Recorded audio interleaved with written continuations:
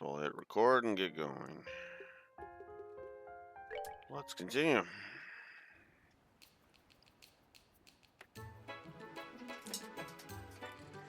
Alright.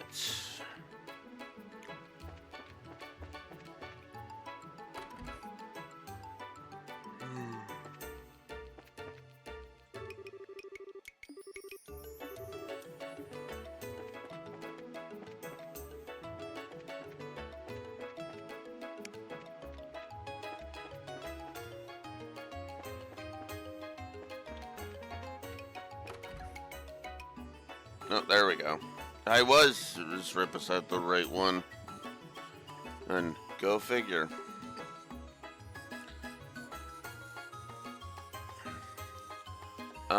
Is this that Belden dude's home? Well, the directions were just to the right of the mayor's mansion. This should be it. Oh, welcome. I'm sorry, but my husband isn't home at the moment. He's busy at the hotel. I would ask you that you see him there. Go see him there. Huh? Our apologies, but our business isn't with your husband, ma'am. We were hoping to speak with Belden, actually. Oh, goodness, you're here for Belden. I'm sorry, I thought you were here on election business. Election? Wait, ma'am, is your husband... Yes, my husband is Norman. Norman, one of the mayoral candidates. Okay, make sure I'm not muted. He's using the top floor of the hotel as his election office headquarters, you see. His supporters are doing whatever it is people working for an election do up there. Okay, I see. Oh, we're from the Bracer Guild, actually. We kind of wanted to ask your son some questions, if that's okay. The Bracer Guild? Oh no, has Belden done something wrong? No, you needn't worry about that. We've heard he witnessed something strange, however. We'd like to ask him about what he saw, if you'll permit it. Something strange? Yeah, I do like that they immediately are just like, no, he's not in trouble. But it's possible he may have saw something that could lead us to stopping a crime.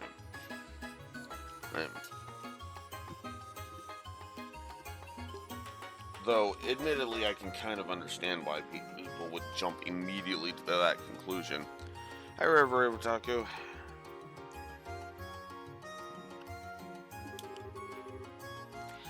He didn't tell you about what he saw, ma'am? I'm afraid not. I'm happy to have him home for the first time in ages, but he's barely spoken to me since he got back. And my husband's time is so dominated by the election that he won't even talk to his son. I see. In that case, I think it may be a very good idea for us to speak to him. If something is on his mind, having a sympathetic ear available could really help. That sounds like a great idea. Please go ahead. Belden's room is on the second floor.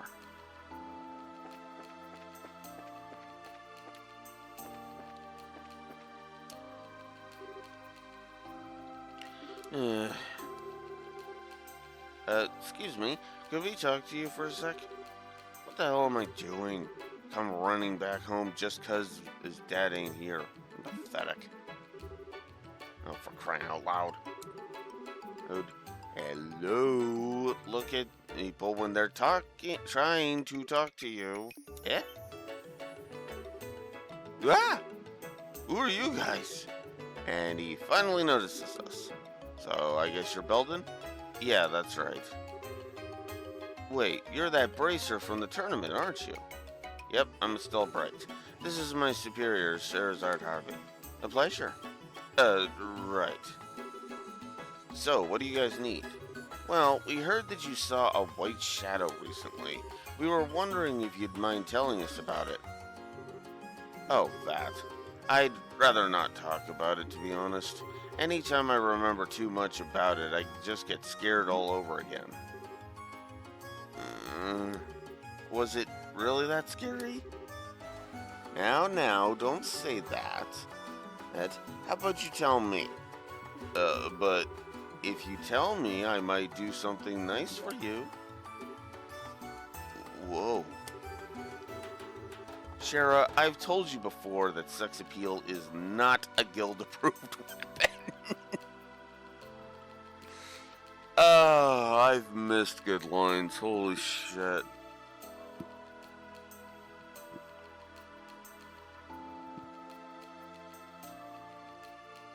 Hi, Rexor.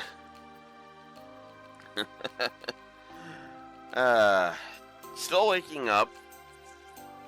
And apparently I chose to have Shara's sex appeal be what I woke up to today. There are worse decisions, I'll grant you.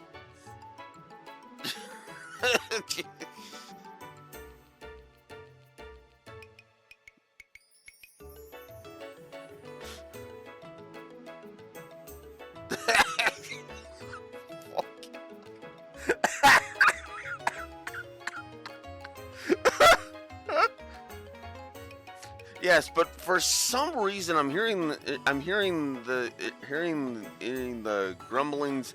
I'm hearing some jealous bard noises over in the corner.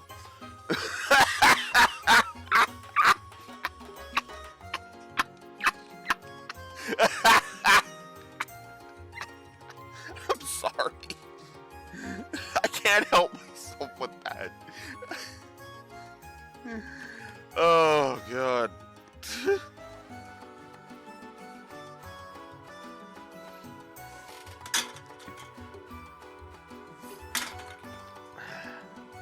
And then I just get whacked with the bonked with the horny stick.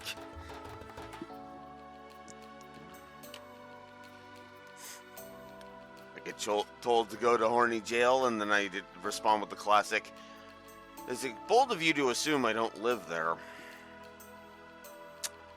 Anyways. Yes. Now then, really, do you feel like talking? Well, I guess it couldn't hurt. I was living in the warehouse where the crew hangs out until about a week ago. I usually only came back here for food, see?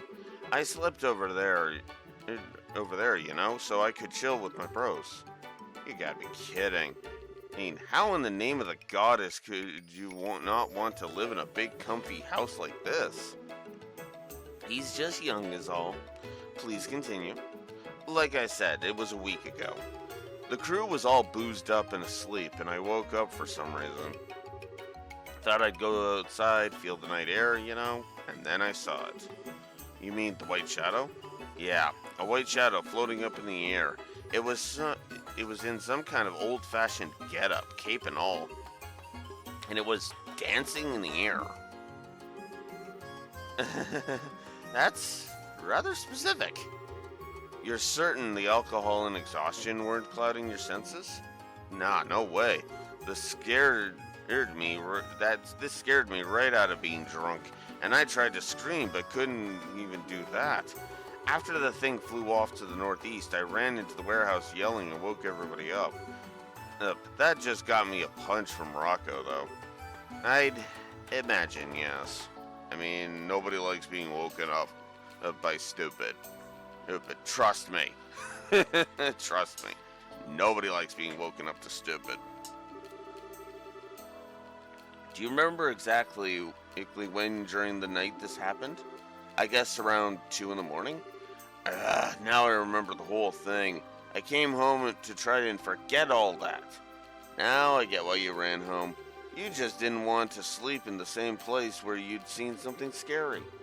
So you learned how nice it is to have a home to come back to, yes? Call me crazy, but this might be a good opportunity to leave the Ravens behind. Yeah, I know I'm not cut out for it. But, well, I just can't face my dad. He's busy with the election and not home much, and that's why I came back. But once the election is over, I'll have to face him one way or another. And if he manages to win, my life will get even more restrictive. So, basically, you're just running away from what you don't like. Well, now, cheer up.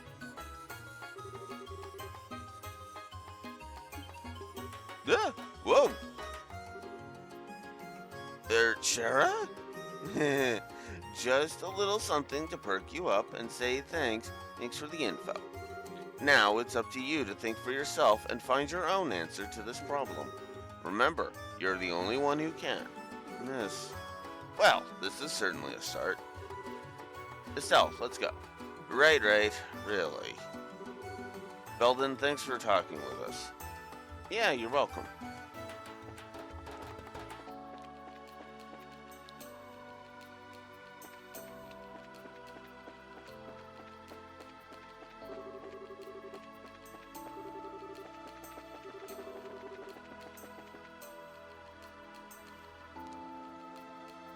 Okay. Oh yeah. Uh.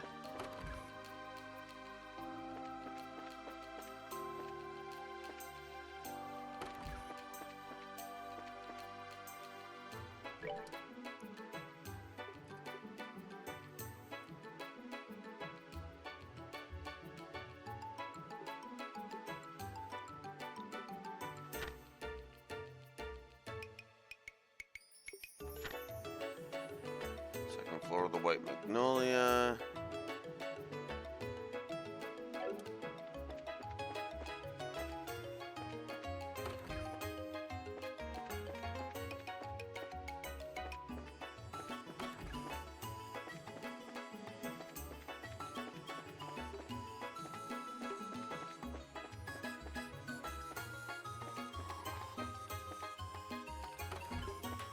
Oh, one. Whoops. Oh, come on. There we go. Need to talk to this dude. Excuse me, but can we have a moment? Sure, what's going on? You wouldn't have to be Santos, would you? We saw your request on the board. Oh, your bracers. Phew, finally, I was getting worried. If you're free, I'd like you to get right down to business. How about it? Yep, we're good to go. So what's the job? Okay, here's what I need. I want you to take a photograph of something in Saffrel Tower. And that something is specifically on the roof of the tower. Saffrel Tower, The same one off the Orient Causeway, right? Bingo, figured you'd know about it. What do you want to get a photo of the tower for? Is it for an editorial, maybe? No, not at all. Oh, I was dispatched by the History Museum in the capital. This task is for research purposes. Ah, gotcha. It's an academic investigation. Bingo again. I'll admit this isn't exactly your run-of-the-mill research, though. Run-of-the-mill? Let's save that for later. First, I'd like to hear the details of the job. Oops, sorry, got a bit sidetracked. How much have I said so far? You want us to climb to the top of the tower and photograph something. We just need to know what that something is. Okay, so there are these mysterious objects on the roof of the towers. We know they're ancient artifacts of some kind, but outside of that, we've got nothing. Without much else to go on, the only thing we researchers can conclude is that they're devices of some kind. Actually, I might have an idea of what you're talking about. They look like weird pedestals, right? Oh, you know about them? Bingo! They look exactly like pedestals. Oh, cool. Then yeah, I've seen them around before. I don't think they work anymore, though. Actually, about that. That might not be entirely true. Huh? The device on Saffrel Tower has reportedly been activated. What? It's actually working? The museum's received a report about that from a very reliable source. I doubt they were mistaken. I see. So that's why you're in such a hurry. Exactly. Anyway, we need to record the current state of the device. Talk about spooky. Yeah, probably a good idea to look into it. Is the device dangerous? We don't suspect it poses any danger for now, but you never know. We can't say for sure anything could happen, so be very careful. Of course, I've got no intentions of letting my guard down. Just to double check, you only need a photograph of the device in question, right? Yes, please bring the photograph straight to me. I'm going to lend you a camera too, but I'll need you to return it once you're back. Alright, I'm counting on you. Orbital camera. This is pretty clunky. Well, yeah, if you want research quality, you need a hunk of machinery like this. Oh, by the way, I've already set the photo cords. All you need to do is snap the shutter. Yeah, got it. Okay, one more time. I need to go to the top of the Saffrel Tower, take a picture of the device on the roof, then return here with the photo and return the camera. That about the size of it? Perfect. And one more thing. No need for fancy or tricky angles. A simple composition for the photo is best. This is for research purposes only, so try to get it the most head-on shot you can. Okay, keep it simple. No problem. Can't wait to see the photos. Stay safe out there. So, there is a certain point in here that you want to wait for this to do this quest. So we're going to hold off on doing that quest for now.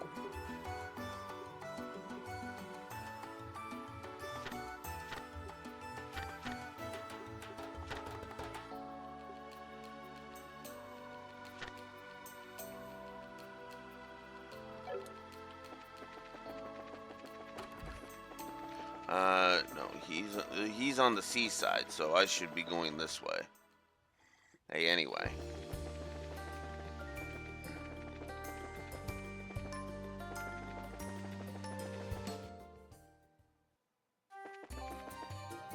Besides, we've got a monster over here to fight.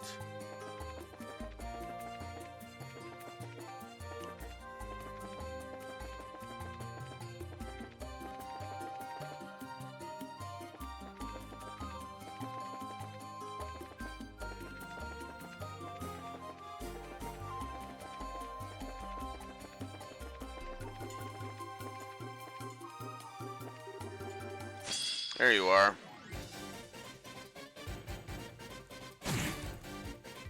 No poison for me, thanks. I came prepared. Oh, share is low on thing.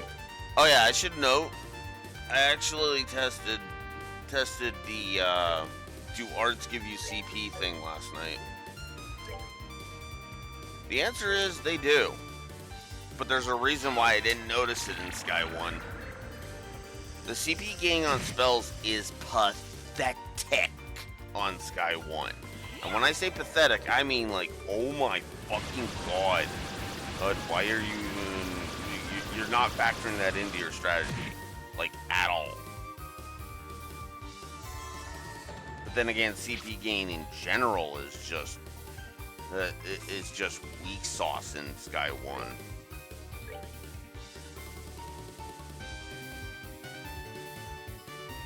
Like, even compared to here in Sky 2. Dude, CP gain is just better.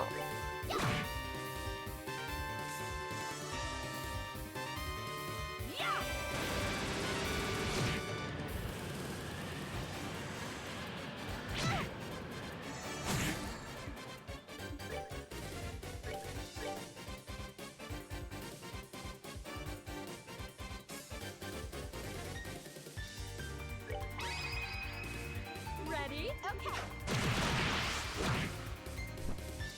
Oh, sorry. Well, shit.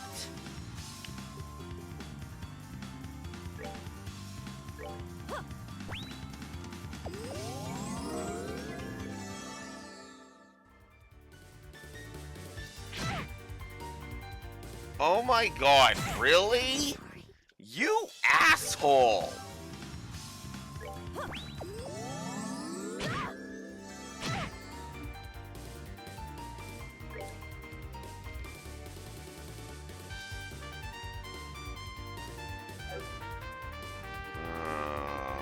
God. Okay, let's do that. Guess I need to be clocking up.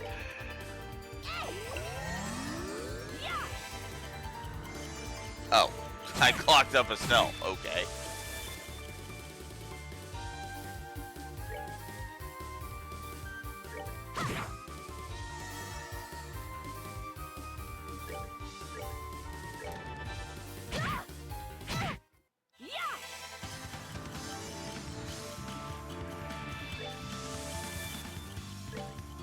We're good to go. Fuck. Wow.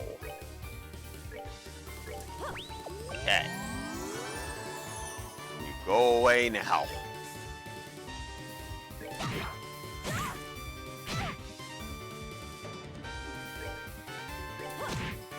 There.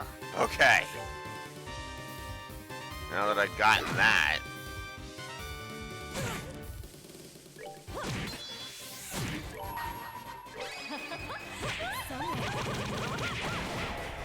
Fuck, I need to make some progress. Damn it. Oh, come on! Now you're just being a dick.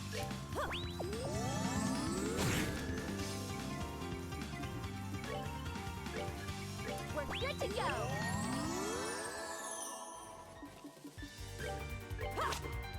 Oh my god.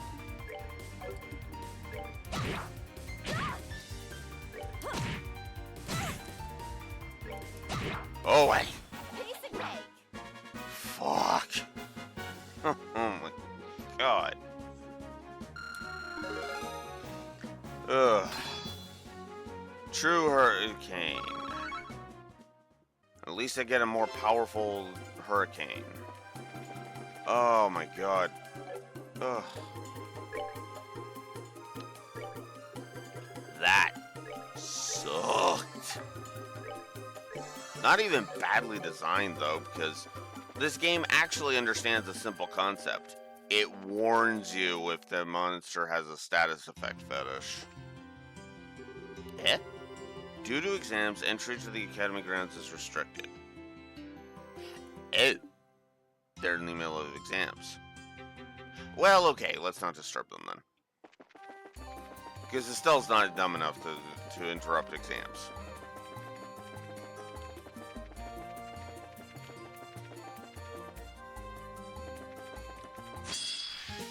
God damn it. Seems you came up short.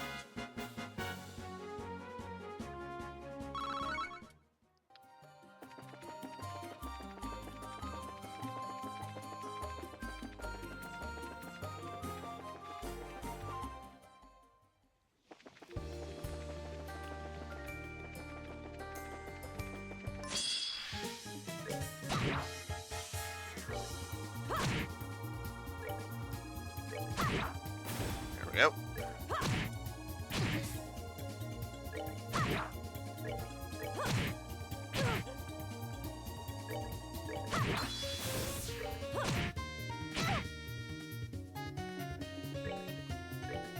We're good to go.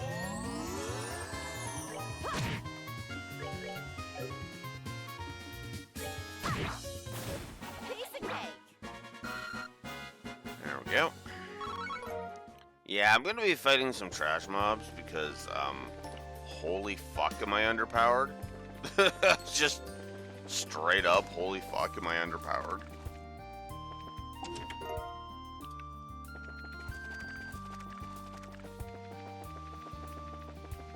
And I keep forgetting I have surprise cookies in my inventory. Look, I never said I was good at these games, okay? I never claimed that.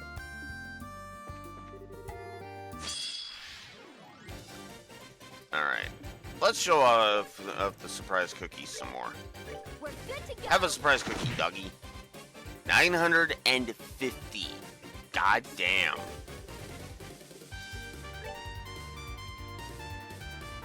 Have another surprise cookie. Cookie, doggy. And then get whipped to death by Shara. God damn.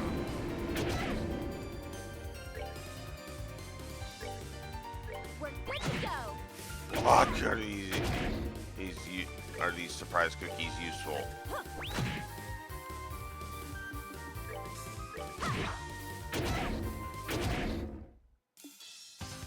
Well, shit. Before she goes down, we're smacking you. We're smacking some damage out of you.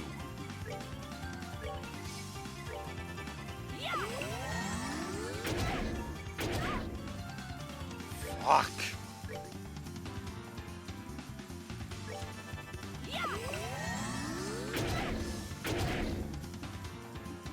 Holy crap.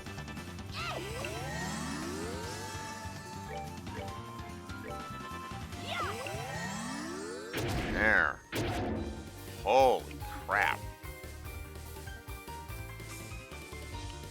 Alright, I want them to go down at relatively the same time, so we're going to smack this one around a little bit.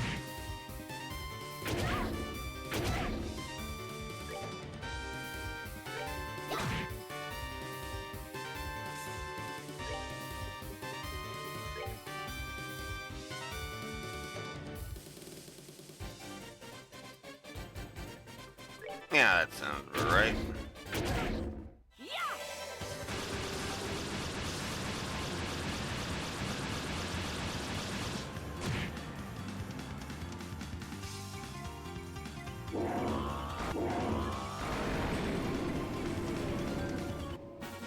Oh, are you done already?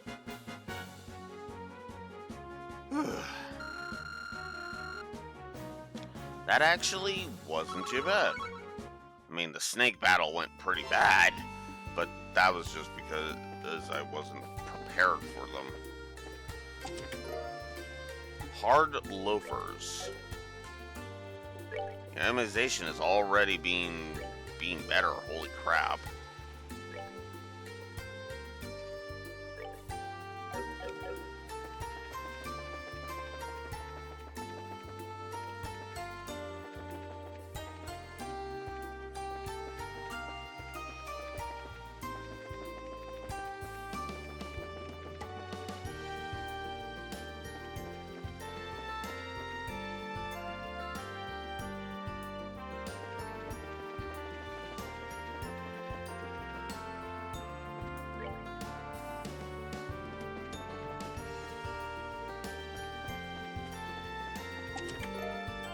Purging palm. Ah, come on. Fuck.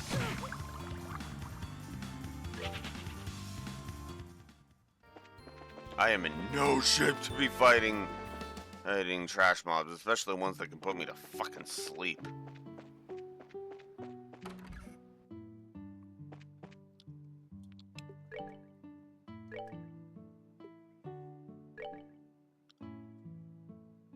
No.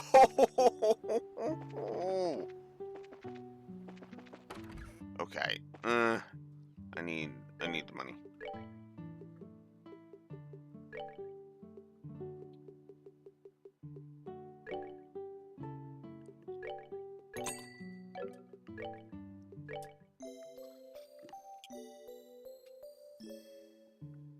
Okay. Much better. Much better. Holy crap.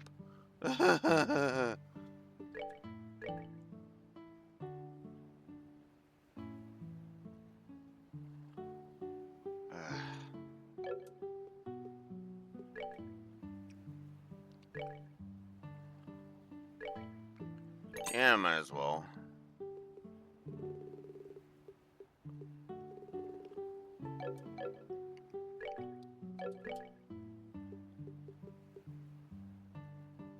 Oh, jeez.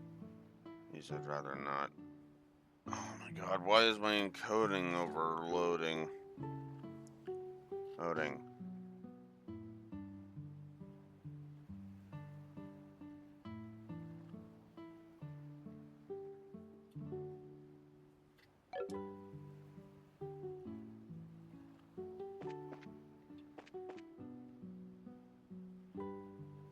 Okay. Just testing the, how far back I am on the thing. It's not that far, so... let's see.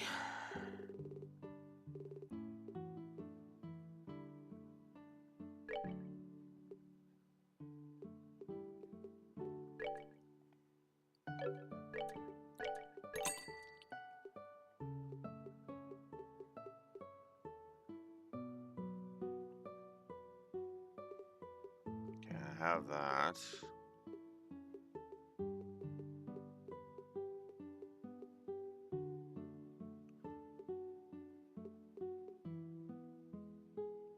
I have fresh eggs. I have fresh milk. I could get a few more fresh milk.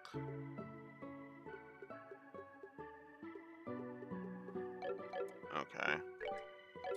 What else do I need for the surprise cookie? Oh, I need savory pinions. Okay.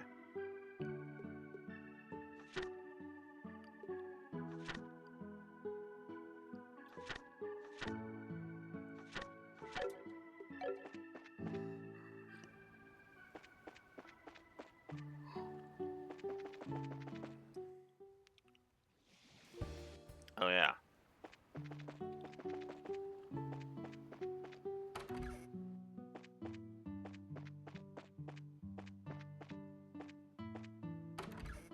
Yep, there we go. Got a minute? Huh? Oh, what a surprise. Do you remember me? I asked you to do a job for me a while ago. Oh, an acquaintance? Yeah, he's a merchant, kind of. It really has been a while, huh? Yes, last time we met was before the birthday celebrations, I believe. If you don't mind, I'd like to get things underway immediately. Do you have the time right now? Sure. So, what kind of job is it? Alright, listen carefully. I'm currently putting together a list of ingredients obtainable across the entire Ruin region. Problem is, there's been lots of dangerous monsters out there lately, and I haven't been able to go out investigating on my own. That's where you bracers come in. I'd like for you to assist me. Sounds easy enough. What do you want us to do specifically? First, take a look at this tentative ingredient list I've put together. Savory pinion, and leathery tail, gummy eyeball, monster carapace, beast flesh, prickly seed, fish fillet, and clear gelatin. Alright, I've written it down, but is this the list you were talking about? Yes, though it's incomplete. I want you to find ingredients from monsters that aren't on this list and bring them to me. Hey, did you get that? Ingredients that are not on the list. Make sure you don't get that wrong. If you find ingredients that aren't on it, come here to report. Of course, you're also welcome to get a bunch together and report before you're completely done. However, I will need one of the ingredients as a sample, so do be careful not to eat too much. Get ingredients not on this list and come here to report then? How many types do you want? Of the ones not on the list, I mean. Can't be sure of how much is out there, but I'd be happy if you could find 5 or 6 new ingredients. If you can find even half of that, I'd be willing to pay you for your time. If there's anything else, is there anything else you'd like to ask? No, I think we got it. We'll look around and see what we can find. Yes, please do, and no need to rush. It's not an urgent job. Still, I can't wait to see you report. So, effectively, he is asking us to go fight as many trash mobs as we can.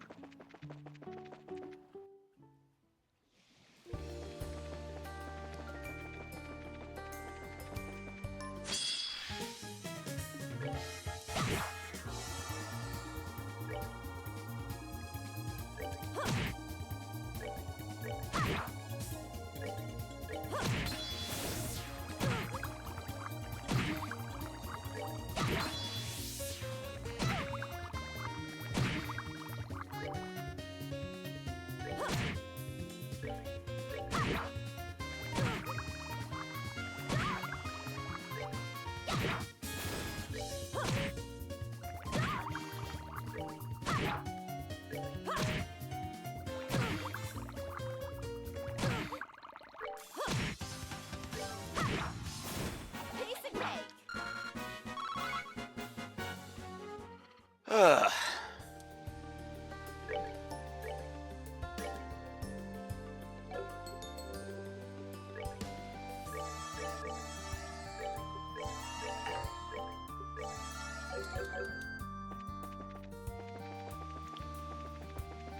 I'm definitely going to need to go upgrade some slots for more EP.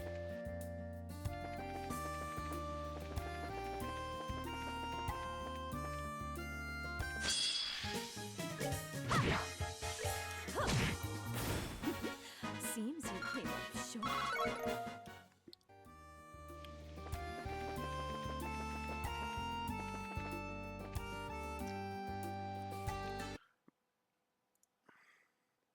Also, yeah, that's an that's another ding against the walkthroughitis of Sky 2. Ew. Go find me crap that's not on the list.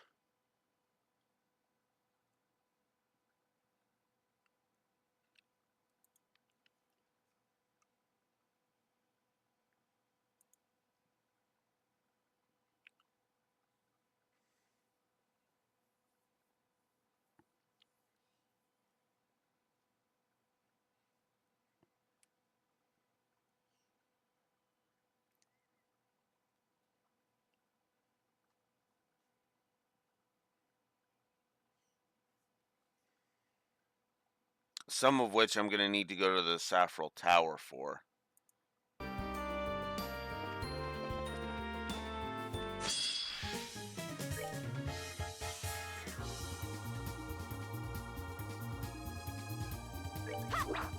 Ugh.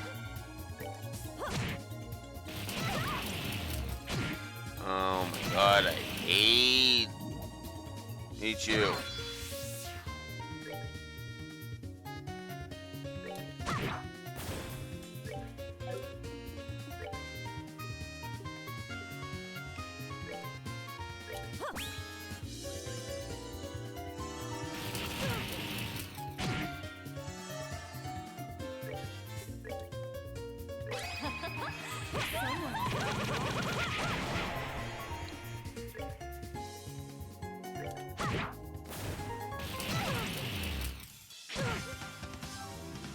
Fuck.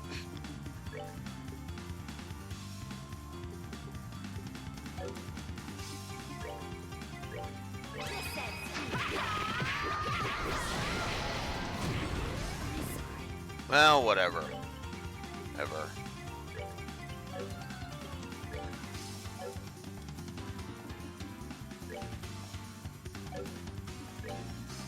Shit. I'm almost dead. It's not helping.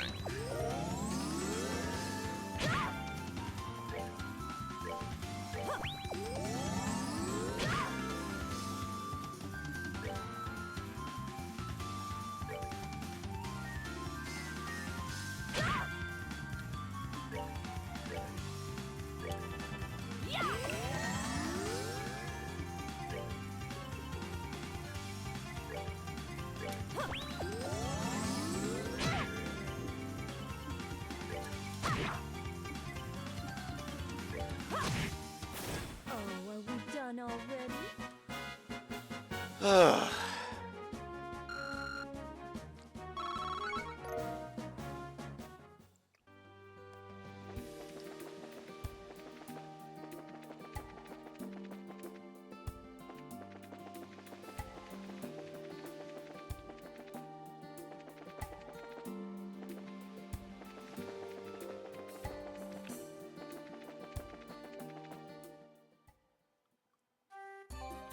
And no. I'm gonna go heal, and then I'm gonna go, and then I'll go and.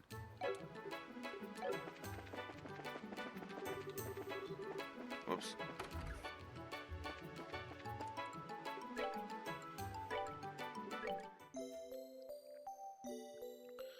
God.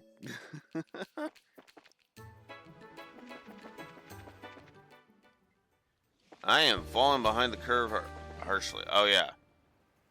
Speaking of, I mentioned I wanted to upgrade my slots, so let's do that.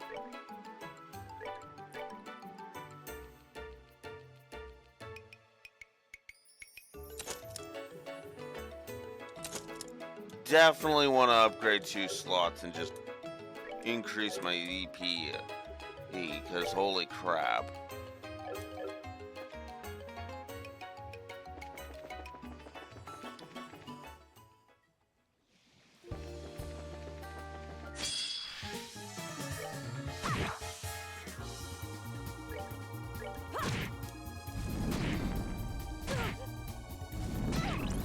No. Come on. Not that crap. Oh, come on! She just came out of confusion, and then you're gonna... Oh.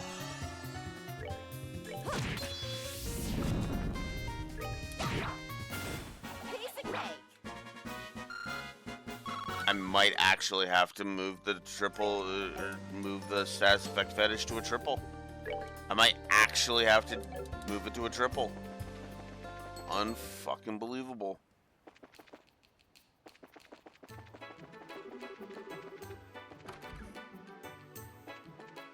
Well, let's make a couple of reports. I kind of need the money.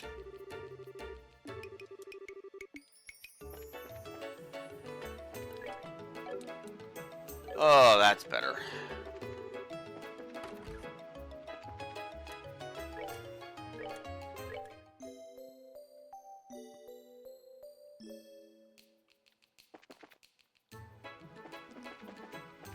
Is there a equipment upgrade I can make? I already did the fiber rod. I already did the fiber vest. And metal spikes are worse. Okay.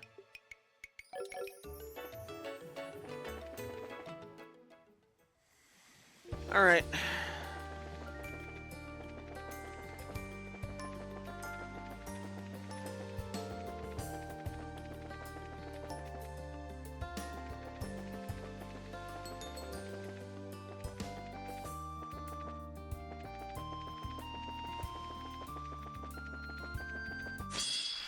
Whoops.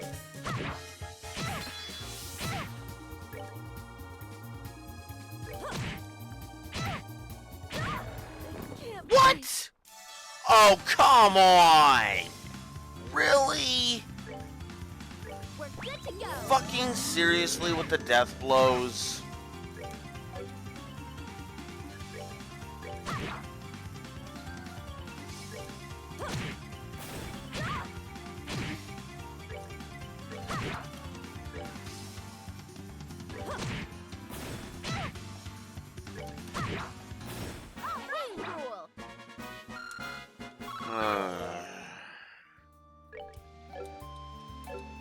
I was perfectly fine, and then... nope.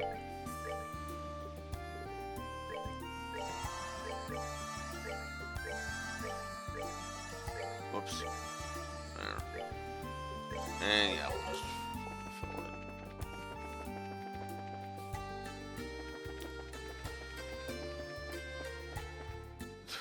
God. I might actually give a difficulty curve. I might actually shift it to a difficulty curve negative. Jesus.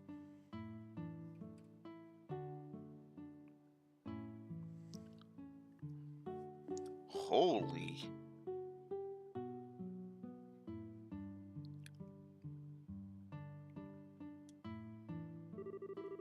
Wasn't there a nasty fire here? Looking at this, you'd barely know that there was so much as a campfire lately. I think they built the building the same way, just newer. Thank the goddess, this is so wonderful. Estelle? Estelle? Matron Teresa. Yes, I thought it was you. Welcome back. I'm glad to see you. And I'm sorry, I don't believe we've met. We haven't. My apologies. I'm Sherazard Harvey, Estelle's bracer mentor. I have, however, heard a great deal about you from a certain someone, Matron Teresa. You're a loving mother figure to every child here, and apparently your tea is first rate. Oh my, I'm flattered. Congratulations on getting the orphanage rebuilt. I'm amazed. It looks pretty much exactly how it used to be, too. I know it sounds silly to ask them to build it that way, but everyone was kind enough to humor me. I can't imagine this orphanage looking any other way. It just wouldn't be the same. Yeah, I think you're right. So, are the kids inside? Ah, no, they're actually out in Minoria for class. A traveling priest comes by once a week and holds Sunday school for us, you see. Oh, okay, that's a bit of a problem, though. You see, we actually want to ask the kids about something on top of just saying hello. Oh? Would this have to do with with the white man Polly saw? Ah, probably, yes. I see, so it was Polly who saw the person thing. I always did peg her for a sharp one. Well, come inside. You can wait here until they return. I do have some tea on the kettle and a few snacks, too. Thanks. Estelle, what's wrong? Matron Teresa, you're not gonna ask about Joshua, are you? Ah, Chloe told me everything. She worries easily, and she needed to unburden her soul onto someone. And when she found out, Estelle, you've been through so much. Come on. If you say things like that, I can't hold it in. Oh, Estelle.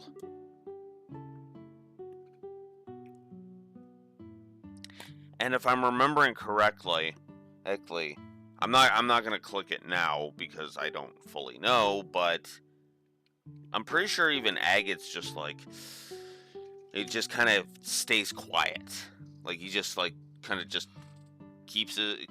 He just stays quiet. I'm pretty sure his text box is literally just well the same as Matron Teresa's. ...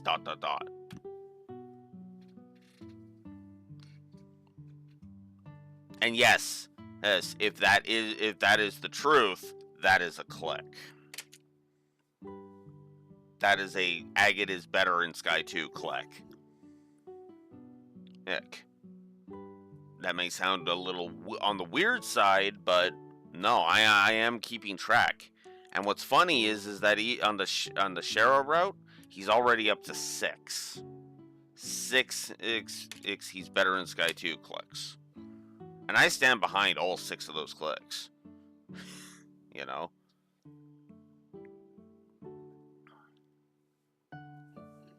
And trust me, by the time we get to him confronting Louve, yeah, that. If I keep the clicker counter going, he's gonna be up to like fucking 30 or 40. And I'm not even joking when I say that. You don't need to hold it in. You shouldn't. I'm all too familiar with how it feels to lose someone important. Now, don't say anything. I may not be able to be a mother for you, but at the very least, I can hold you for a little while.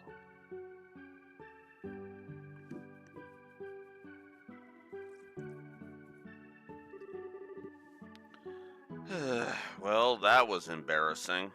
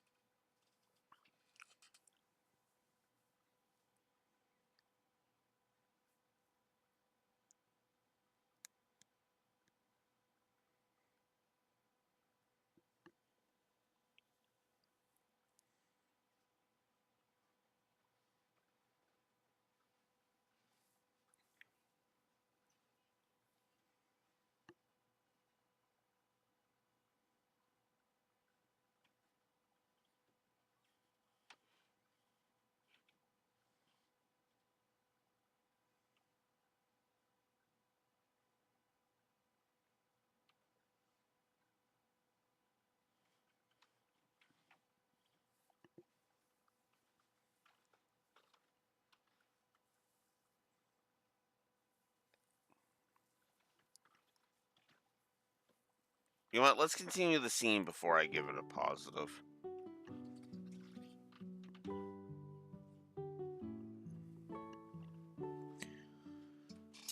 Well, that was embarrassing. And here I was wanting to show up and show how I'm a big, tough bracer woman now. That's right. Each, you are a senior bracer now, aren't you? Congratulations, Estelle. Well, I'm still kind of green, to be honest.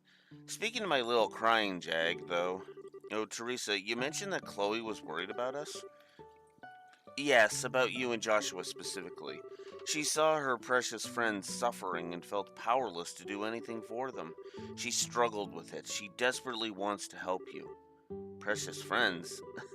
I feel kind of awful. She's been tearing herself up so much over it, but I'm glad she cares. I really need to go see her soon. I believe the Genis campus is closed to visitors right now due to the end of term examinations. Those should be over soon, though, and you can see her then. Sounds like a plan. Also, the kids are a little bit late, aren't they? I don't remember Sunday school taking this long. They may be playing in the village after class. The new traveling priest who's been coming by does seem like he's fond of the children. A new traveling priest, huh? Wait, why does that sound familiar? Let's head to Minoria and see if they're all right then. We'll bring them home if we need to. Good idea. Are you sure? I wouldn't want to trouble you. Ah, no problem. Think of it as thanks for the great tea and snacks. You also owe her for that big hug back there. Hey. Thank you so much. I'll be waiting here for your return.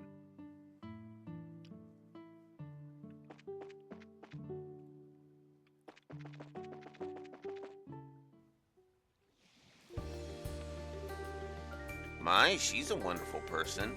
Something about her reminds me of Lena. Quite a few things, actually. You thought so too, Shara?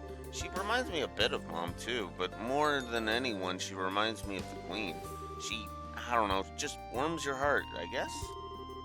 It's the compassionate heart of a mature woman, really.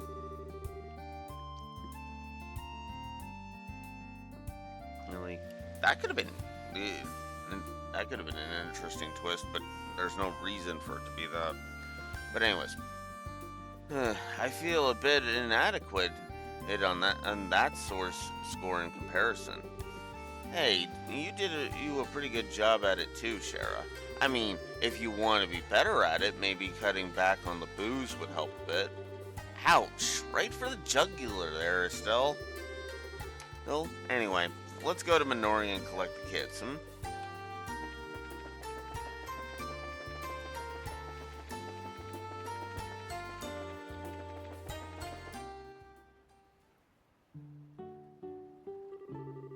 Ah, Minoria, it feels like a dog's age since I was here last.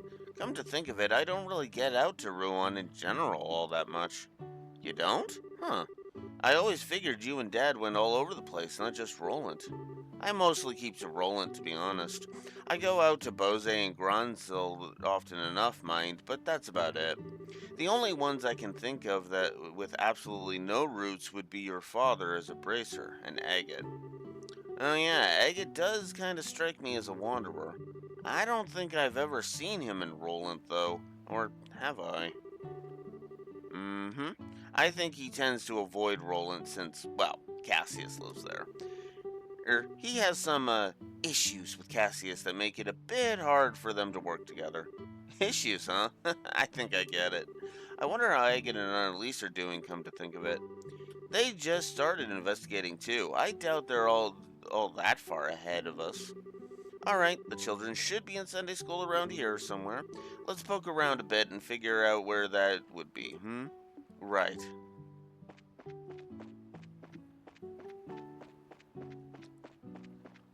And again, the flavor there's a lot of changing of the flavor depending on who's with you during this. Oh.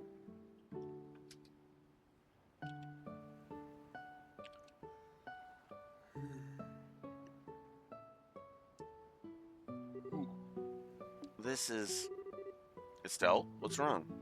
Oh, Joshua and I had lunch here a while back. You see, it just came back to me is all. I see. Hey, don't look at me like that. It's not like it's a memory of some great tragedy or anything. I was just a kid who didn't really understand her own feelings.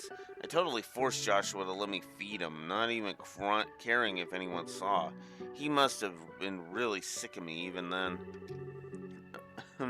Introspection? Very unlike you, Estelle. However, I like it. Do you need a moment? We can spare the time. No, I can't stop now. Can't let myself stop now. Besides, we need to find that Sunday school, right? Well then.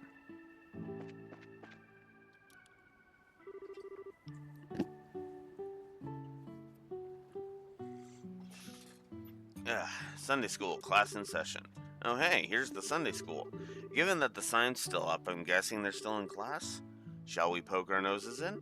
They might have ended for the day and simply forgot to take the sign down. Good idea. Let me take a peek. Okay, let's see. Wait a sec, I know that guy. And yep, it's Kevin. They do not deserve your sympathy. In truth, Pedro did not think Duke Gaston would back down easily. And what of the machinations of that foul-mouthed puppeteer, Harlequin? Capri, Pedro's teacher, seemed to know the jester, but simply dodged any questions about him with frustrating vagueness.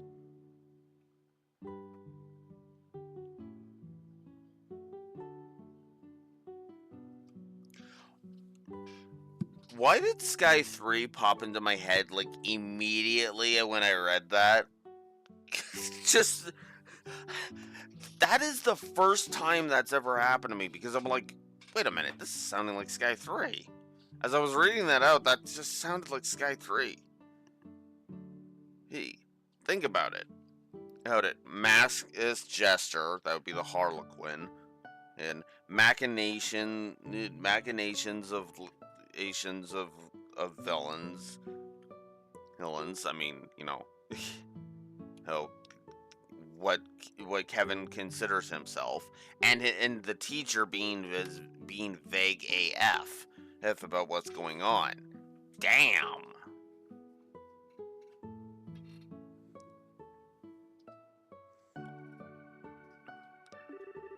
Regardless, Pedro knew another battle would come, and soon. He would have to upgrade the Blue Knight if he hoped to emerge victorious.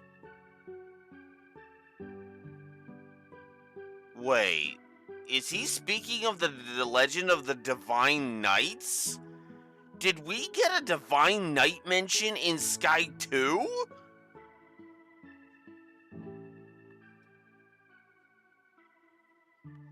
If the true translation of this bit here is he needed to upgrade the Azure Knight, that's just gonna cement that.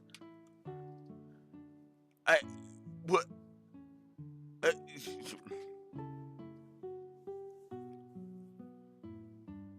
they foreshadowed the Divine Knights in Sky 2.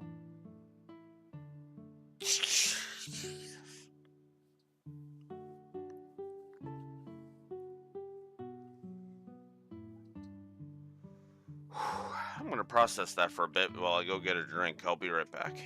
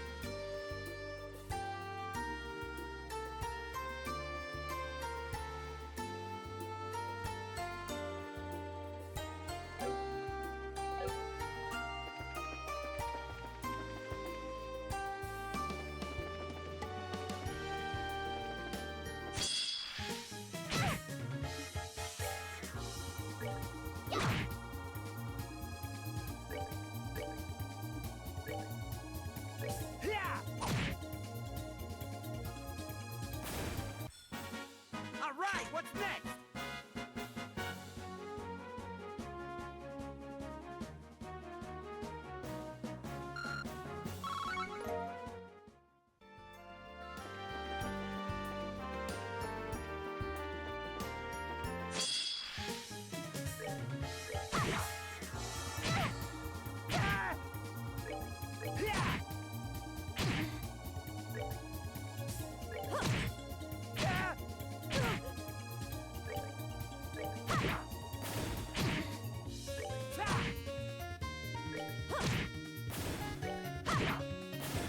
Piece of cake.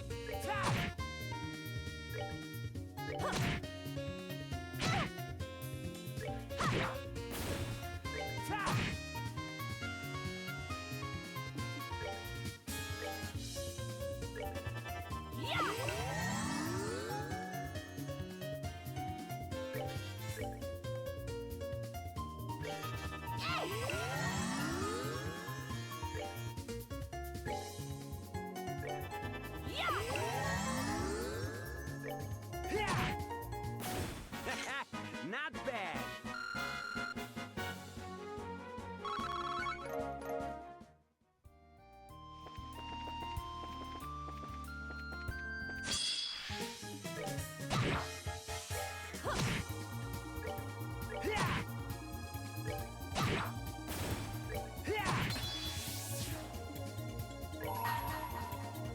I hold in my hand the chalice of heaven. May its holiest of lights act as our shield.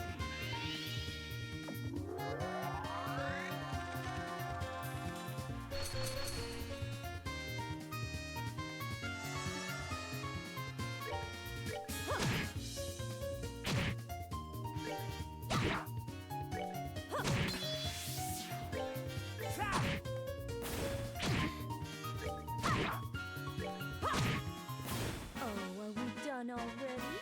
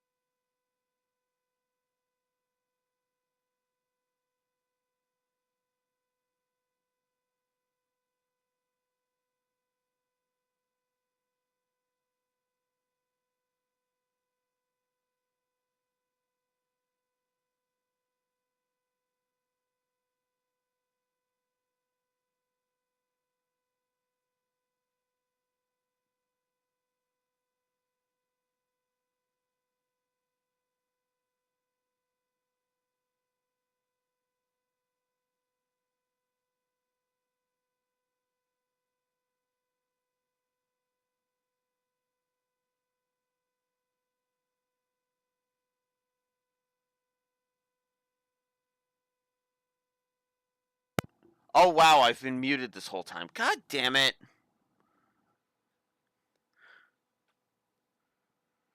Ah, really? Oh, God, how long have I been muted for?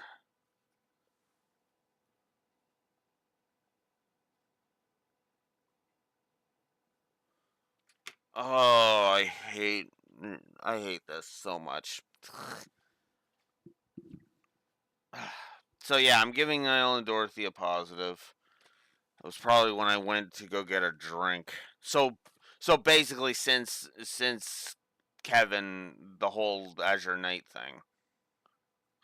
God damn it! At least nothing major has happened in the story other than meeting Olivier.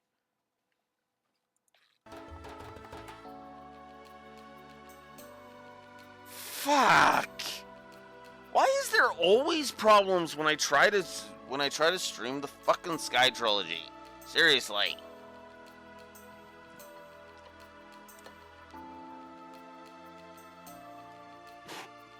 There's always something. Aw, Niall's embarrassed. It was a really big shock when he heard about it all from Cassius, I think. I think he's really been looking for a way to help you, Estelle. Really? Oh, if only he could be a little more honest, it'd be sweet. I'll make sure to contact the guild too if I take any more neato photographs of weird people. So Estelle, fight on. Yeah, or something. Thanks, Dorothy. Anyway, off to the Royal Academy. Like I said, I'll call ahead and let them know to let you in. Good luck, guys. We're counting on you.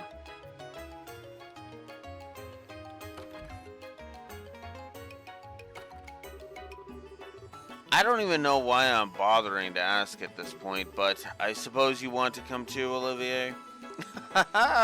Oh, my dear Estelle, you may as well ask if fish swim or birds fly. Why, after all, do you think I abandoned the warm, moist embrace of Elmo to come? Why else do you think I abandoned the warm, moist embrace of Elmo to come here? Figures. Cheryl, what do you think? Should he come with us? Well, to be honest, I think we could use the help, but let me ask you one question, Olivier. Does Cassius know you're still in Liberl? Huh? Oh, Shara, you wound me with such insinuations. The answer, however, is yes. Cassius, or shall I say, Brigadier General Bright, is well aware. Does that answer satisfy? Fair enough. But since you'll be helping us, I don't expect me to go easy on you. If you don't give it your all, I'll keep you up all night.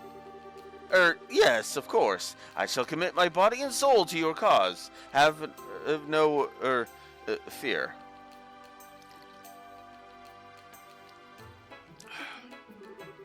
Whoa, something feels really adult here. It's exciting. Nice, Shara. Looks like you know how to manage Olivier.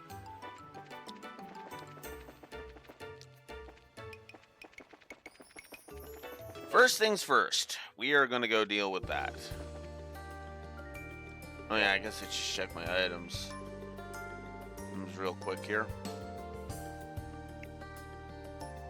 I have the clear gelatin, I have the fish eggs, I have the prickly seeds. I have the gummy eyeballs.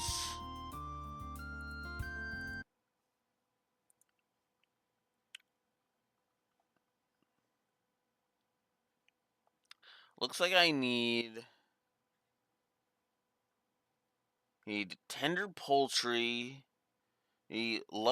so I need juicy bone, lucky fang, tender poultry, and the curative horn.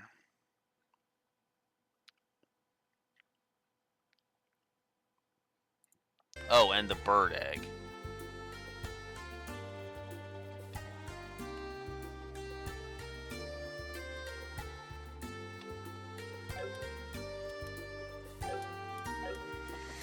Alright. Well, now that I have 3 party members again,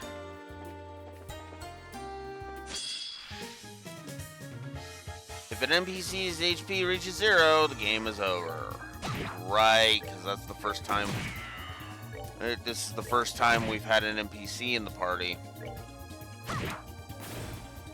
Oh, are we done already? And Olivier comes in at level 41.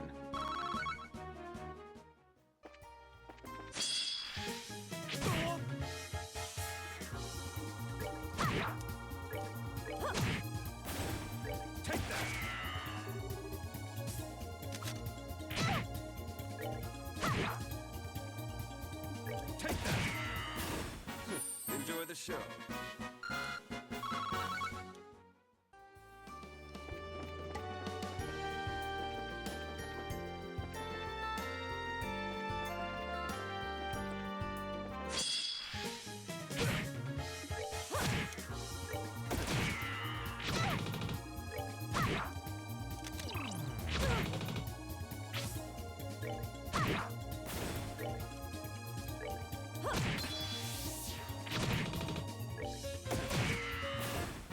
Enjoy the show.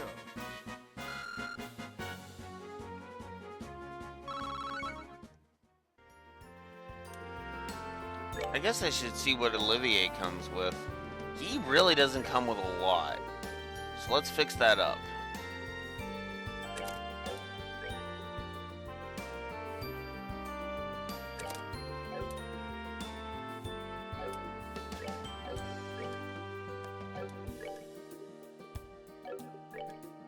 Do I want him having that? Not really. I'd rather give that to Shara. Especially considering that's going to give her La tier. Here. Okay, that works. And I'm actually going to do the attack and defense on Shara. Ooh! And that's going to give her a lot of options. And...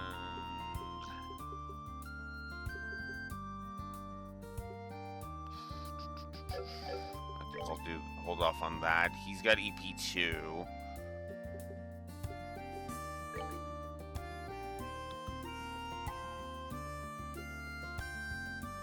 Yes, let's give him evade.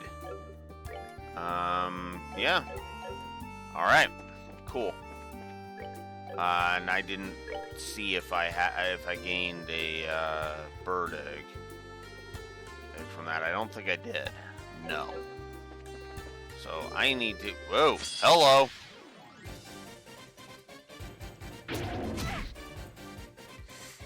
New quest popped up.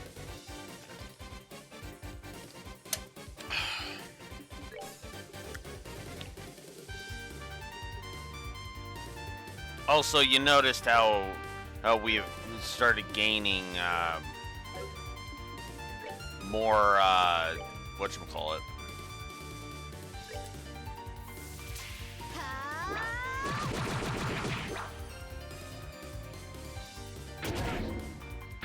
We're gaining spells at a much faster rate.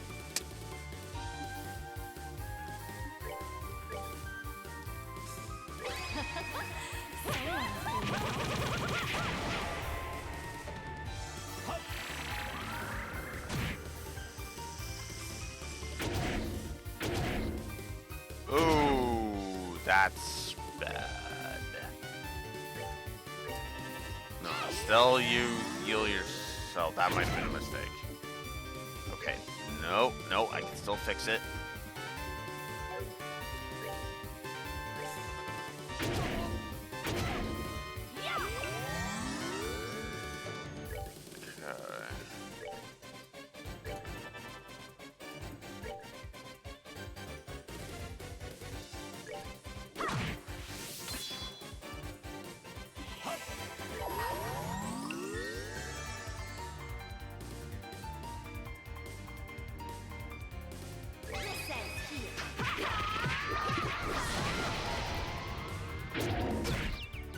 Oh, not good.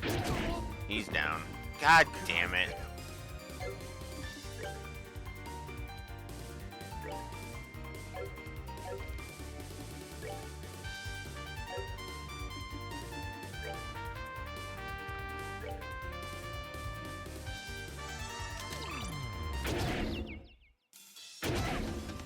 I might actually have to retry this. Holy crap.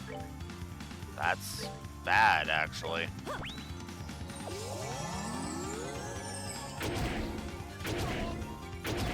God damn! They're just bullying as hell. Jesus.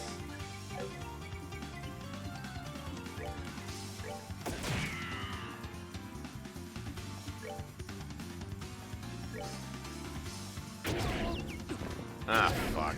Well, I lost. Can't be. Okay, let's try that again. Fuck.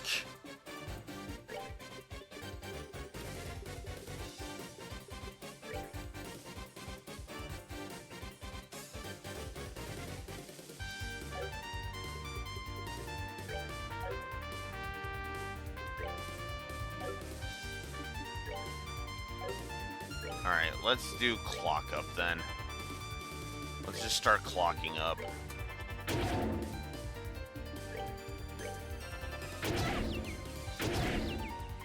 Of course you're gonna fucking cause faint.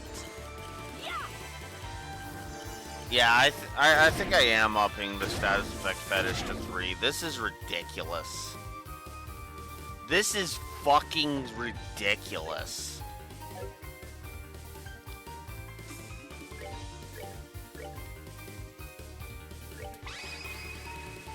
Ready? Anytime.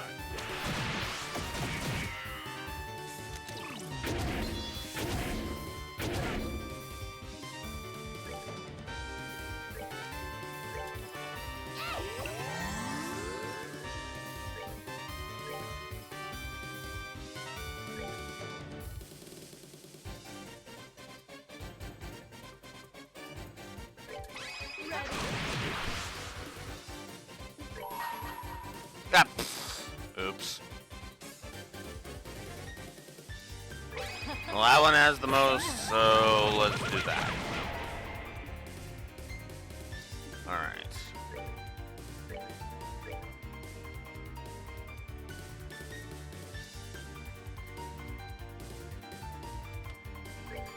Your aid, please.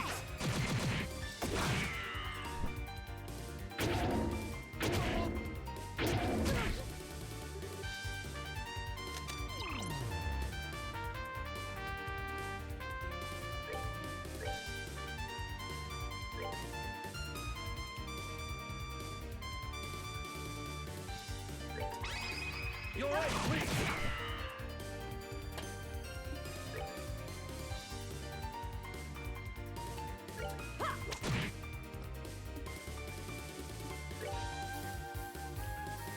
Take that.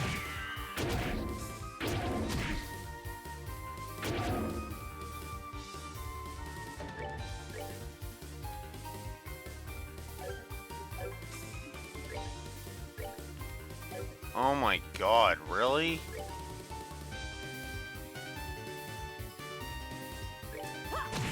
We'll just do that.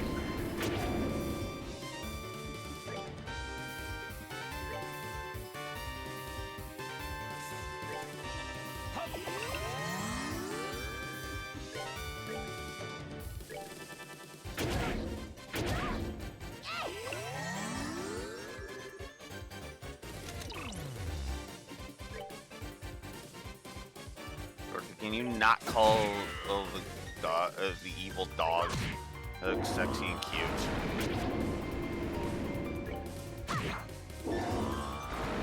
There we go.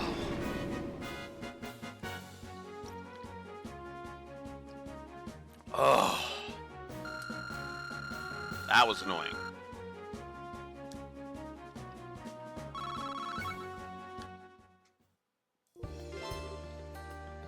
But hey, I got it.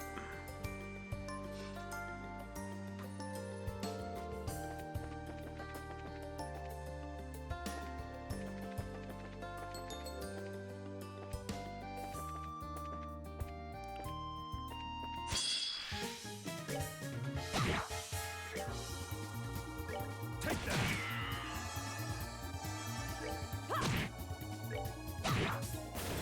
Piece of cake.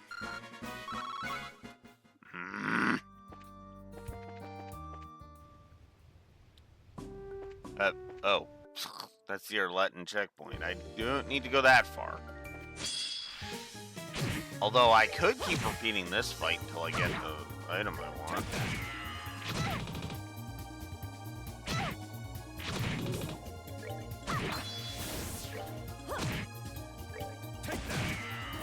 Nighty-night, kitty cats. And there's the bird egg. Alright, cool. That is the bird egg done. Alright. So I've got the fish egg, I've got the bird egg. I don't have the tender poultry, though.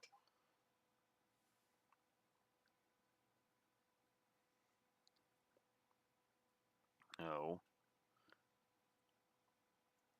No, and I don't have the...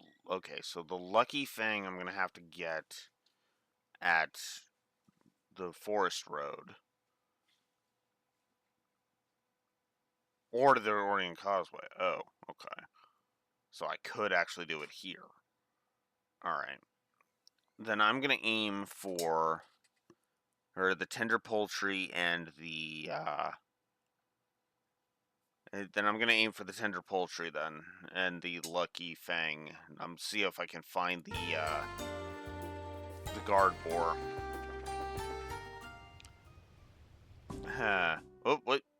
No, get back there. Because I think there's actually a rest point right here in our Lytton checkpoint.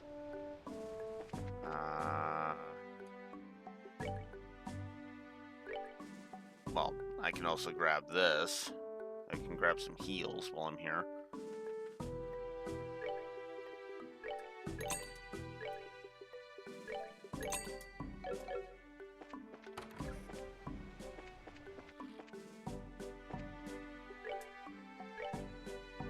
$200 to stay at the checkpoint, but that's okay. Septium gain is actually better than it is in Sky 1, so that's actually not hard. Wow! Really? That's just cheap.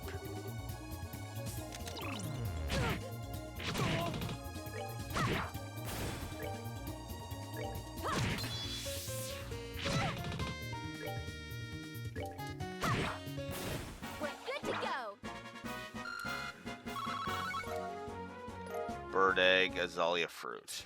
Ah.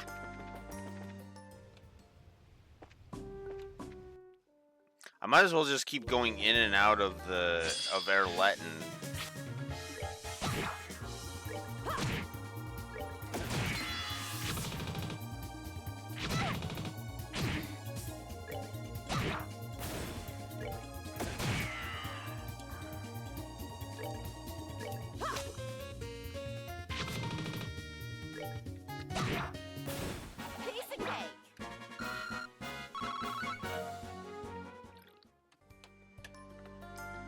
We're gonna be here a minute.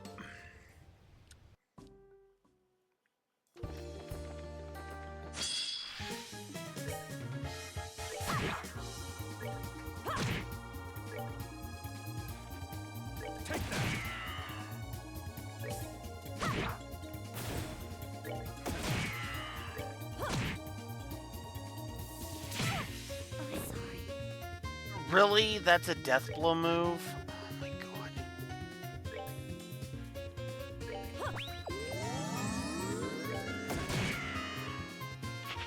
We're good to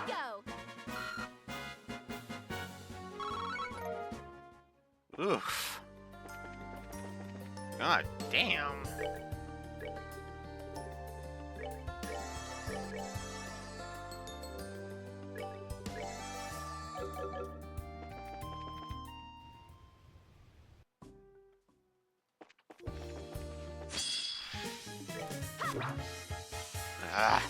Not a good start to this round. Well, that's a better start.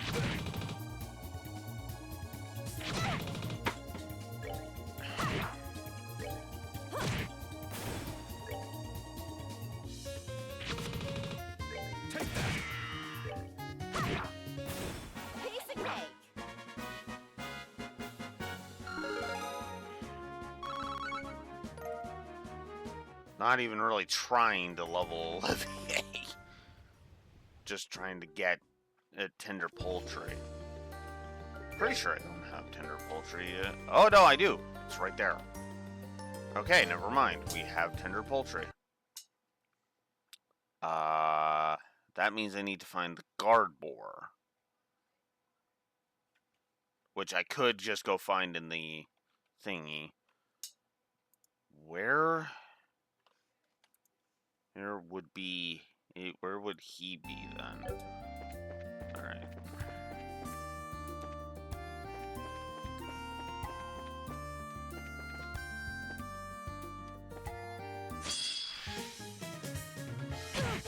Guard break.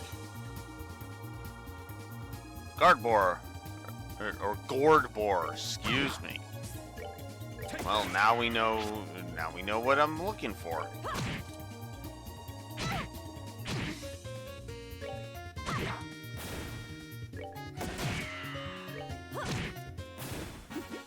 Seems you came up short. Alright. Lucky Fang. There it is.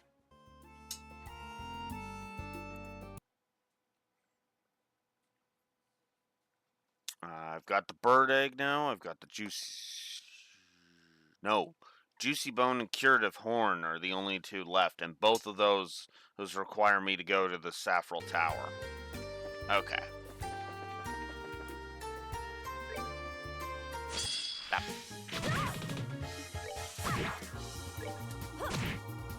Oh, are we done already?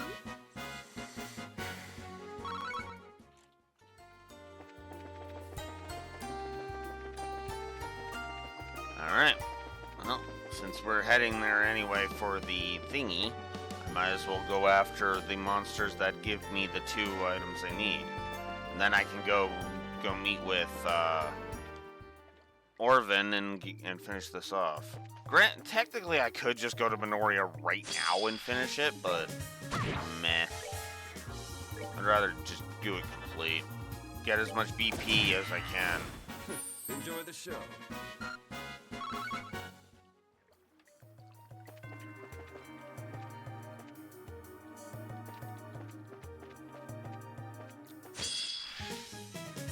Oh yeah, I guess I should look up which monsters have the thingies I need. So the seahorse demon and the helmet crab. I think we've just encountered the helmet crab. And we have. I remember you. You suck.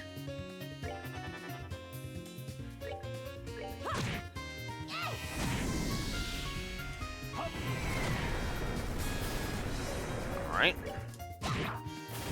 Piece of cake.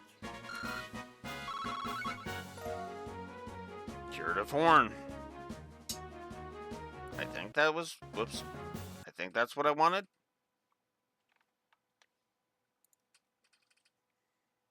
Yes, that is what I wanted. Now I just need to find the seahorse demon.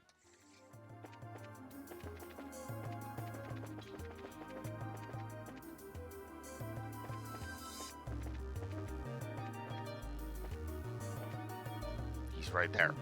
He's right there. Let me go fight him. Let me go fight him.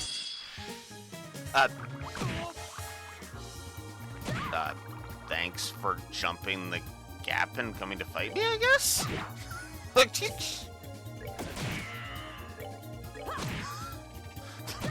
That was actually kind of funny.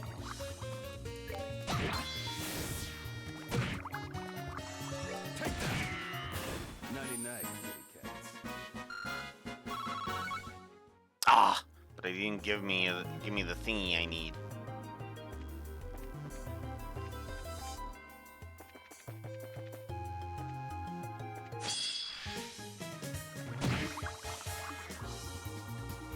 Not yet.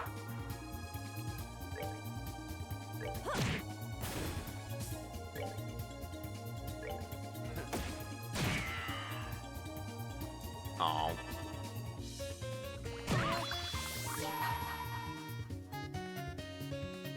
Oh.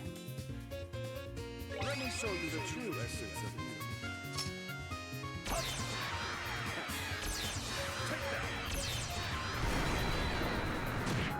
Obviously, we are showing off as many of the S-break as we can. Uh-oh. Uh-oh. Okay, I need that palm down. I need it down now. There we go. I say as I'm eliminating it easily. Okay. Oh, that was just firefly fungus, though. I don't have...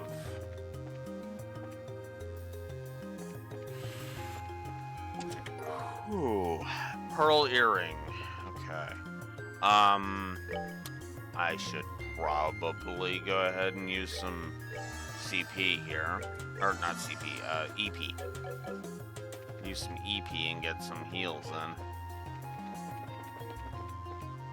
I can go ahead and grab the photo. I'm not actually that worried about it. About that. As long as I grab the thingy. You obtain the sword of the ancient god kings. Just kidding. It's a big...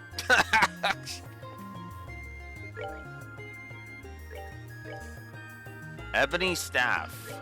It's only a 6-point increase, but you know what? A free increase. Why complain about that? But, huh? Oh, a men only thing. So, ooh, defense would go up 5. Art's attack would go up 31. None, but move would go down by 1, and the agility would go down by 5. Ugh, I do not like that. I do not like that.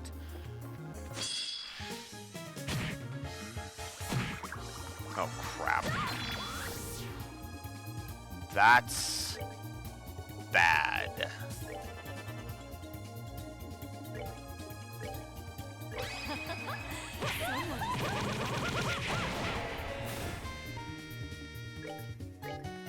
Olivier, heal her.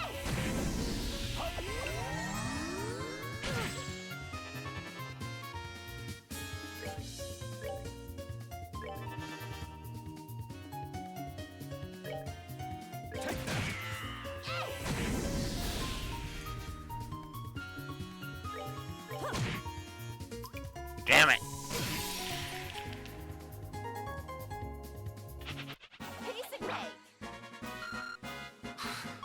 Hate when they do that.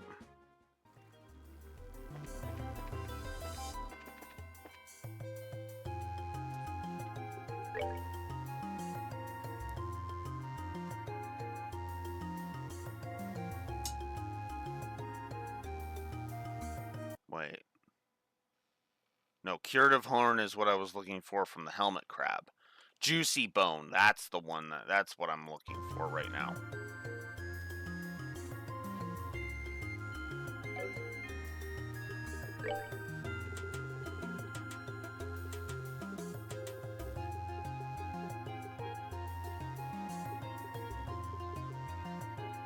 I do not have it.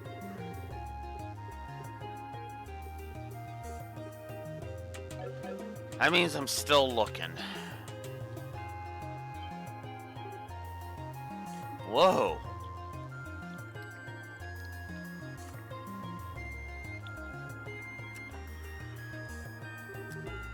It really is active. I see, just as we heard. Ah, but it is possessed of such a mythic light.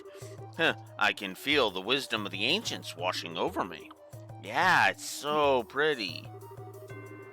How are you two not the least bit freaked out about this? Oh, whatever. Let's get the picture taken and get out of here. A good idea. It would be best not to remain longer than necessary. Let's see, where should I take it from? I mean, why not? Can't I just talk to Dorothy and get Dorothy to do it?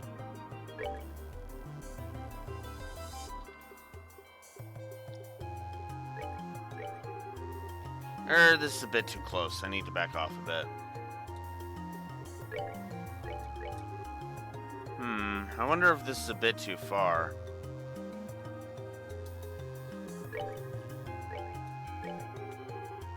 This seems okay, I guess.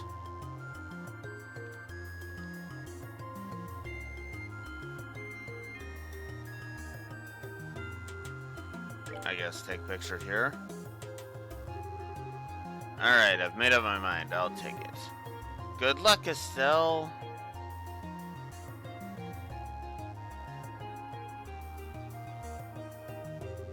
Huh? Are you giving up? Something wrong? Not really. I just realized I don't need to take the picture. It may just be a coincidence, but we do have a pro, of sorts anyway, with us.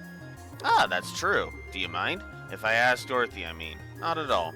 If you're not feeling confident, go ahead and ask. Yes. So, Dorothy, would you mind taking the picture? Picture. Pretty sure this is what gets me the, whatchamacallit.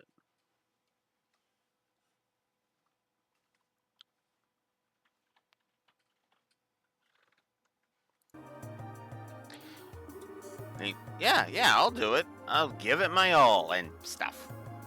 Thanks. Here's the camera.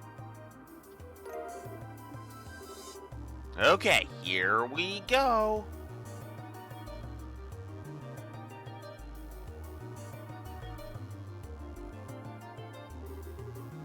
Ah, it's got a scary face. Well, say cheese.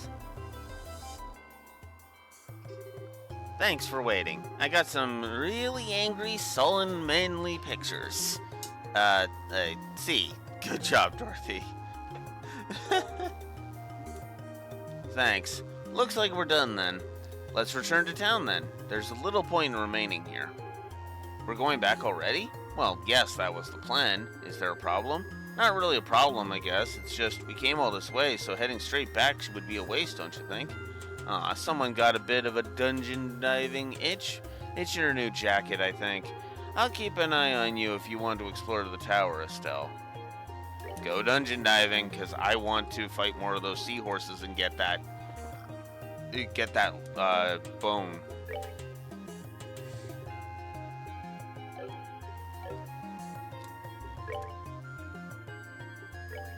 Yeah, we'll go ahead and do it.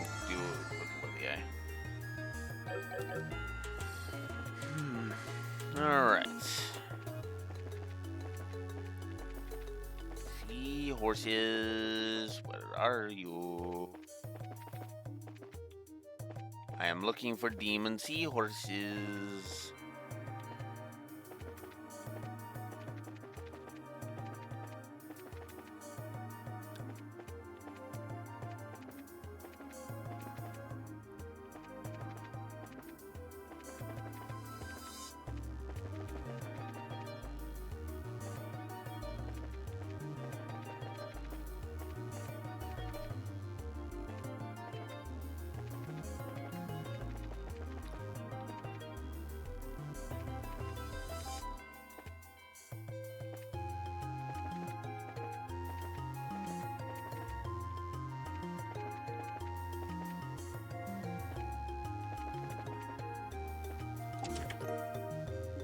Perilous meatballs.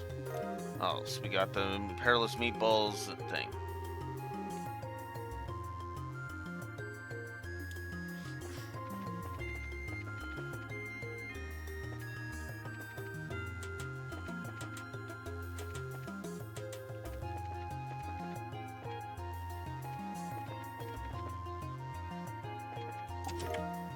Tear bomb.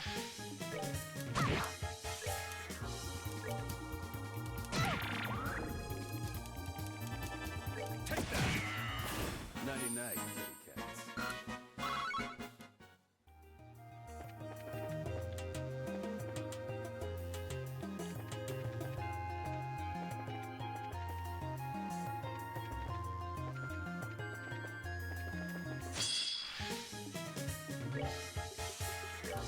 I might as well just take out any that I encounter.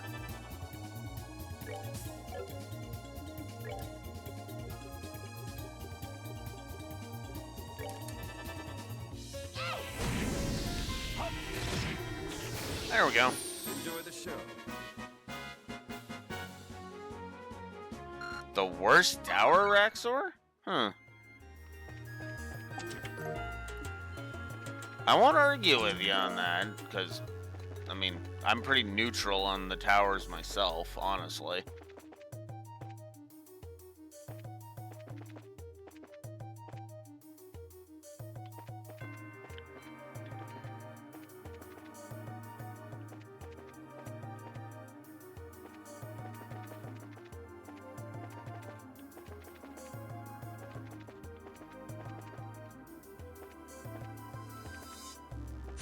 There we are. Finally. Give me the goods I want, damn it. Because I attacked the wrong enemy.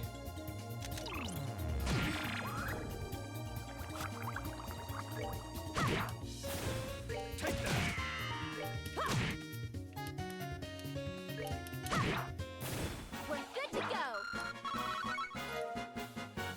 Leathery tail. Ugh. Not what I wanted. I want and the juicy bone, damn it. Juicy bone.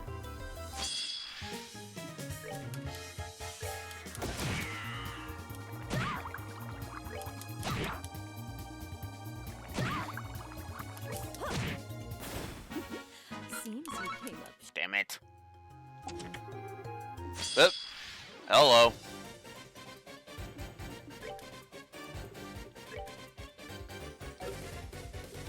Fire's the ticket. Alright. Instead of wasting my EP, we're gonna just firebolt these bastards.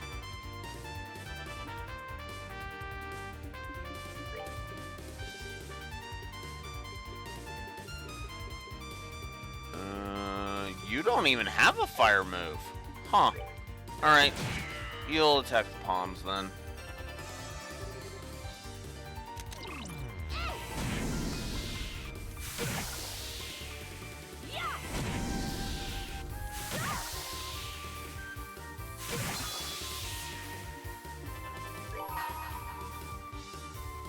Let me show you the true essence. Take that. Oh wow, that did almost nothing.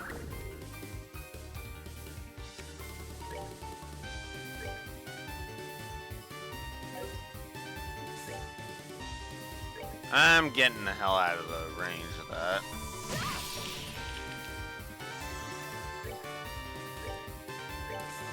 Oh, crap. I screwed up. I should have moved the other way. Oops.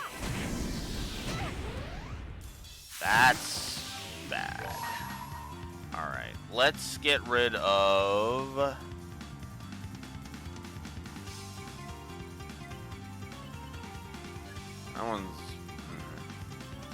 That one's taking some damage already. That one's blind. We'll get rid of this one. There. Oh, that one was casting. God damn it. Pay attention, Alex. How could I fail?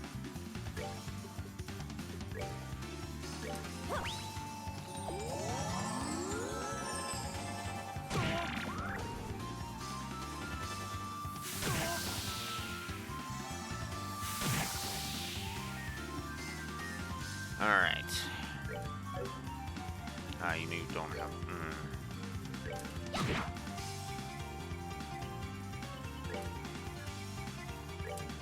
Take that. Oh, come on!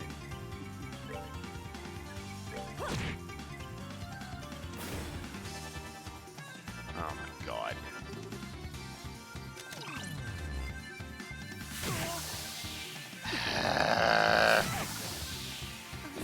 Okay, that's just fucking bullshit at that point.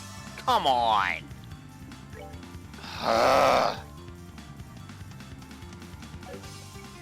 No.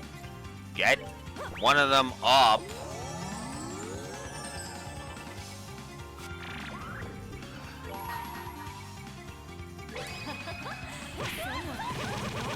Just do some damage. Okay.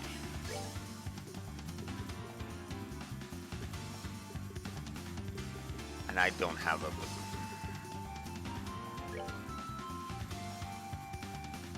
Take that.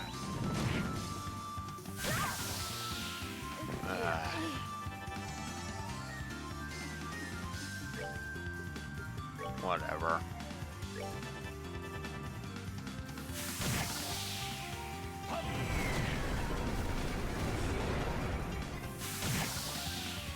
And there it is.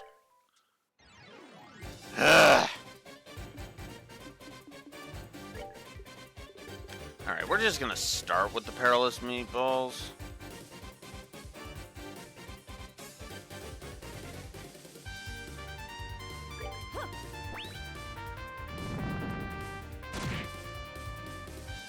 And just immediately get rid of one of the palms.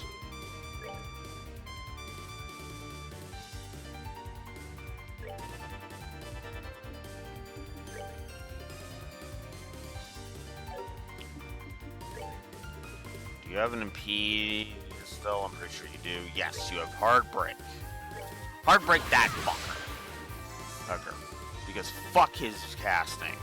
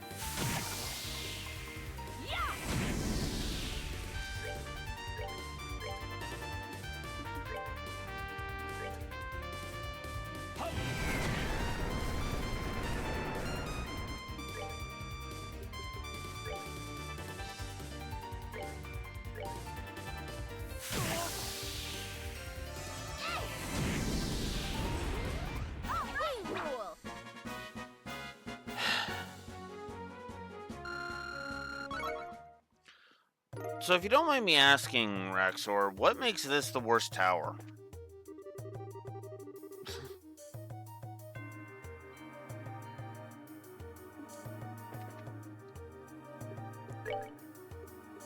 I'm actually just curious. I kind of want to get a perspective. I actually wanted... I'm kind of wanting some intelligent conversation to kind of reboot my brain, if I'm honest.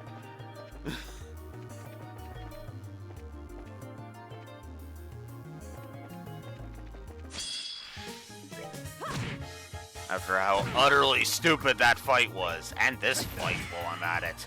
Jesus.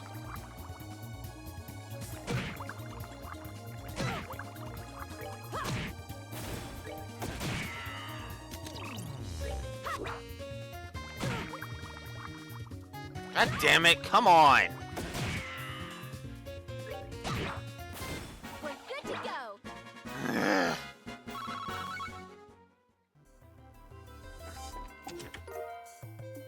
Shrimp leg.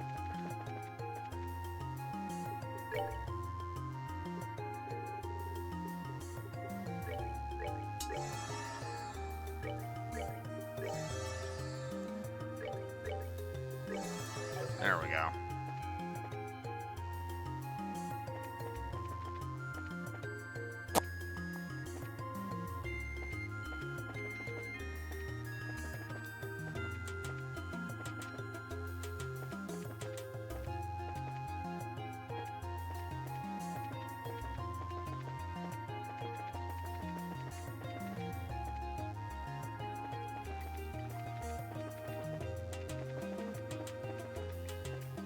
Ugh, alright, fine. I'll leave the tower and then come back into the tower. It should reset those seahorses to so that maybe they can give me the frickin' whatchamacallit.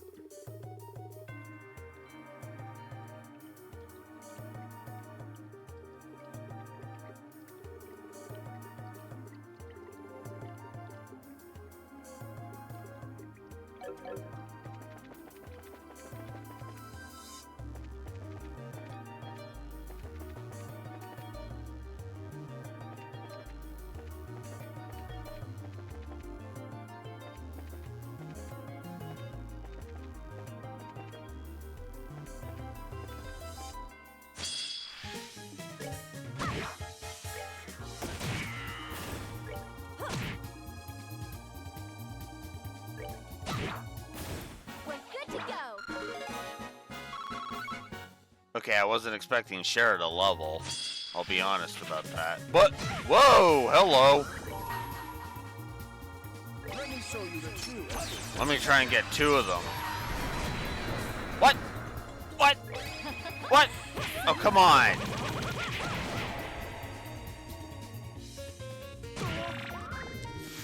Fuck. I am not gonna make that.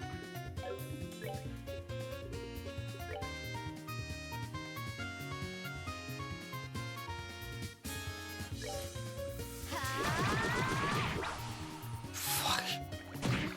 0. I'm doing 0 damage to these fucking things. Oh my god. Well, so much for shiny palm hunting.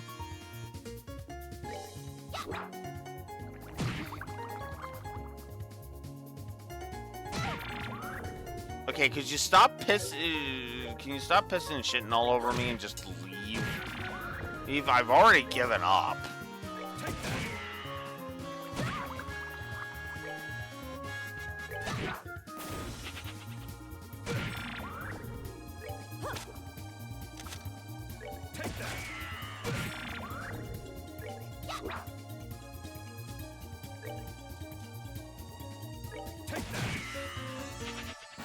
Piece of cake.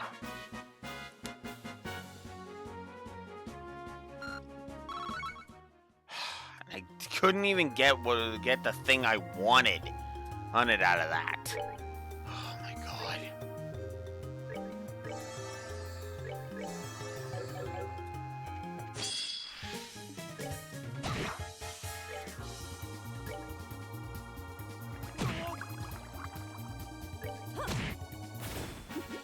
Seems you came up short. Thank you. I think that should actually be the yeah, because it's Lucky Fang Juicy Bone. Okay, good. Good, that's it. That's a wrap. Yep, let's get the fuck out of here and leave this fucking tower and never come back until the fucking plot demands we come back to this piece of shit.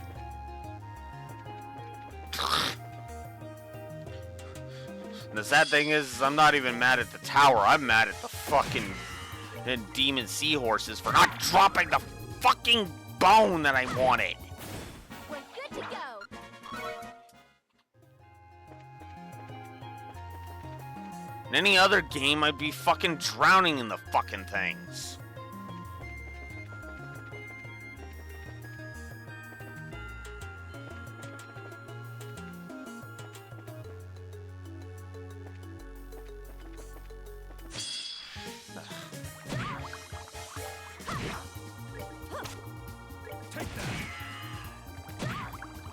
Will you get out of my fucking way? We're good to go. God. Wow. Ugh. Ugh. Now I remember why I had the opinion of these games are better on the fucking New Game Plus than they are the first time around. Because they really are. I hate myself for saying that, but they really are just better. Like, just all around better on the replay than they are on the initial. Because on the initial, you're miserable the whole fucking time. On the replay, you're going through New Game Plus, so.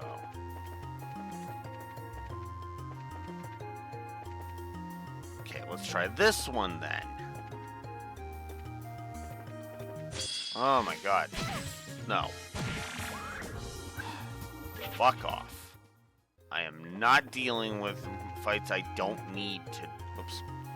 I'm not dealing with fights I don't need to fight. There.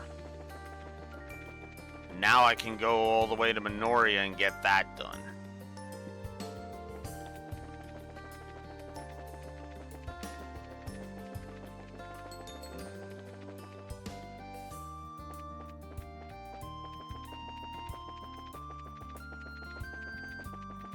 I might actually up the walk-to-ritis negatives. I might actually do that.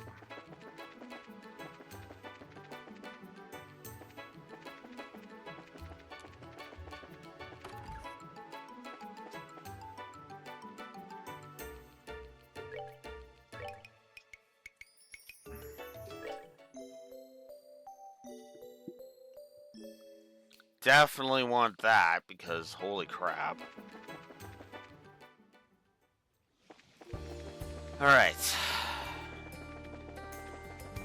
Off to Minoria we go. Oh, fast travel is gonna make this so much better. We're doing the remake. Holy crap. That is one thing I do have to admit I probably am gonna up the negatives for. There's two things I might up the negatives for. And in fact... Oh my god!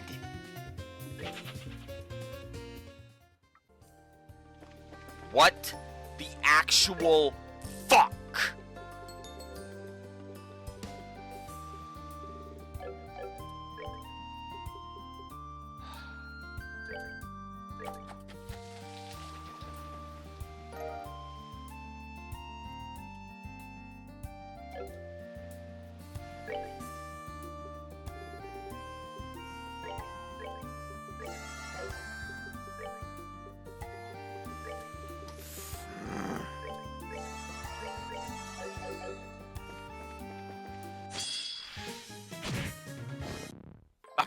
Really? Just instantaneously kill Dorothy. Fuck off. I kept hearing about that being a thing in the fucking remake, and yet it's Sky 2 that starts fucking pulling that at left, right, and center. Rain rule.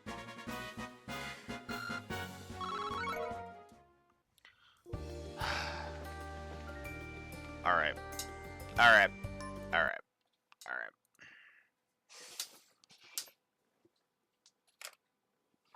Alright. Wow. I am actually angry at some stuff here. Alright. Alright. Alright.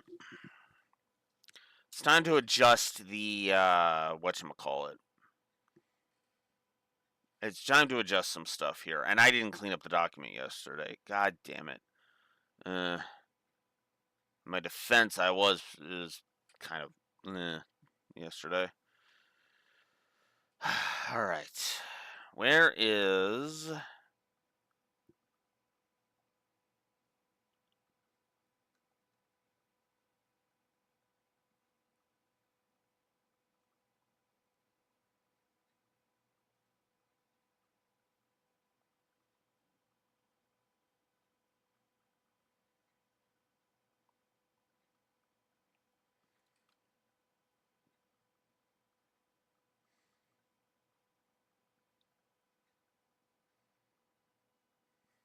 Oh.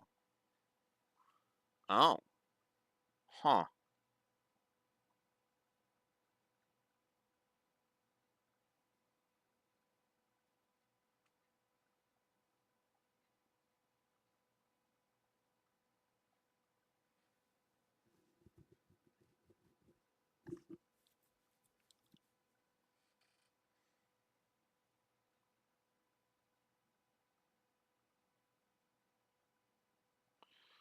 Did I give it a negative?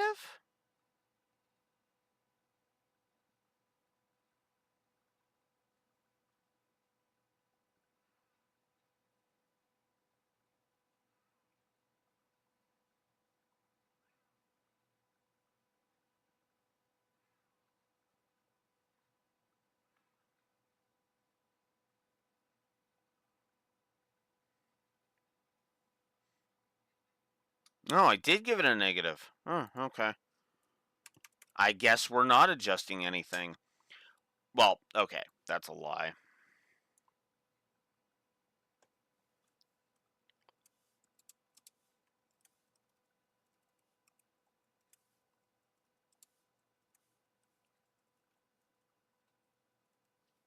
Hey, there is one thing I'm upping. But otherwise, yeah, no. Yeah, but otherwise, yeah, no. I already said I did actually look at that. I did actually hate on the difficulty curve.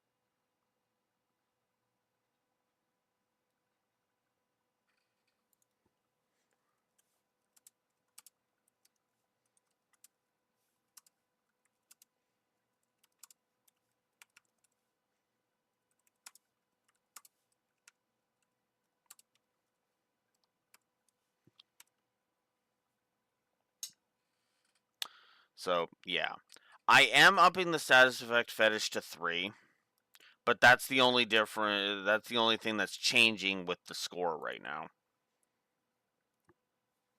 Because I've already given the difficulty curve negative, and I don't feel like uh multiple to it just yet. If it keeps being really freaking dumb where I'm constantly behind the power curve, then yeah, that's gonna be multiple. But no, that's a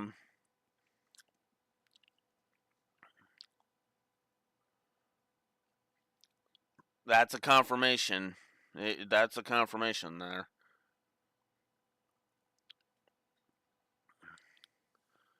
Uh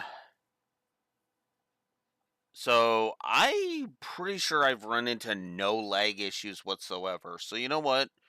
I can just re-add them. I'm actually just gonna nuke those both. Fuck it. There we go.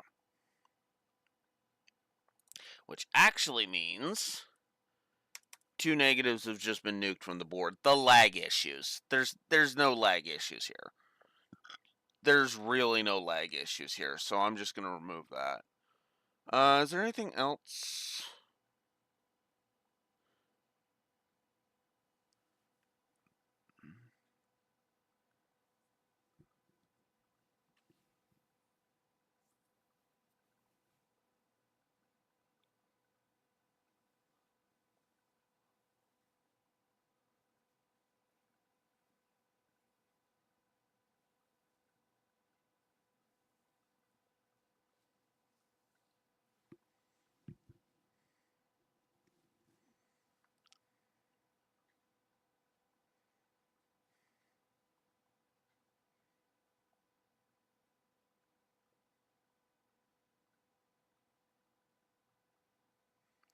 And yeah, I think I am gonna just be like, yeah, no.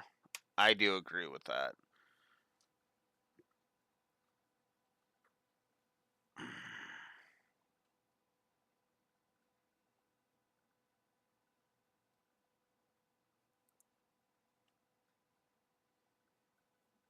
You know what? They've already been irritating, so fuck it.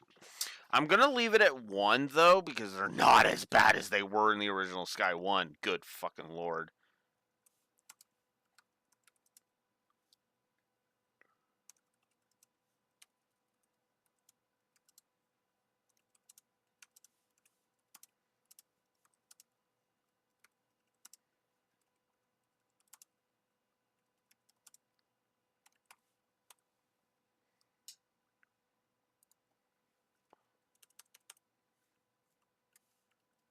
And I'm just gonna codify the scaling exp. I was going to pay attention to it, and no, it's already shown that it's obnoxious.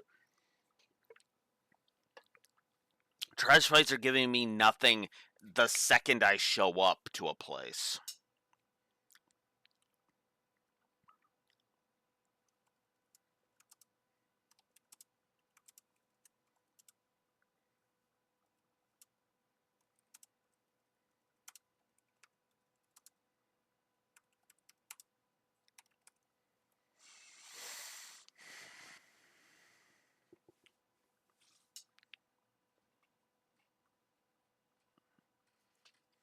So again, no real movement of the score other than the 2 negatives I nuked. But otherwise, yeah, no.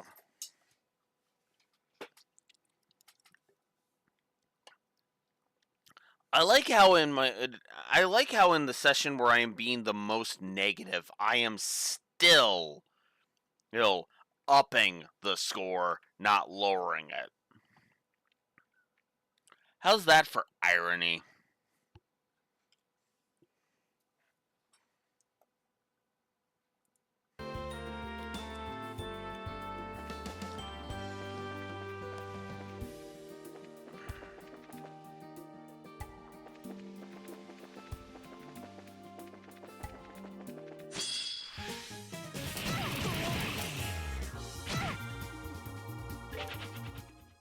I am not starting with a mass blind. That's bullcrap. And you know it.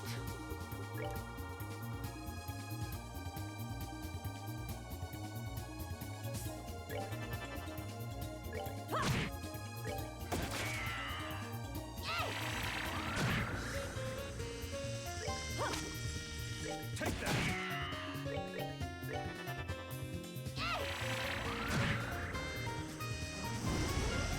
Piece of cake.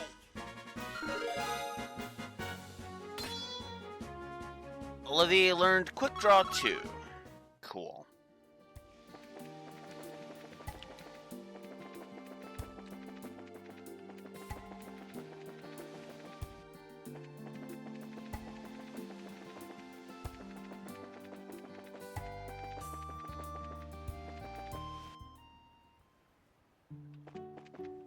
Yay! Alright, here we go.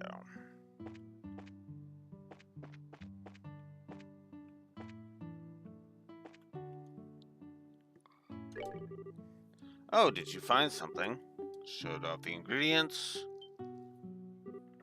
Oh, this ingredient wasn't on the list. Reported about Juicy Bone. Reported about Lucky Fang. And reported about Curative Horn. Reported about Tender Poultry. Reported about Fish Egg. Reported about Bird Egg. That's all 6. Yes, this is incredible, far beyond my expectations. I'd say the list is good enough to be considered complete. Oh, my dear bracers, what a stunning haul. Aw, nah, it was nothing. Guess this means the job's complete. Yes, and beyond my wildest dreams, allow me to offer you a well-earned bonus for your contributions to the culinary world. They're the cream of the trade, and I hope you'll eat each and every one of them to the last oozing morsel. 20 savory pinions. Yeah, we kind of need those for the surprise cookies. What? You can eat this? Wow. No, sir, I couldn't possibly. Please don't make me take all this. No, I'll not hear of it. You did the job beautifully, and you will be rewarded for it.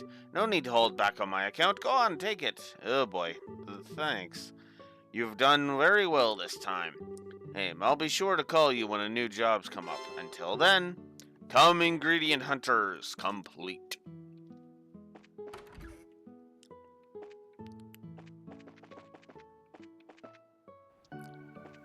All right.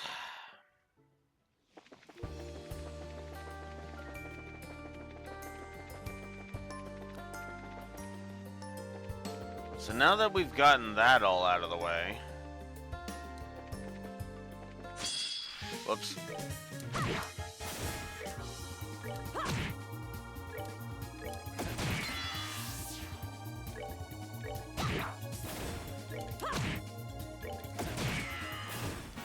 Enjoy the show.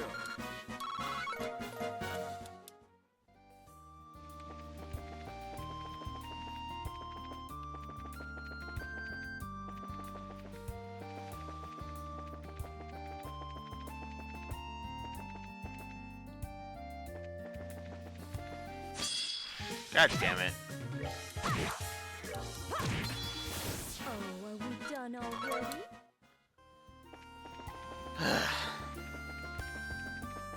Oh yeah, I should probably be upgrading aiding Olivier, too, while I'm at it.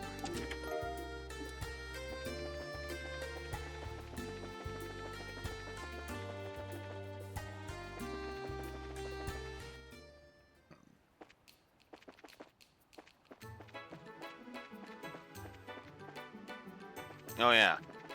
Instead of going straight to Gene now, I should just go and report this.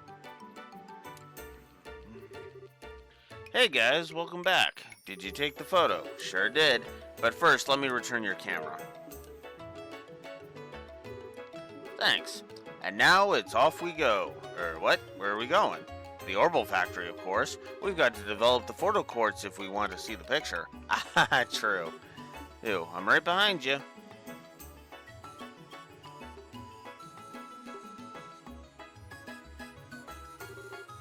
Phew, all done. Here you go. Yeah, thanks.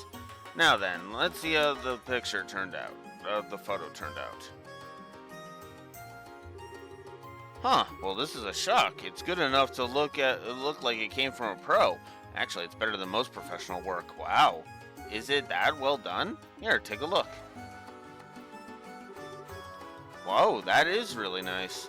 Yeah, you really matched the focus on panorama mode, which is really difficult. Man, the way it captures the light is just perfect. You can tell just by looking at this that this device has a long history. Of course, a photo this good is plenty for research purposes, but it almost feels like a waste to use it for that. Oh, really? Pretty complex, huh? It's incredible. Well then, this completes the job. Right. Thank you all so much for all you've done. Climbing all the way up the tower must have been exhausting. Well, it was kind of rough, but it's all part of the job. Don't worry about it. Thanks. Hearing you say that makes me feel better. Oh, right here. It's not much, but here, please take this. Moon glasses. It's a piece of equipment I picked up with research funds for this expedition. I'm sure it'll be useful to have if you have to venture into dangerous places. Thanks. Since you're offering, we'll accept.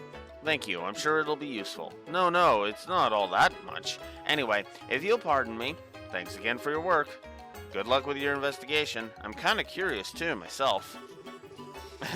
It's going to be quite the piece of homework, certainly. Well, I will do my best to live up to your expectations. Well, see you guys later. Yeah, later. Saffron Tower photo complete.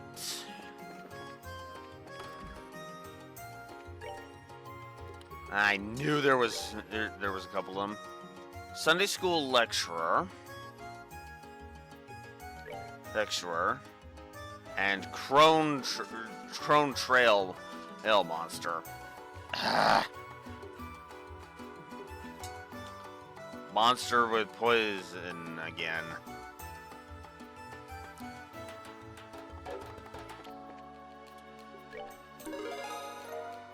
Come ingredient hunters, an extra 1,000 Mira for that. Saffron Tower, an extra 1,000 for that one too.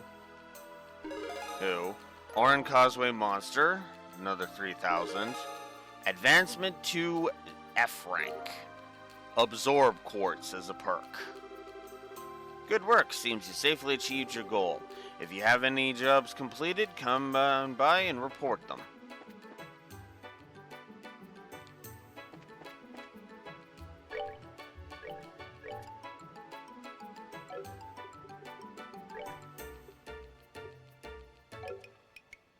Oh, absorb requires, there's a double slot, an upgraded slot with double. Recover 2% of the user's max HP when defeating an enemy. Ooh, that is lucrative. I'd be losing HP, but I'd be gaining a whole bunch of spells. Ooh, that's tempting. That is very tempting. Alright, to the Orbital Factory. Let's see if we can upgrade some slots. We can.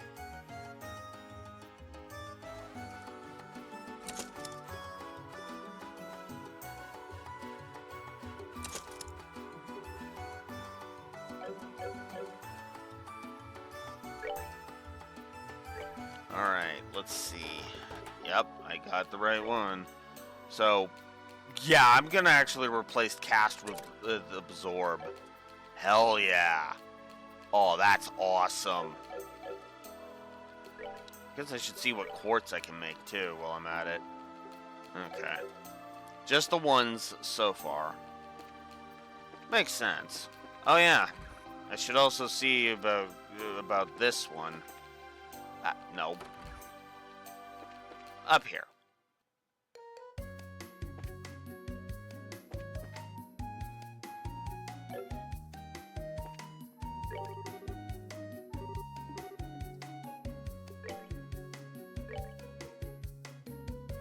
Okay, so we can actually get medals to get prizes.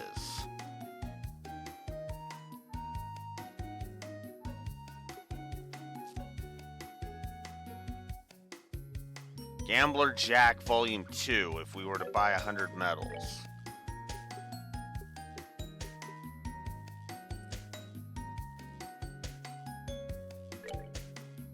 Yeah, sure, why not? Actually, I'm gonna grab five more medals to play with other stuff. So yeah, you get Long Barrel, which is range +2. Feather Brooch, which prevents faint. White Bracelet for preventing blind. And Silver Earring for preventing poison. Speaking of which, I should buy a couple more things. And 200 will get you a Marine Star. Actually, I think I'm actually going to grab 200 more. And grab that. Because why not?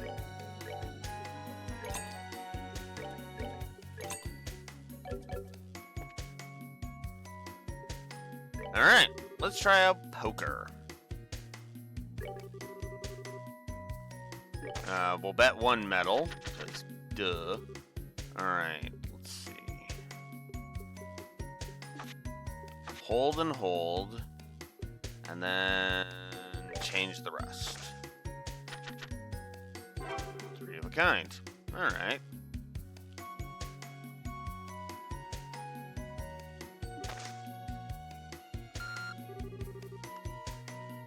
Sure.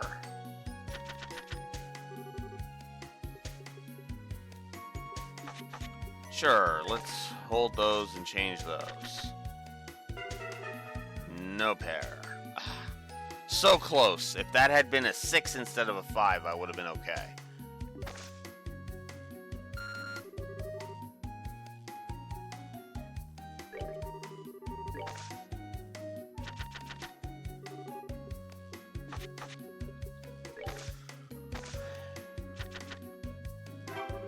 One pair.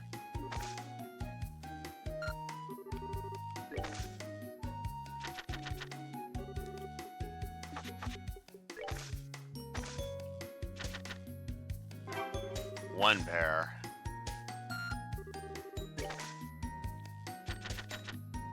Ooh. Very nice. Guaranteed a 3 of a kind.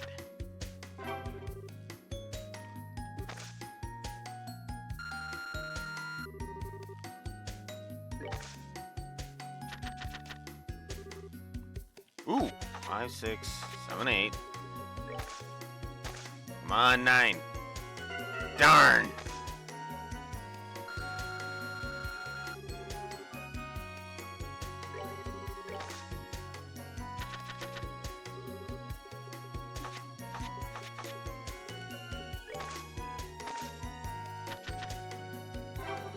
One pair. Ah.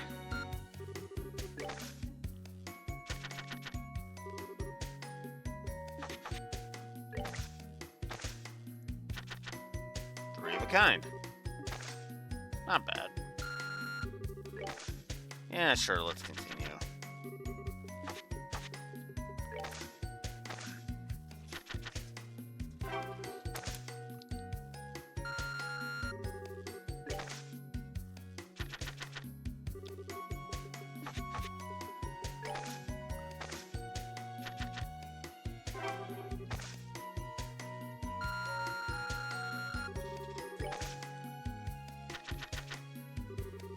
Oh. I'm just gonna gamble on a whole new hand. Yeah, didn't think so. Ah, well.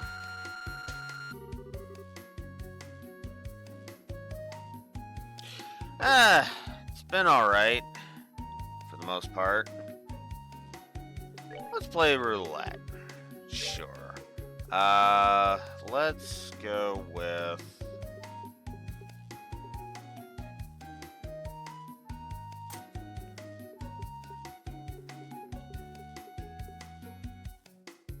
I don't know.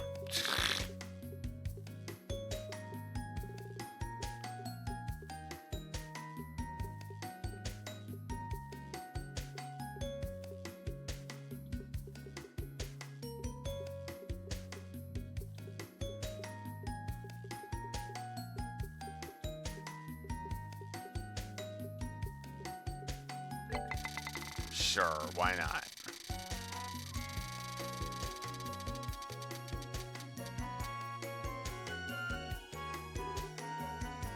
Red 23. Most impressive. Yeah, I casted a wide net, so meh. And then one last thing to try out. The slot machine.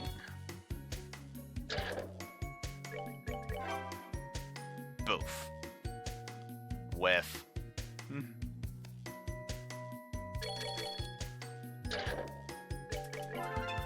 Hey, cool.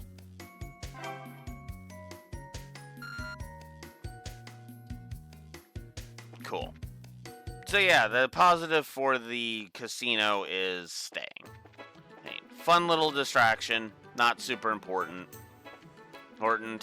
And you can spend money in order to get the prizes. I'm okay with that. Because you, especially after you've upgraded everybody's slots, you don't have to worry about it after that. You can just exchange all your Mira and just spend the money.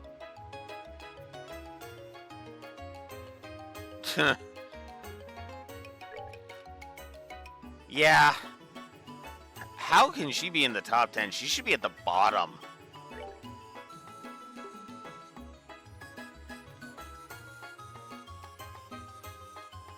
They rated Agate and Jin lower than just... oh my god, no.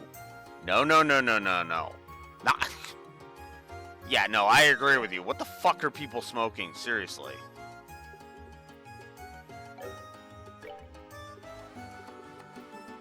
Okay, I can't upgrade anybody's slots now.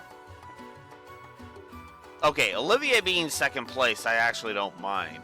And wasn't Estelle first? Like, didn't Estelle win that one? Yeah.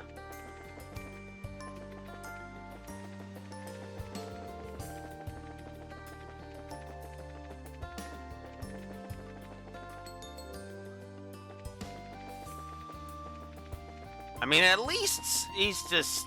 Estelle winning kind of makes sense. Although...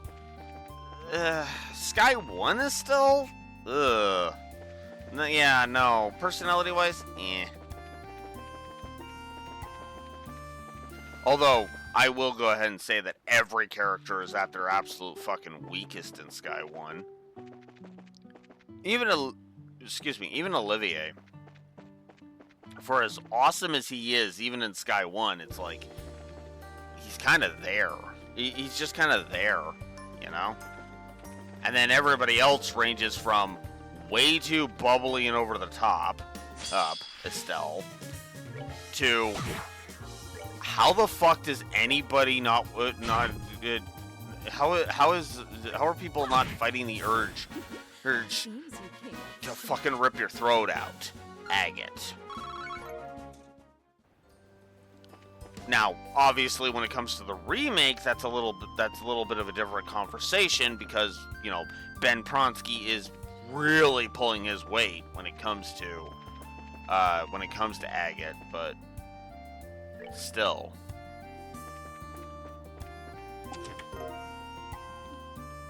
A Genis Blazer.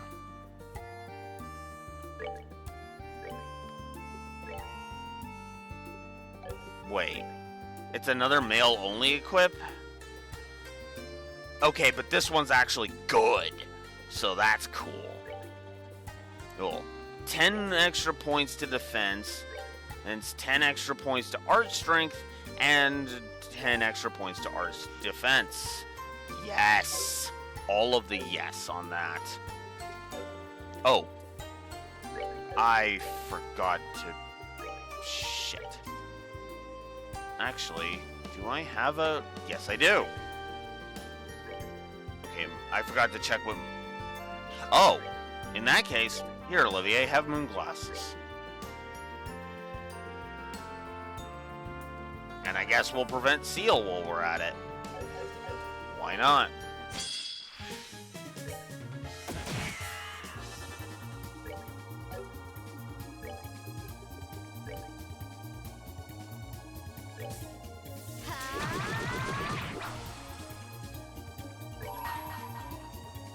Let me show you the truth. Take that.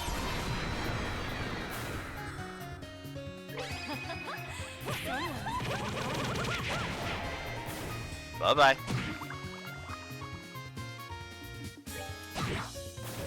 Piece of cake.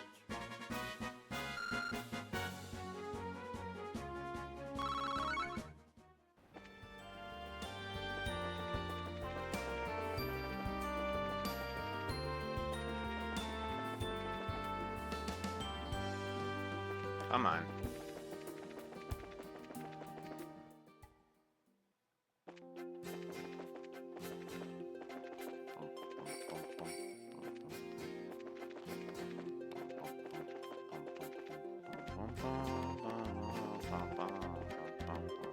There you are.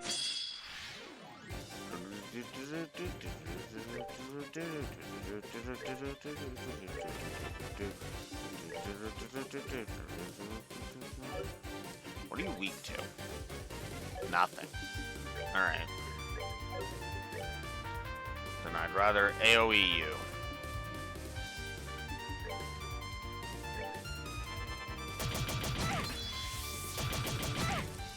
Ow.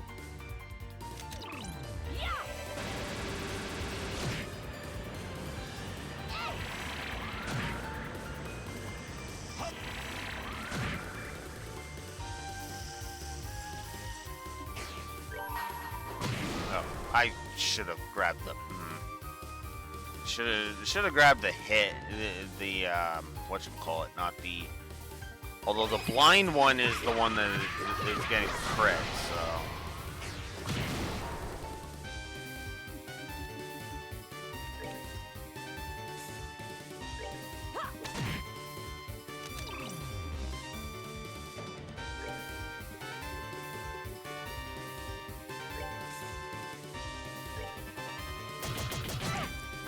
Ah, damn it.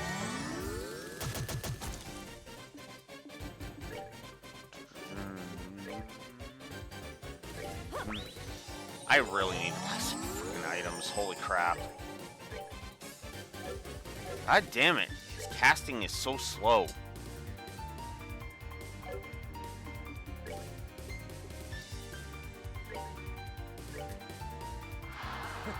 My love, I give to thee.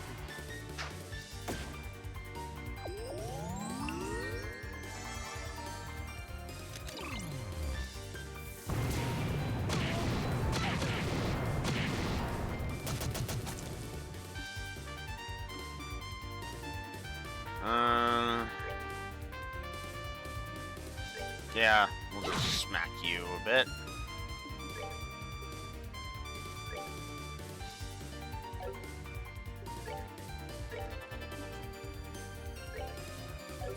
Yeah, he's out of CP. He needs more CP.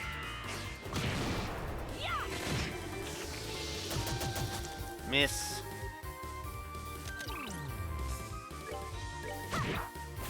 Alright, that takes care of that one. Damn it! Fucking lucky son of a bitch!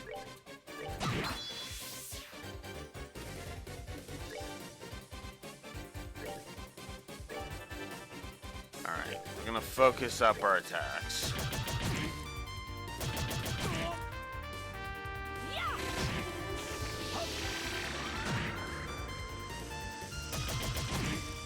I do like how strong dark matter is as a spell.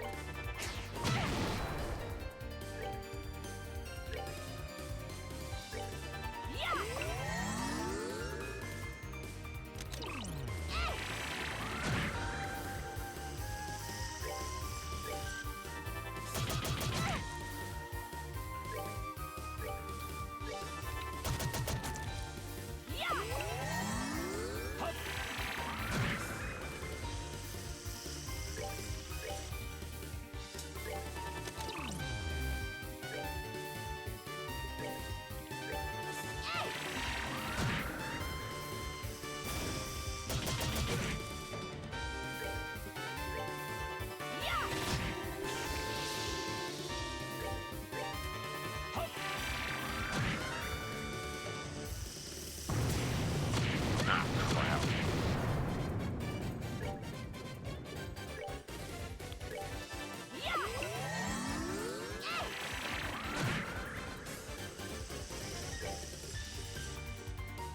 Well, shoot. He's out of EP. Thankfully, we can stop by Minoria and heal, so... And she's out of EP. There we go. Got him.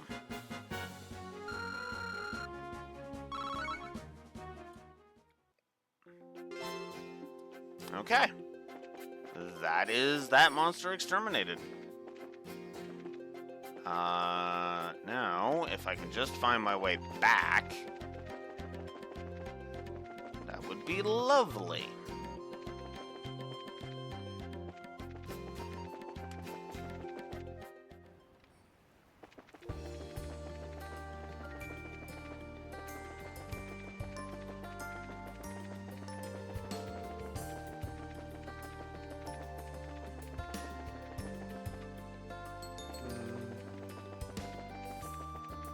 Oh, crap.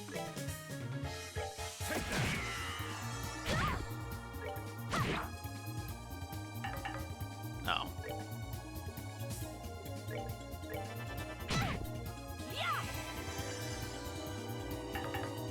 Oh my god! Enjoy the show.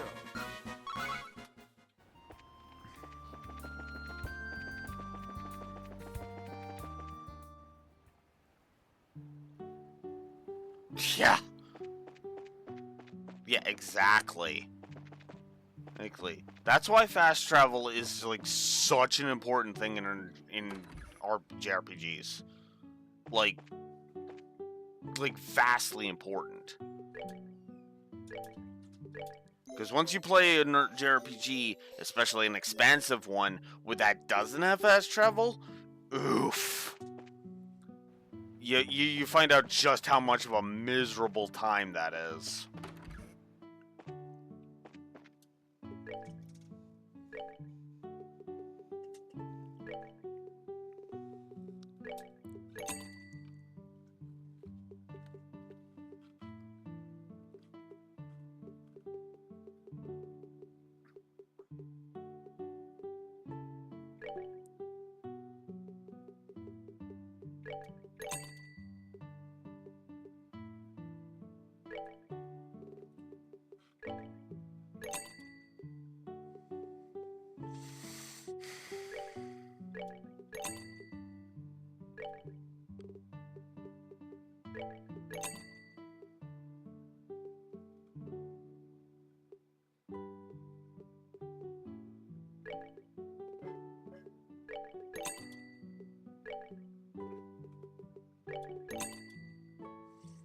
There we go.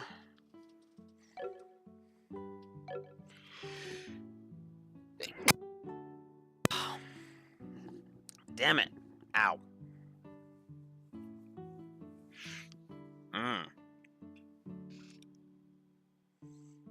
Oh, the way I conducted that sneeze was a bad idea. Oof. Ow.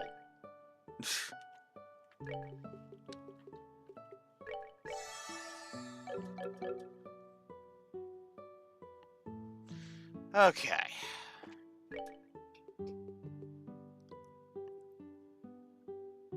I can can make 5 perilous meatballs. Doing it.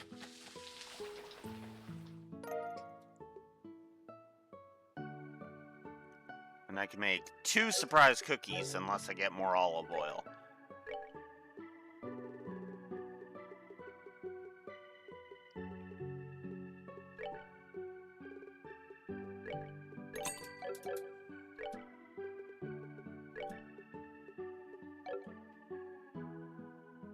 Oh, I need more prickly seeds.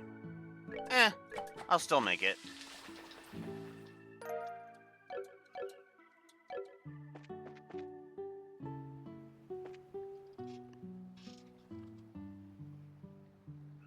What?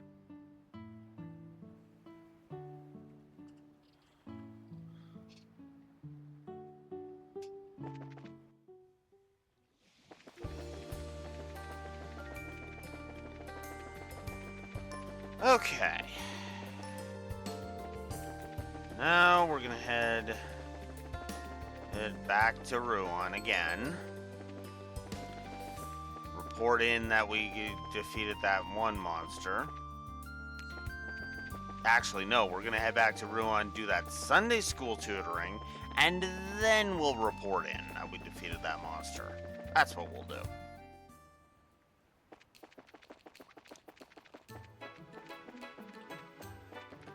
So, if I come over here to the Ruan Chapel,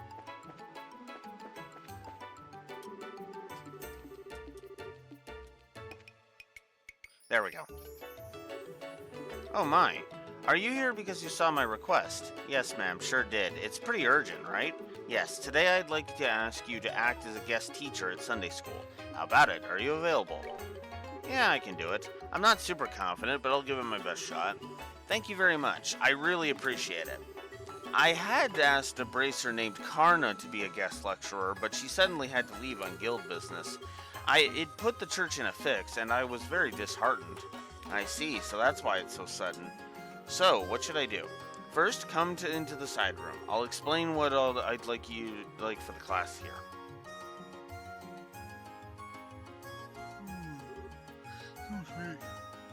I see. Okay, yeah, I think I get the gist. Start with an explanation of the guild, move on to an overview of a bracer's job, and then last but not least, answer the kids' questions correctly. Yes? Yes, that will be plenty. If you will excuse me, I'll be going back to class. I'll call you momentarily, so please wait here until then. Still, truly, the world is a strange place. Oh, for once we agree. I was just thinking that myself. Huh? What's up? Is there something on my face? No, but not even I could have predicted this. To think the day would come when Estelle would take the altar. Sure is a big surprise, isn't it? It just means that a certain girl famous for skipping Sunday school has grown up well, I guess. Oh, Estelle, your mentor is so proud. Well, that's sure nice to say, I think. True, I'm not super confident, but I should be fine teaching some kids. I hope so, but, well, I'll be relaxing until it's over. What are you gonna do, Olivier? Well, I have little to offer. You have my full attention and support. The class should be well visible from the second floor here, so I'd like to watch from there. Ooh, nice idea. I should take tons of pictures. Please don't screw anything up, you two.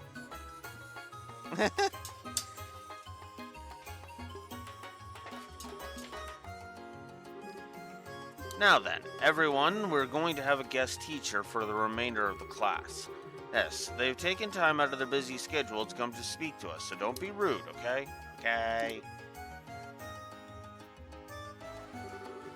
Alright, come on out. Miss, who are you? I was just about to introduce myself. Give me a sec. Alright, well, hello. I'm Estelle Bright. I'm still pretty new to the job, but I'm what we call a bracer. What? You're a bracer? No way, that's so cool. How old are you, miss? Now, we'll have time for questions after. First, let's have our guest review what we've already gone over. If you wouldn't mind, Miss Estelle?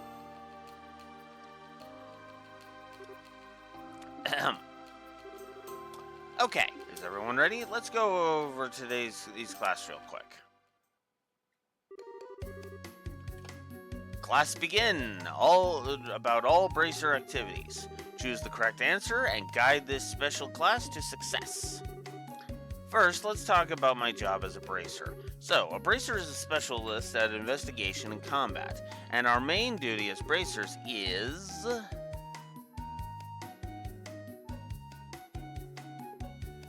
protection of the peace and citizenry of local regions. We don't just slay monsters and prevent crimes either. Bracers protect goods in transit and even look for lost items. We help in a variety of ways. Alright, that was perfect.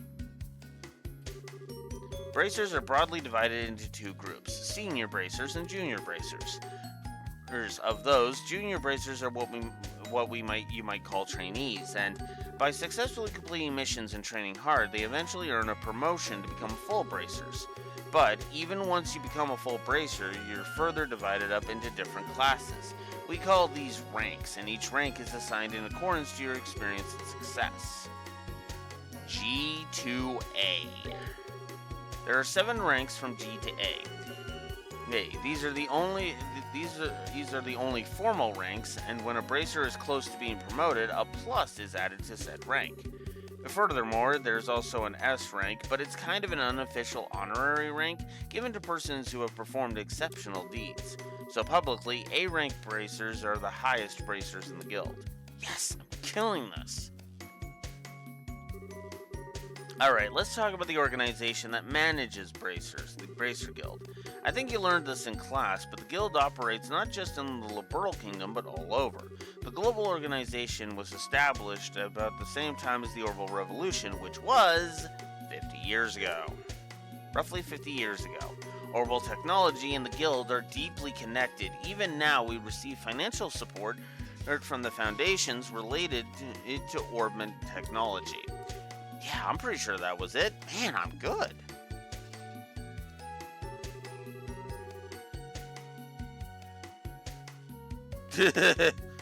Yeah.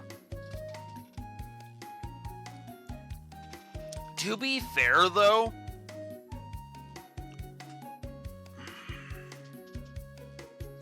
no. Actually, timeline-wise, it's only been about, 6 years?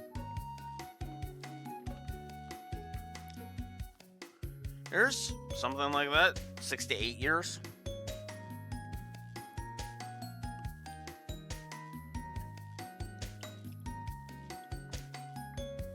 Because a lot of the games kind of happen side by side. Alright, for example, Cold Steel 1 and 2 takes place right beside the Crossbow arc.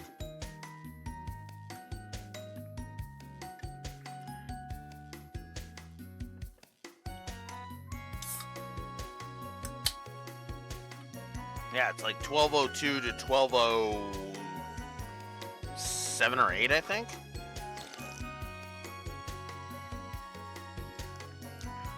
Yeah, Daybreak 2, 1209. Yeah, that makes sense.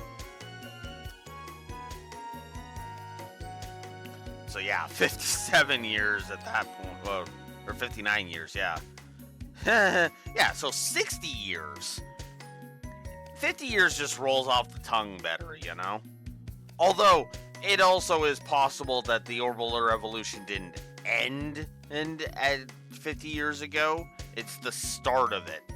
The Orbital Revolution was happening around 50 years ago. So. Although that could just be the problem, the issue some people have with time in general, because oftentimes people forget that the 80s was 40 years ago, for example. So next we'll talk about the Guild's relationship with foreign countries.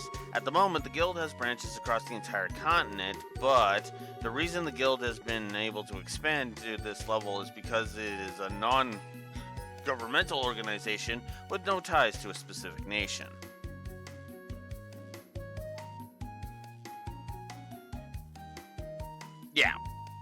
Yeah, so around 1208 should have been the last time 50 years was used, but like I said, people having issues with how long ago things were.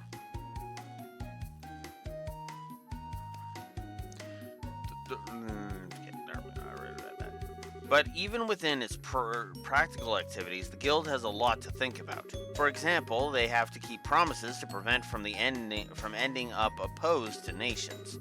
The most famous promise related to that is the most important agreement to keep with the nations it works in. Non-interference with state powers.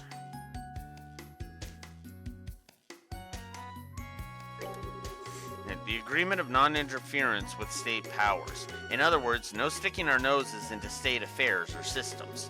Problems within national boundaries are ultimately something that for that country's people to think about. Commenting on or interfering with this kind of thing is against international rules. Yes, nailed it! The Guild uses lots of methods like this to separate its duties from a nation's. Of course, not everything is always solved so simply according to the codes, so sometimes in emergencies you can end up in situations that are contradictory to the code. But in times like that, bracers are asked to put one basic principle above all else.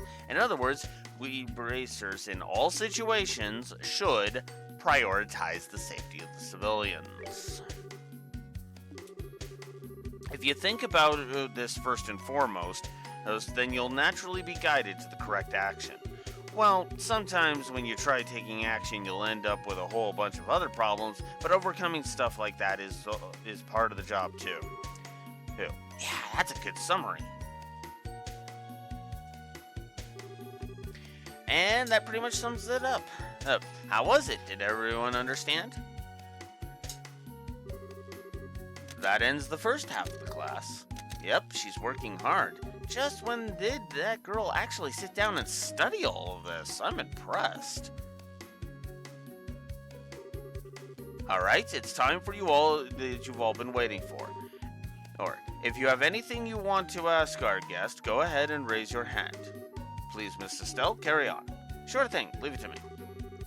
Who's ready to get their questions answered? Any question goes. Select the correct answer and overcome any risky or questionable questions. Ooh, pick me. Wow, you sure got a lot of energy. What's your question? How can you become a bracer? What age can you become a bracer? Well, to become a bracer, you first need to become a junior bracer. You can become one if you pass the test, and to take the test requires you to be 16 years of age. You're required to be 16 or older. Of course, even if you pass the exam, you don't instantly become one. For a while, you'll receive training under the guidance of an older bracer. Once you've gained enough experience there, you'll finally become a junior bracer. Perfect answer. Okay, so you gotta be 16. Okay, got it. Thanks, miss. Excuse me, teacher, may I ask a question? Fire away.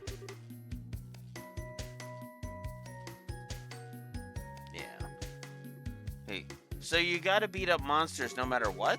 Some of them are really cute. That's a good question. How to respond to monsters is tough, but in general... prioritize the client's intent. And we saw an example of that. Will you stop fighting me? He controls. What the hell? Prioritize the client's intent. We prioritize the client's intent. There's no absolute right answer when dealing with monsters. It really depends on the situation.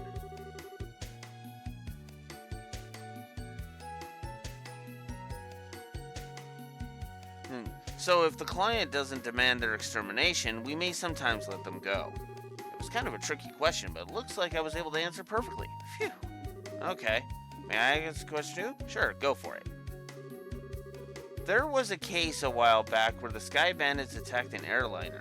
Was it the Royal Army who arrested the Sky Bandits then, or was it the Bracers? You mean the disappearance of the Lind? And the ones who finally arrested the Sky Bandits were... Yeah, it was definitely the Royal Army on that one.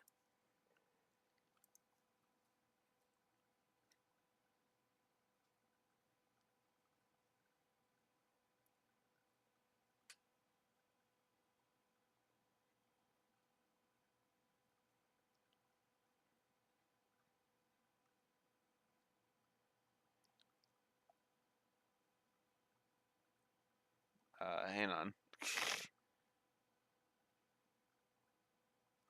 Oh, shoot. I think I missed a side quest already.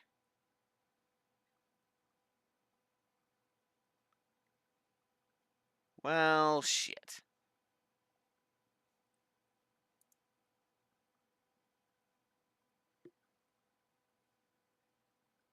Yeah, I figured as much. There we go.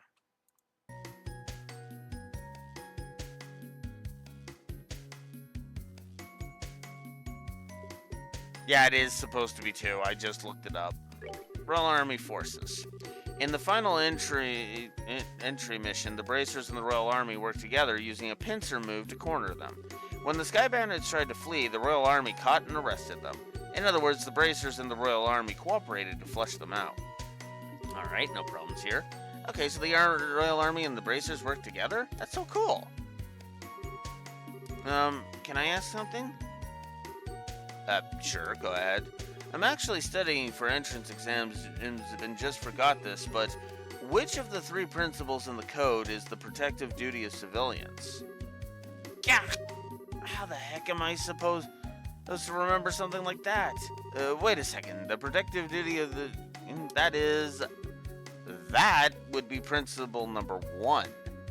And I would imagine. I mean, that just would make sense. Oh, no, apparently it's 2. Never mind.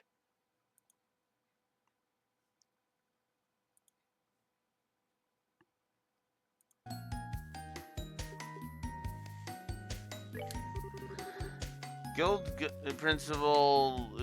Code Principle 2, I think? Oh yeah, I knew that. Sorry. No, it's fine. I managed to survive that one. So, no more questions? Okay, I've got a question then. Go ahead. So it doesn't have much to do with the class, but when the mayor was arrested, the Queen's airship came, right? I mean, how big was the airship? I knew there'd be one. There's always one of those weirdo questions that has nothing to do with anything. By the Queen's ship, do you mean the Arcel? Yeah, that. It looked really big, but I wonder how big it really was. The Arcel's size. I think I read about it in a book before. 42 Arc.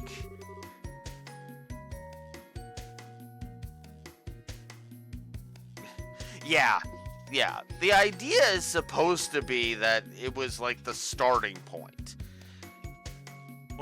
Like, seriously, like, even the Courageous kind of gets dwarfed. Hell, the Arcee will get dwarfed in this very game.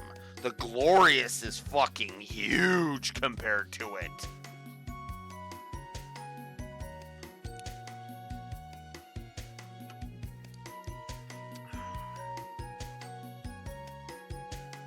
I think it had an overall length of 42 arc, if I remember right.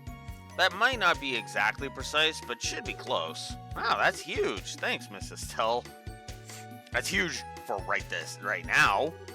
Any more questions, children? If not, then that's all for our guest speaker today. Everyone say thank you to Mrs. Tell. Thank you.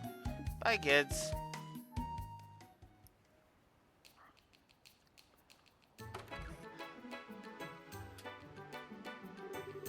Thank you for your time. I know you're quite busy. The children were overjoyed. That was a wonderful lecture.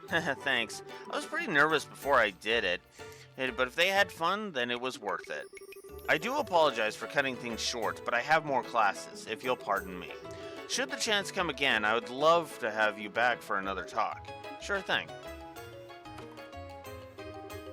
Seems you managed just fine. Phew, somehow. No need to be so humble. I witnessed your performance. You were a fantastic teacher. Aw, come on, really? Still, it made me think about just how much I don't know. Every time they asked for details, I started panicking. Well, just make sure to work hard from now on. No one's going to trust a bracer who doesn't even know the code. Yeah, I'll keep working at it, I promise. Okay. Well, let's go report these ones. That's real quick.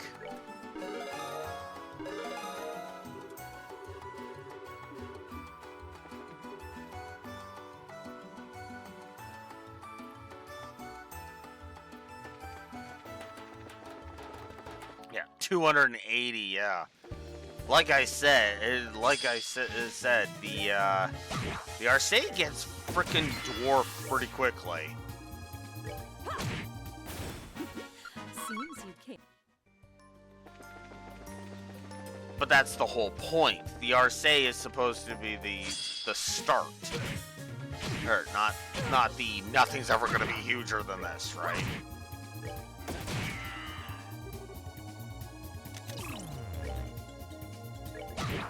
Actually, one of my favorite examples is actually from Star Trek.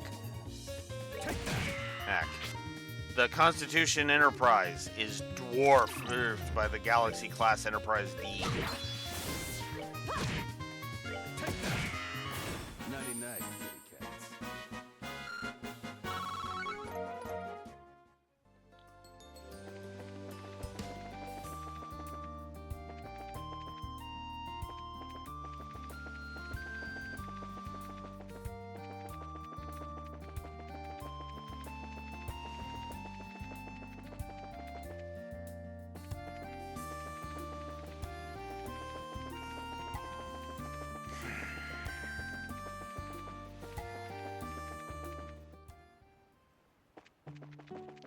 I need to go check something. If I've missed my window, then I'm upping the walkthroughitis to 3.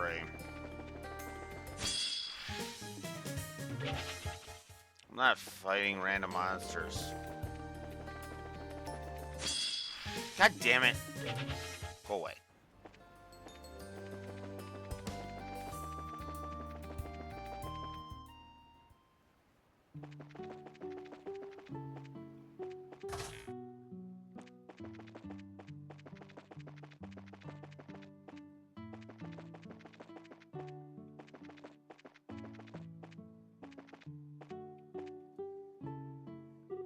Okay, I don't think I missed it.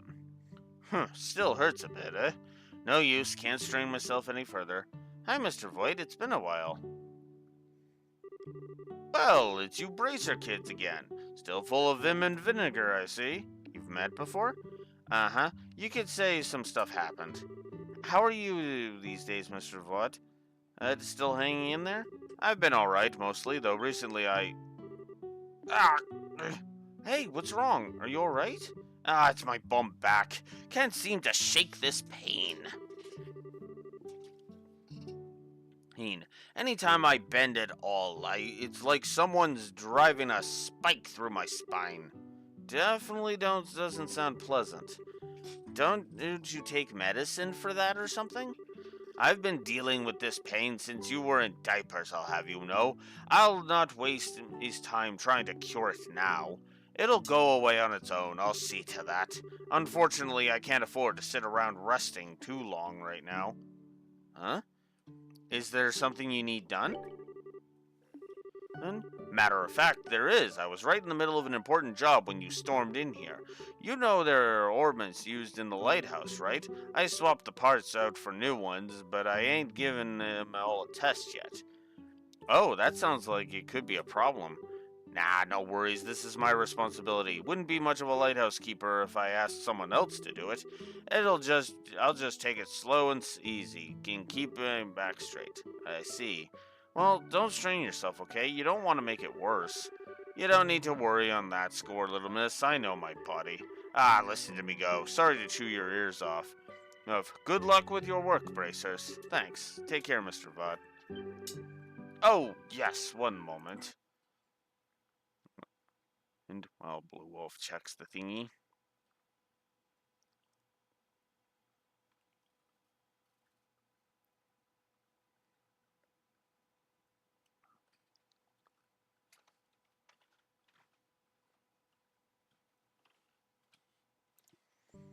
Oh yes, one moment. I almost forgot.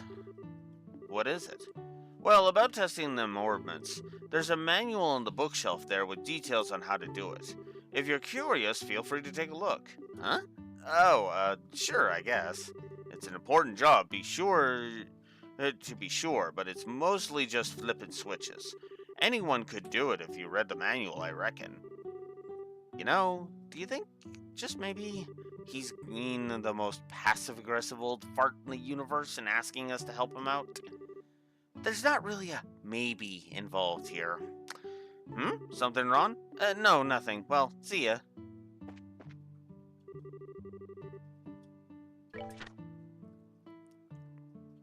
Activation switch set to on to initiate beacon. Orbital amplitude control, adjust orbital levels. Stabilization mechanism, connection quartz set to on to activate the beacon. Begin how to activate the lighthouse beacon. Set activation switch to on, then set connection quartz to on. The beacon should illuminate. 8. If you think, is it broken, please consult troubleshooting section below. The activation switch is the amplitude set to low. It will not activate at a setting higher than low. It's telling me output is 0. If the stabilizer is set higher than the orbital amplitude value, the resulting output will be 0 and the orbit will stop. The output keeps dropping without any error. While there are multiple possible problems, the most likely cause is the stabilizer setting. As the gap between the stabilizer setting and the orbital amplitude grows, output becomes unstable and may drop randomly. I can't connect the quartz. Is the orbital amplitude set to high? Connection will be refused at any setting besides high. Hey, warning, the contents of this manual may be changed at any time without notice. We thank you for your understanding.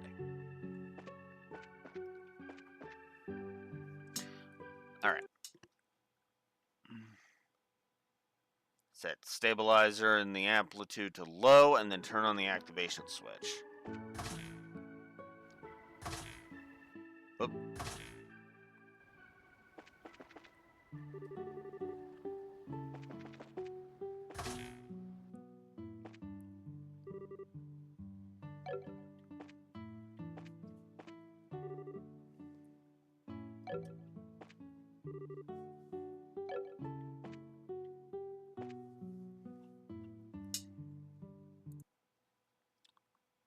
So I need the stabilizer to low and the amplifier to low.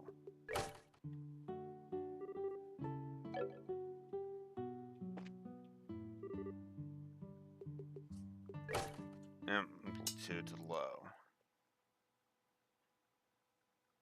Then I turn on the activation switch.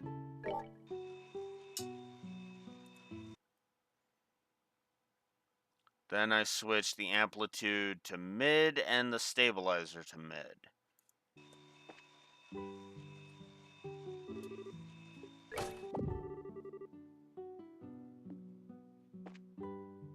Oh.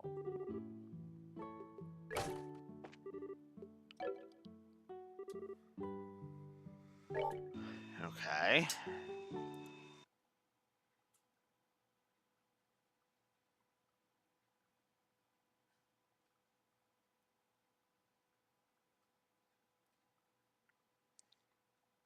Switch orbital amplitude. The amplitude first to mid. And then the stabilizer to mid. And then set amplitude and stabilizer to high in that order.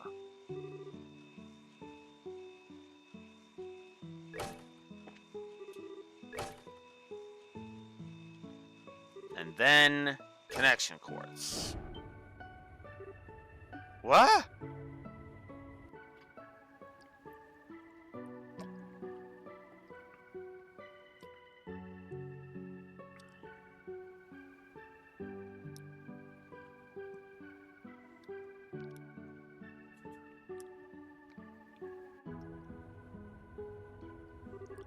Ah, you did it. So, we can just leave it alone now, right? You can. It's in diagnostic mode. I'll stop on it. It'll stop on its own in a little while. Okay, then. Still, I'm impressed. You managed to figure it out with nothing more than the manual. Oh, well, it wasn't easy, to be honest. Oh, hey, looks like it stopped.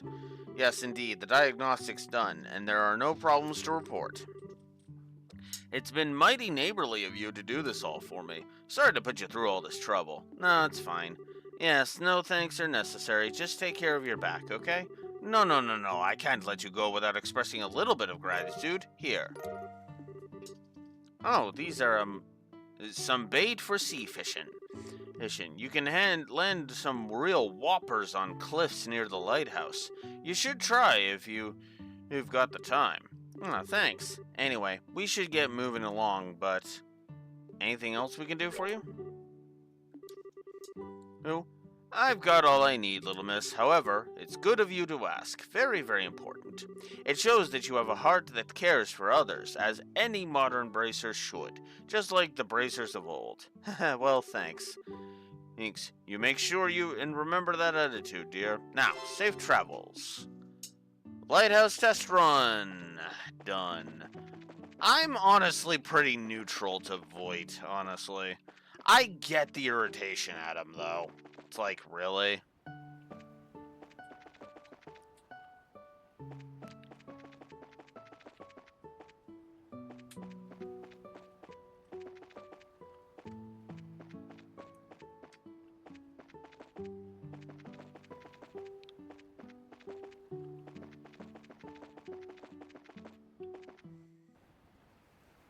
So yeah, I'm not gonna...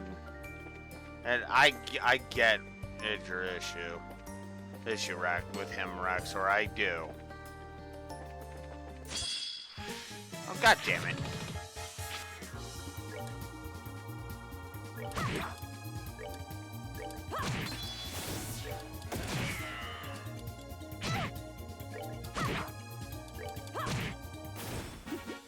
Seems you came up short.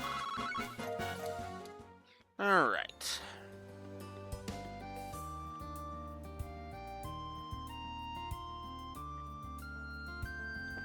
Yeah.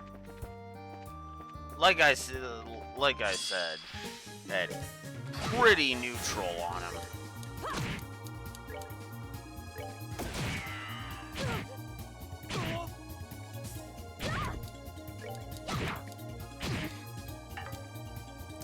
God damn it.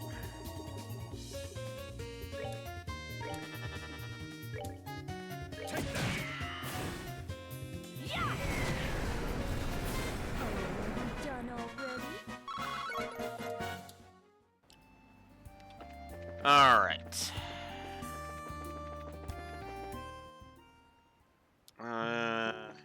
I don't think I need to heal. Heal at the end. I'll just use Latier.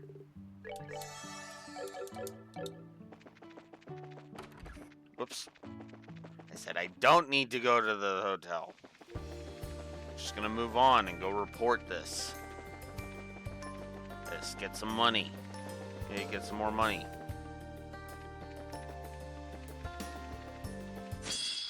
Ah.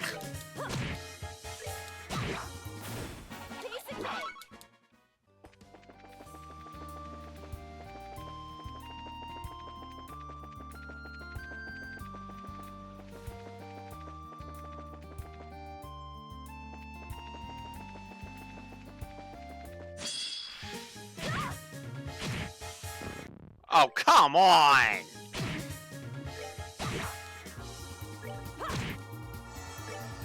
And that's why the fucking enemies on field is still a negative. It's definitely less this time.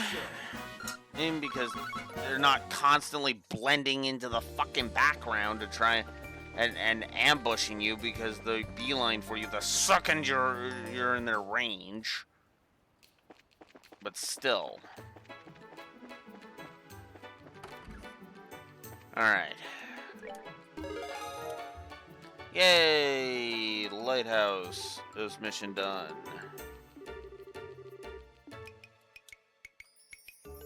Wait, didn't I complete something else? Oh, I guess I already reported them. Huh. Well, alright then.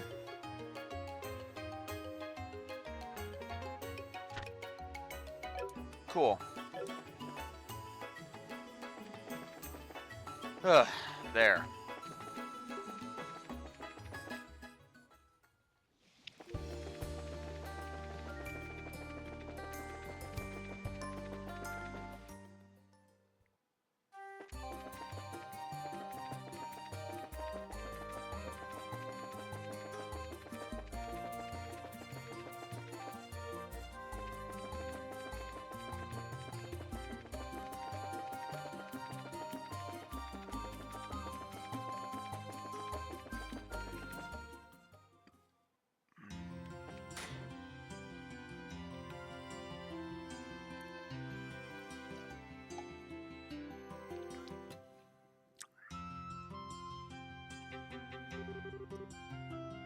Ah, so this is the Royal Academy, full of budding flowers trembling with potential, dewed with the passionate moisture of sweet and youthful tears. Ah, lovely place. Oh wow, I see like 10 pictures I want to take already. I'm going to go through so much film. You've completely forgotten why we're here, haven't you? Remember, we're just here to investigate the ghost issue. Ooh, this kind of makes me all nostalgic, though. I mean, we were only here a week, but that just means you cherish the time you spent with your friends. I believe you acted together in a play during their school festival, right? Ooh, I heard about that from Niall. Estelle was a knight and Joshua was a princess, right? Knight? Ooh, I wish I could have gotten some pictures. Wait, what? Is this true? Ah, what a tragedy that I should miss Joshua at his most graceful and alluring. We simply must find him and have him wear such splendor again.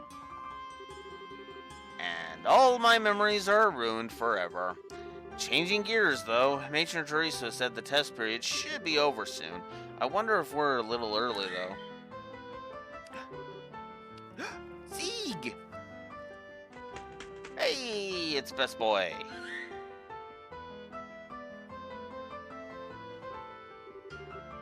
Squee, squishy! I have no idea what you're saying, but you're welcoming me, right? How have you been, Zeke? Squee! Estelle. Oh.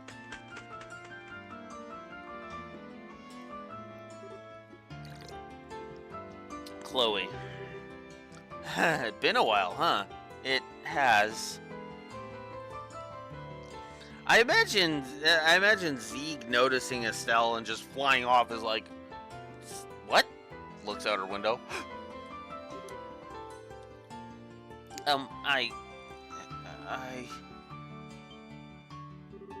Oh, what's wrong, Chloe? I'm sorry. I'm so sorry. You suffered so much and I can't do anything. I can't do anything to help my friends. I'm such a wretch. Whoa, hey, don't say that.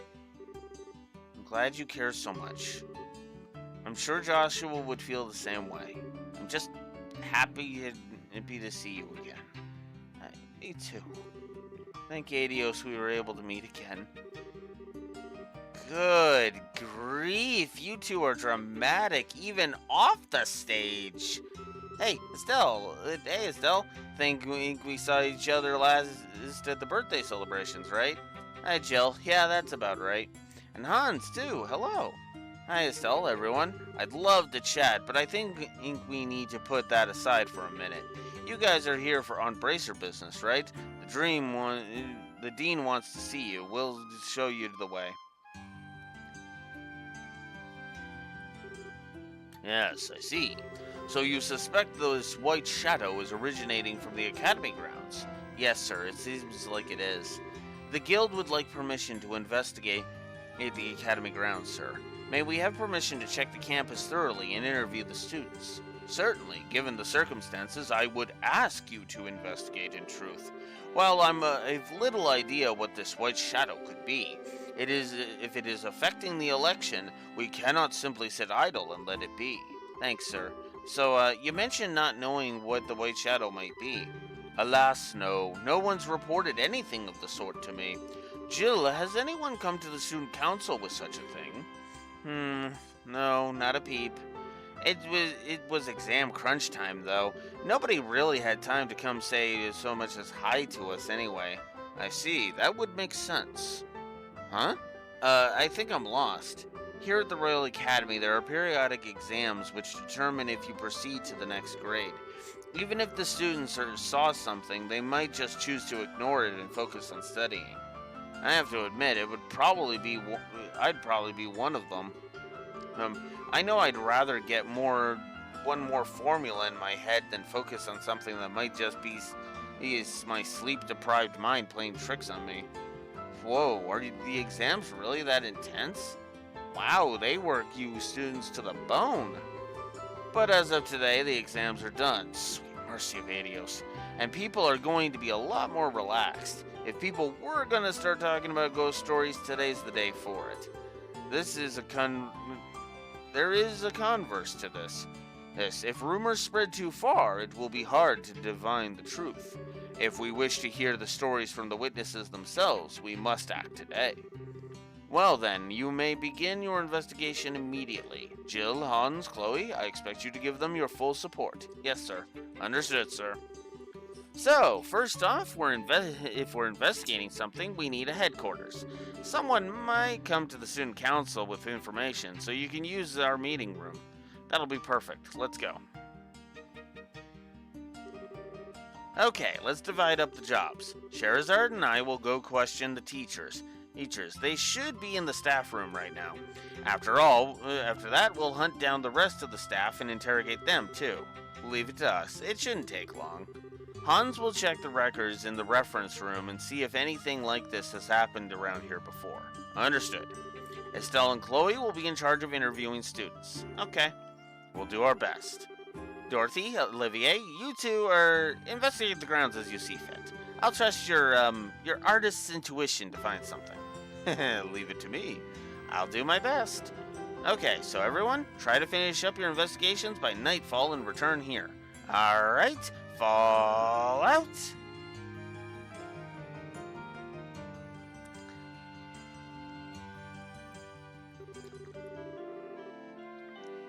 She really is good at this, huh? I noticed it during the school festival, too. She can be pretty silly at times, but I guess she leads the student council for a reason. Well, she does want to become a politician, kind of like Maybelle of Bose. She was literally frustrated when the election began, and she kept going on about how she could have been a candidate if she were 10 years older. Well, I guess she could, yeah. Oh, yeah, I was wondering, how much do Jill and Hans know about you, Chloe? I know you mentioned once they nicknamed you. Yes, they did. They essentially know everything. They saw through my disguise about halfway into my first year here. Aside from them, only the dean knows my true identity. That makes sense, I guess. They do seem pretty comfortable hanging out with you, even though they know about your important royal stuff. Yes, just like you, Estelle. You are the best friends I have. Oh, come on. You're embarrassing me here. Anyhow, let's go find some students to interrogate. Did you see anything weird during the test period? Should be good enough without raising suspicion, right? Yes, that should keep rumors from spreading, I think. Remember, though, some of the students may be back in their dormitories already. Good point. We'll look there, too. Off we go questioning, then.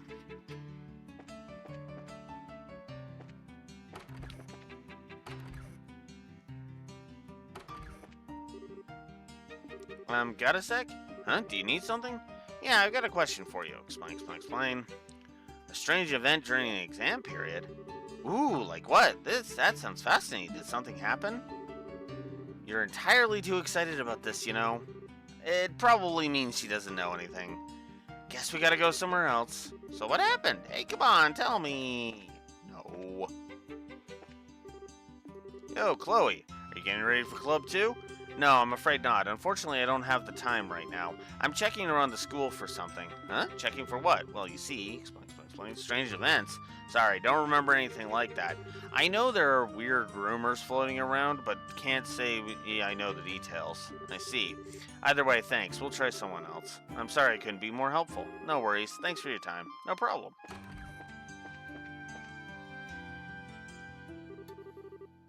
Hey, you two. How goes everything? Well, we just started, so we don't have much yet. Have you had any luck with the records? Not yet, but there aren't many records that could be relevant, so it shouldn't take long. Hey, I know you're busy, but could I take a minute of your time? Sure. Let me guess. This is about Joshua, right? Yeah. I haven't heard all the details, but he's gone missing, right? He has, but don't worry. It's something he did on his own, so it's basically like him running away from home. I wonder. I know I only spent a week or so with him, but, well, we really get along and got to know each other. We talked about a whole lot of things. He just could not shut up about his life after he came to live with you, Estelle. Really? That's so embarrassing. I was such a tomboy. I mean, I guess that's still true, but. Well, I heard a lot of heartwarming stories, I'll say that much. The thing is, I never heard a word about anything before then. Oh. One time, I just kind of casually asked what his life was like before he came to live with you. I never forgot his expression when I asked. I'll never be able to. His eyes just sort of clouded over. It was like he was staring over a Zelglong field of who knows what, that only he could see. Afterwards, though, he just laughed it off and pretended it never happened while avoiding the question. I don't really know his history, but his leaving has something to do with his early life, doesn't it? Yeah, we're pretty sure it does. I knew it. Whenever we went to bed, he'd always talk about how the day went, right? How practice was going, for example, or how delicious lunch was, that sort of thing. Whenever we did that, he got this look like he was looking at something bright and beautiful. It was the expression of someone looking at something they want but can't have. At the same time, he just sort of seemed to accept that it was something he could never have. He never really lost that look the entire time he was here. Joshua, it is something you can have, you giant idiot. Still. So, yeah. I know I shouldn't really get involved since I don't know you two that well, but can I ask you in favor of you? Just one, huh? If you ever meet him again, don't ever let him have that kind of expression. He is an idiot, thinking he can't have that kind of life. He's got just as much of a right to love, laugh, and enjoy life as any of us do. Can you do that for me, Hans? Yeah, of course I can.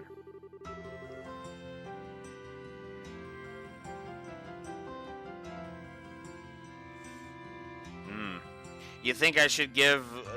You think I should give Olivier's whole budding talents, budding youths thing a negative? Because it doesn't even have. It doesn't even have a follow-up line like his Cold Steel 1 version does. Sorry, I was focusing on the dialogue more than anything. But honestly, I could pencil that in.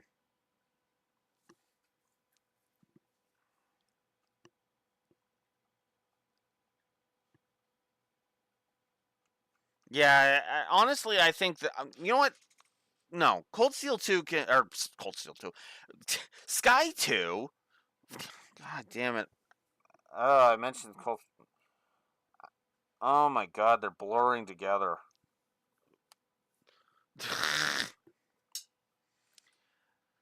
I think I'll go ahead and I will pencil that in. Whoa! What? Well, okay, I guess the score's not moving. Yeah, Trails on the Brain. I have the whole series on the brain, which I suppose makes sense. But yeah. Alright. So that's the character stuff, so we'll put it here.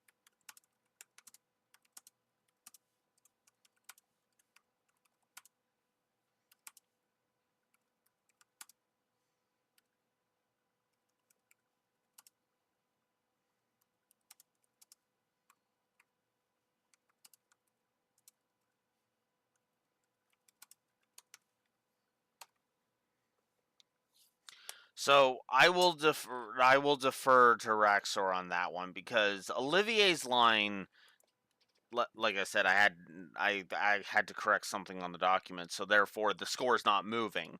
But yeah,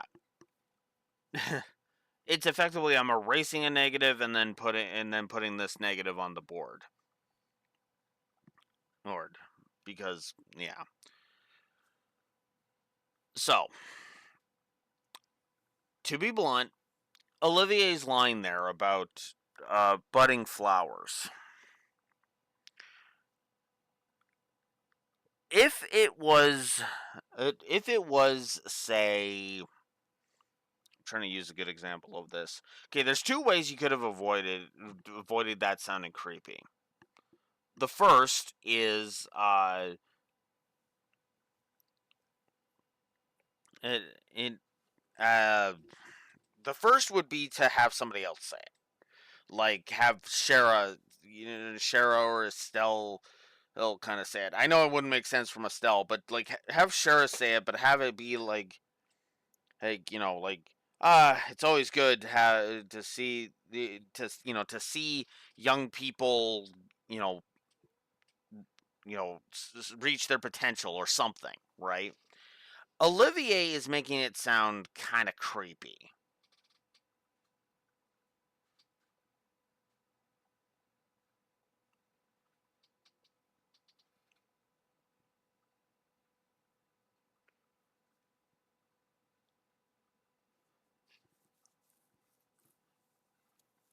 It kind of creepy. And that is the problem. And there's no follow up to it, too. Like Estelle just being like, ew, gross. And then Olivier correcting himself and being like, "What? I meant nothing untowards." Yeah, in the direct translation, it's even worse. But even in the cleaned up, localized version, it's still kind of what the fuck, Olivier. Hey, which yeah.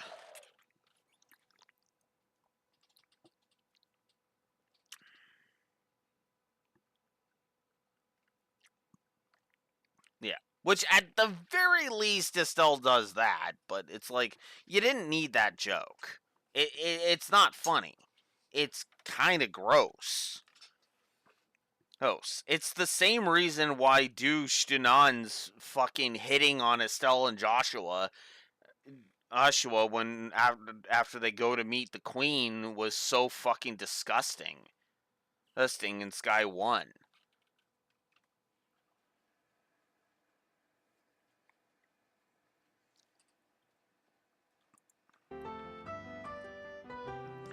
I probably should have given the original a negative for that, but I'll stick to it just being bad in the remake. Even worse in the remake, I should say.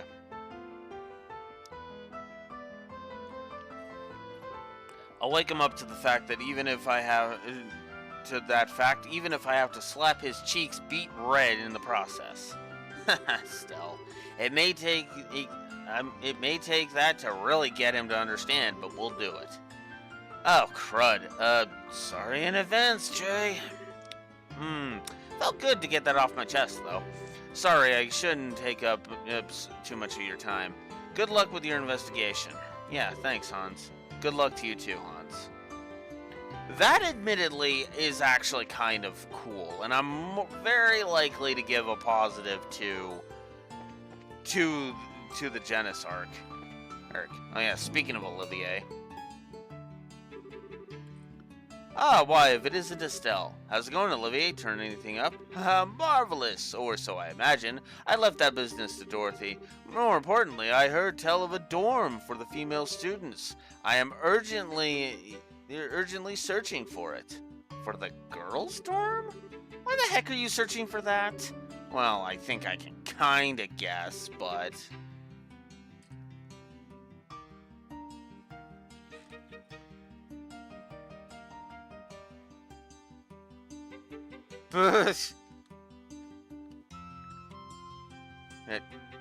That should be obvious. To safeguard the place for where those maidens lay themselves to sleep naturally.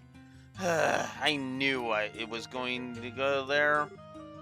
How expected of you. It would, after all, be far too late once the foul hands of evil disturbed their peace and put them in danger, you see. Ah, yes, incidentally, Estelle, I believe you have spent some time at this academy before. Perhaps you could guide me to the dorm? I'm a little busy right now, so another time. I know whose foul hands of evil I'm going to safeguard the girls' dorm from.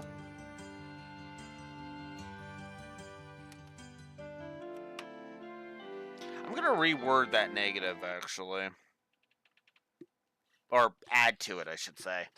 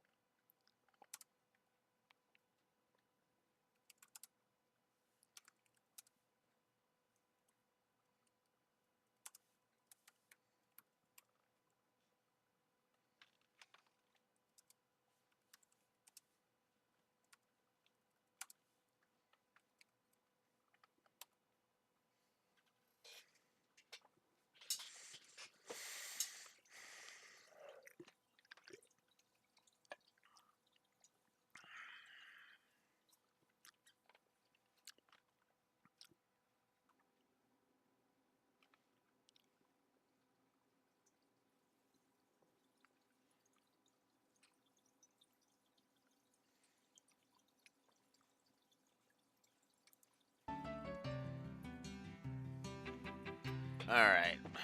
And I'll probably take a look at that compilation later.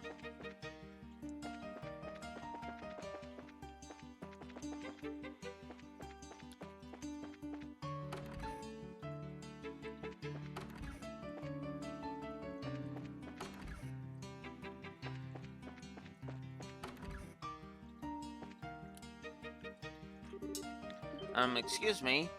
And how come no one ever told me? Whoa!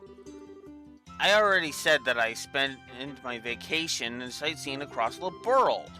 Earl, why am I being forced to return home now? Felicity, please calm down. No, I refuse. This time I will say my piece. Tests are finally over, and I was finally starting to plan all the things I wanted to do for my vacation. So why has a return ticket to the Empire conveniently shown up on my doorstep now of all times? James, you have been plotting against me with Grandfather, haven't you? Man, hard to get a word in edgewise. Let's just see what happens. I truly believe it would be in your best interest is to keep these complaints to yourself for now. They can only serve to make things worse. Excuse me? Excuse me? Have you forgotten your place? How dare you speak to your mistress in such a manner? Oops. Pardon us. I did try to warn you. Ahem. Do you need something from me? Yeah, sorry to butt in while you're busy. We're in the middle of an investigation, you see. Explain. I see, you've come about the little incident. Reina, please, that's enough. I can hardly bear to recall such horrors. Did something happen? Indeed. In fact, what we saw would qualify as more than strange. It was a human form floating in the air. Ah! Reina! Please, tell me everything you saw in as much detail as possible. I would love to. I believe I could share enough information for the both of us. Is that acceptable, Felicity? Oh, fine. Do whatever you want. It was the night before exams.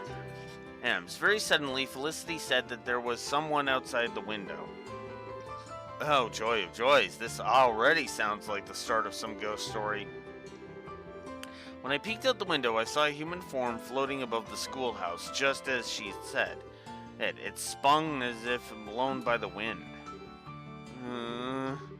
Eventually, it disappeared towards the back of the schoolhouse. And then came the worst part of all. My lady, being struck by fear, climbed into my bed, and surely that part isn't relevant to their investigation, Raina. Yeah, no need to go that specific.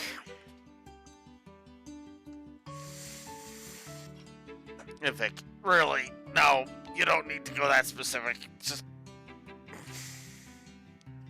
told us enough. Oh, I see.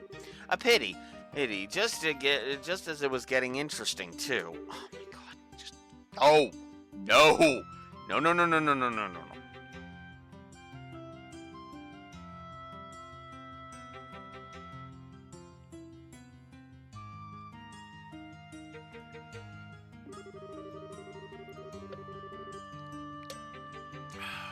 A human shape appeared in the sky above the schoolhouse, spun around, and vanished towards the back of the side of the schoolhouse. Yes, that's correct. Was that of any help? More than helpful. Thanks a lot. We couldn't have asked for a better testimony, really. Alright, I should jot this down in my notebook right away.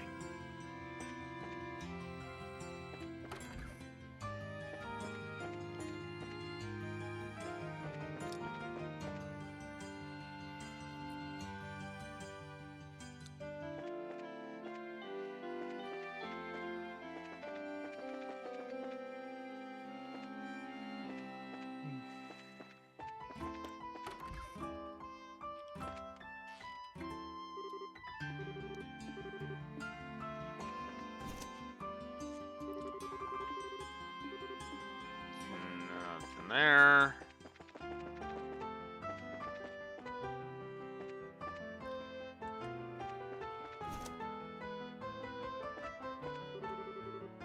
Hello, Chloe. Do you need something? Actually, yes. We'd like to ask you a question. Oh, what's up?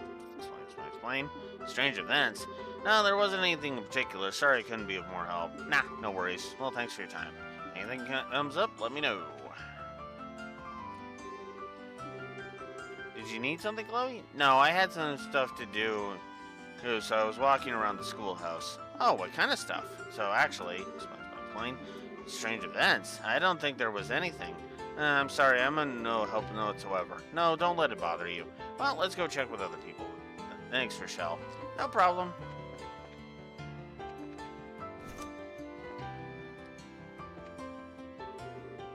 Huh? Do you need something? Odd events, huh? No, nothing. Nothing. Oh. Oh, Chloe, how'd your test go?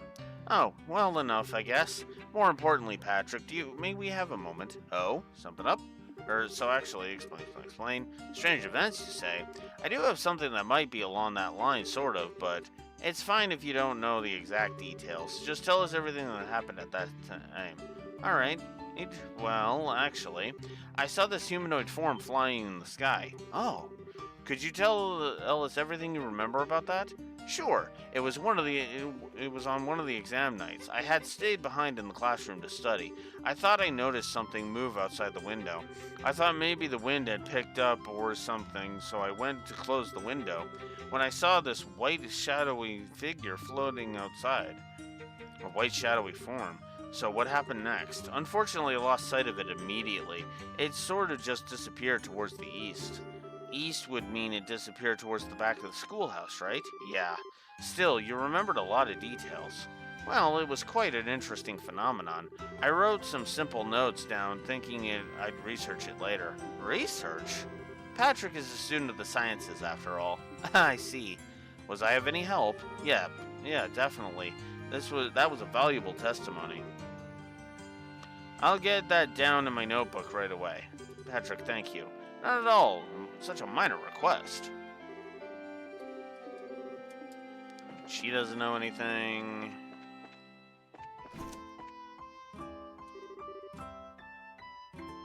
Only gotta wait a little longer until vacation starts. Exams can't end soon enough. You and your mom are going shopping in the capital. Oh, man, I'm hungry. Huh? You want something? Yeah, actually, we had a question. Explain. Strange events. Like, did you see anything weird or hear any odd noises? Anything you might have noticed would be helpful. Odd sounds? Don't make me remember all that creepy stuff. Did you see something? Yeah, haven't actually told anyone before you guys, though. Oh, I saw someone suspicious. Really? Could you give us the details? Okay, sure. I was hanging out behind the schoolhouse on my way back to the home, right? It's a great place to chill during tests. No one's ever there. So I was walking around near the rear gate on my way back when this white floating person suddenly flew past. I'm sure it looked like a person. No way I could have seen it wrong. A white human form. That matches all the other eyewitnesses. So what happened after that? He floated off towards the rear gate. After that, I didn't see him. I see, so he disappeared towards the rear gate. Yeah, this is good intel. I should write this down in my notebook. I agree, this is valuable testimony. So, is that enough? I'm starving and I want to go grab some food. Sorry, you're all good. Thanks for your help. Yeah, well, not sure what's going on, but good luck or whatever.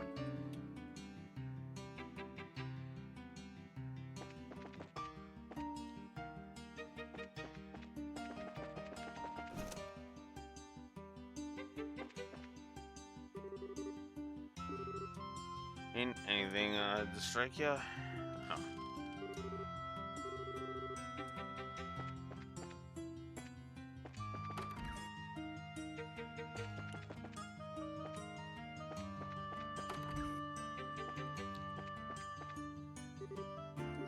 Dorothy, what are you doing? I'm taking beautiful pictures of the cafeteria. I got some really cute shots of the seafood jelly. It's so jiggly. Pretty good, huh? I don't know what I expected.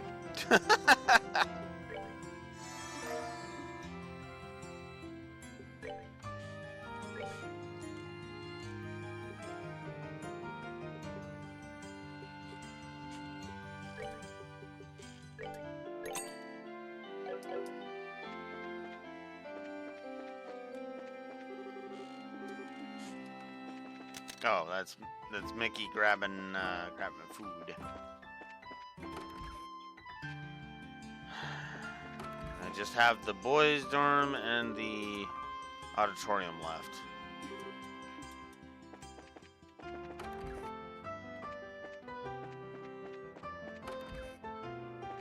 Oh.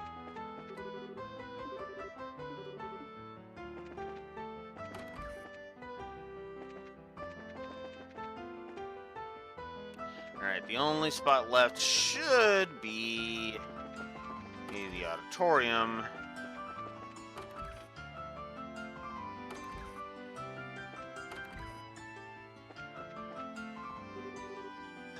Oh, this is the auditorium. It's strange, isn't it? It was only a few months ago, and yet you can't help but reminisce. Yeah.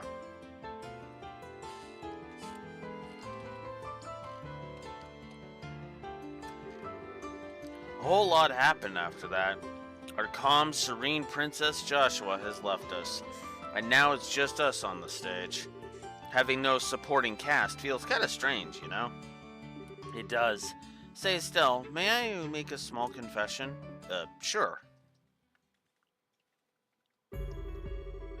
I liked Joshua. I mean, affectionately. I was a bit attracted to him from the moment we met. What? Ah, I see. I actually kind of figured. It always sort of seemed that way. That kiss scene at the end of the play, I won't deny it sent my heart racing. I kept apologizing quietly to you even as I threw myself into the role. I was all set to finally kiss him at the end, not just pretend. Really? You're a lot braver than I thought, Chloe. Julia says I always do things that make her worry. But then Mayor Dalmore pointed that gun at you, Estelle. Joshua's eyes, I've never seen eyes so full of murderous rage. And it was all because you're that important to him. That's when I gave up, because I realized I never had a chance against that. I don't know. I think it might be a little too early for you to give up. I mean, honestly, Chloe, I can't hope to compare to you. Oh, Estelle, you're so silly when it comes to this sort of thing. You really have no idea just how charming you are. Man, I pay you a compliment and you poke fun at me. Come on, Chloe, I was serious. But that's just it. So was I.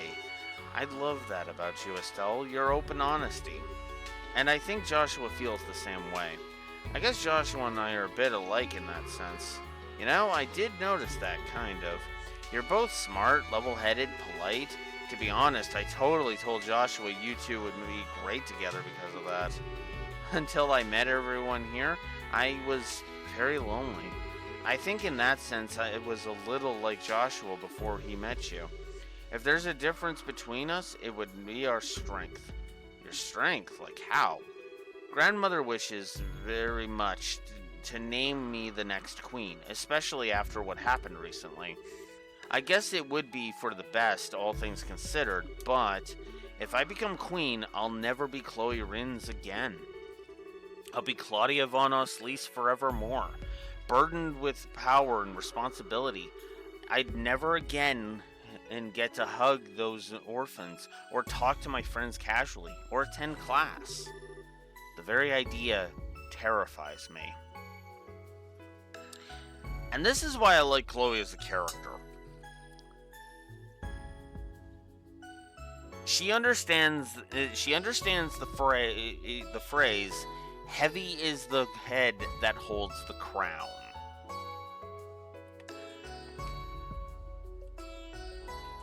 She is not trying to grab power. She is effectively having power thrust upon her. And she doesn't feel ready to take on that power. Now, the end of this game will show, yeah, she's ready to take that mantle. She just needs the confidence to take that crown. And to place that crown upon her head. But her hesitation makes perfect sense. She's not like Dushtanon. She's not trying to just seize power because she wants power. She's afraid of the power, as she should be.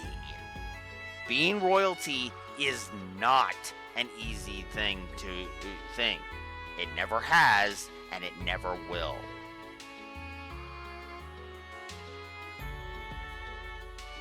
And I agree with that sentiment. Those that are afraid of the power or make for fine rulers, because they understand how delicate their position really is at the end of the day.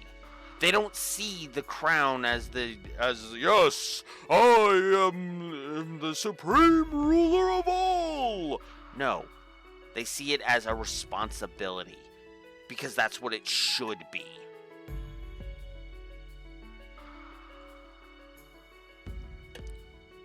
And that's what makes Chloe an effective ruler. Which is funny, because there's somebody else in the Skycast that I would argue would make a fine ruler too. But we'll touch on that a little bit more when that scene happens.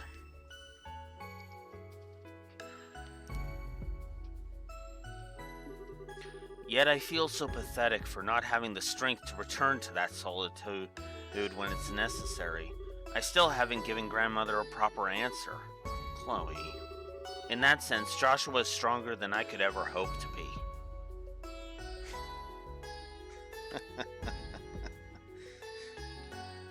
You know, I mean no disrespect to Joshua when I say this, but I think Chloe is wrong here. Because you know what Joshua's doing right now? Running away. Joshua is scared right now.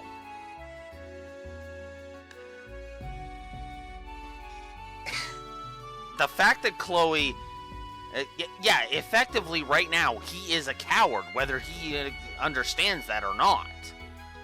And I'm not trying to disrespect Joshua when I say this. Because that's the whole point of his character arc in this game. He has to learn to stop running away from the people that give him the strength. He thinks he's unworthy of the sun He thinks he's unworthy of the son he fell of the shining sun and that he fell in love with, as in the astronomical body, right? Metaphorically speaking, right?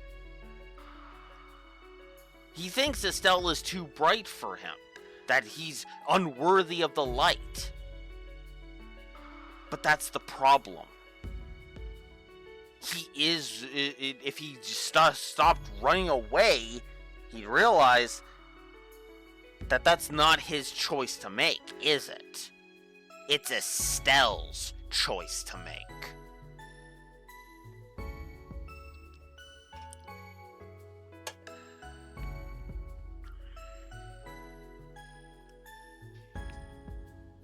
As the very end of this game will prove,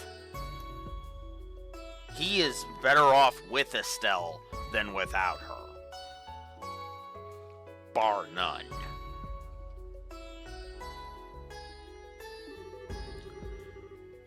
I'm sure that he, more than anyone, didn't want to be separated from you, but even so, he disappeared so as to not involve you in what he felt was his own problem. Which is still a sign of weakness, because again, he decided that Estelle couldn't handle his problems. Again, I refer you to that entire tangent I just went on. Joshua's strong on some level, yes, but I don't think that's the kind of strength you should admire. Huh? It's the role of a queen to rule a whole country. Of course you're hesitating. It's natural. Heck, what be really worrying would be if you wanted it without hesitating, like Duna.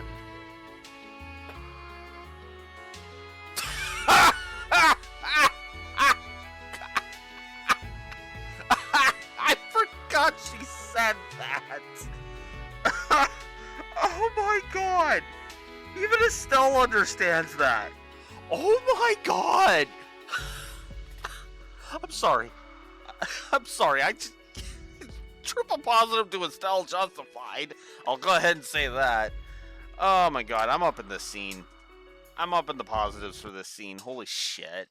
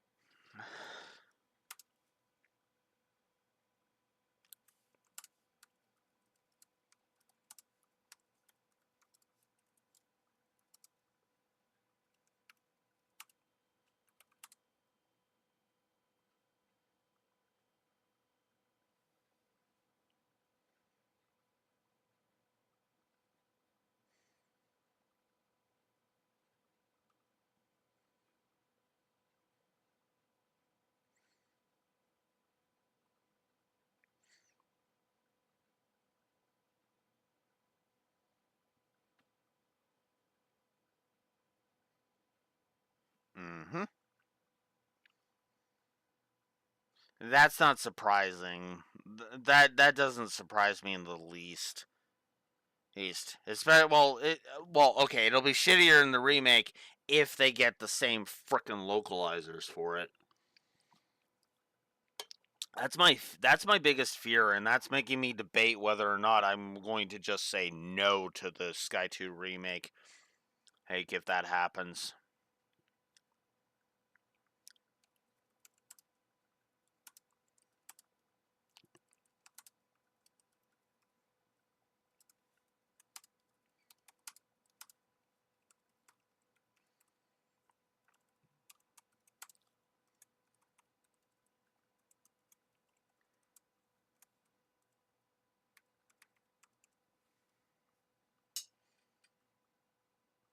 Actually, I think I'm gonna agree with Laura on that one.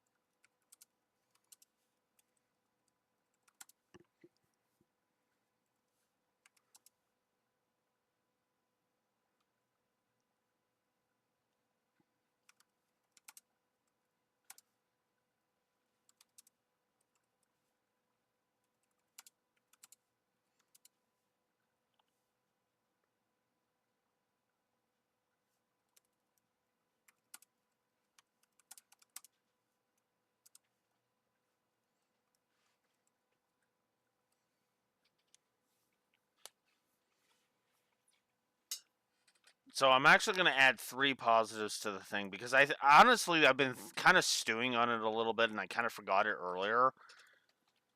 First of all, meeting with Teresa earlier because I forgot to add that because that is just such a good that whole section is actually really good.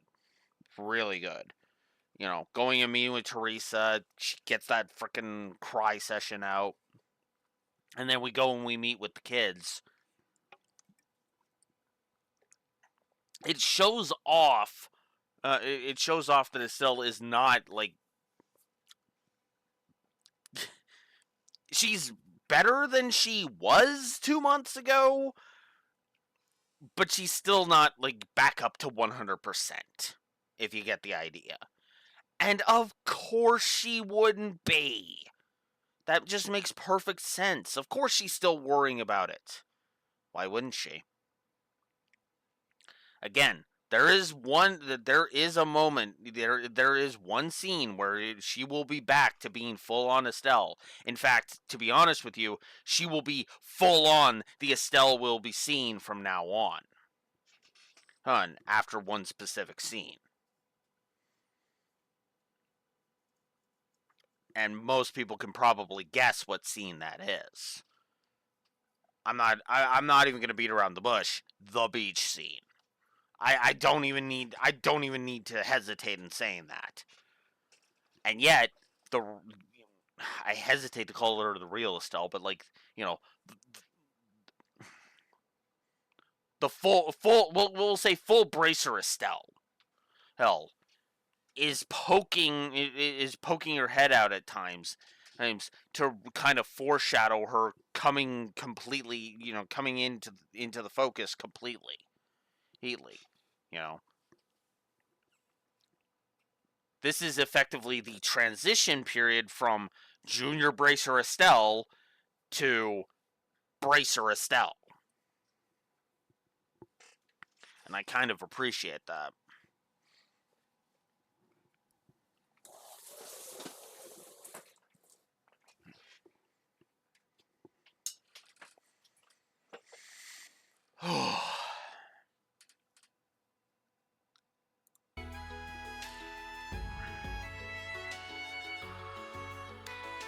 Oh, hang on.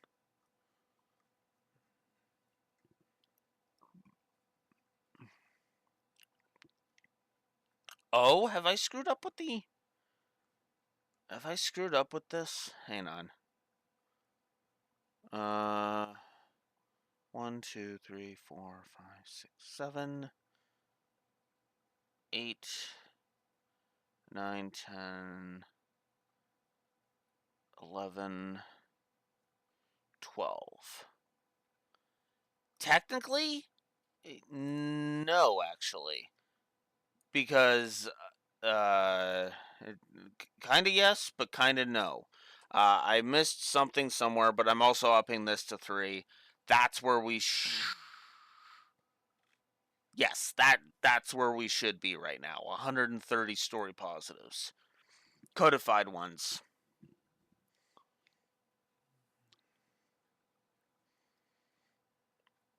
God, Sky 2, you keep doing this to me. Why do you keep doing this, doing me like this Sky 2?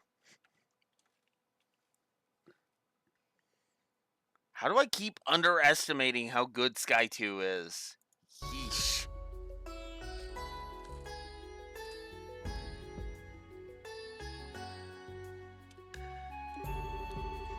Being worried and unsure about whether you'll be good and still trying anyway, that's why you'll be an amazing queen, Chloe. Estelle. But Joshua didn't hesitate. He barely thought twice. He left us behind as if it were the most natural thing in the world. That's something I can't forgive him for.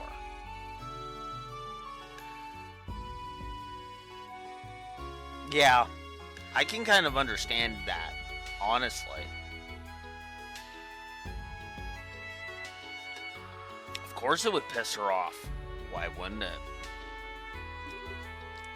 So, You're right. It is unforgivable. Why is it? Why is it the cute ones are always the ones who don't understand a girl's feelings?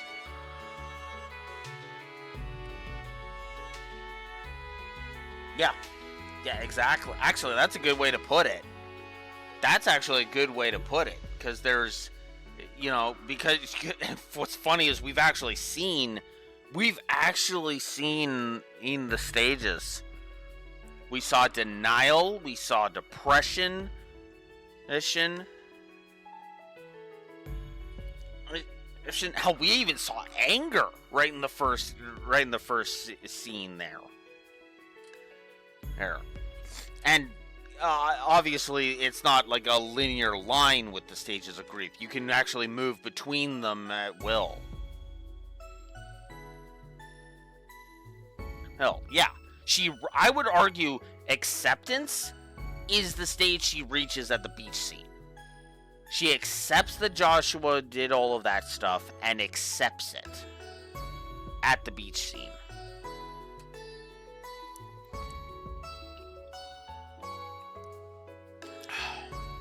Why is it the cute ones are always the ones who don't understand a girl's feelings? Because men can be blind idiots sometimes, Chloe. Even the good ones.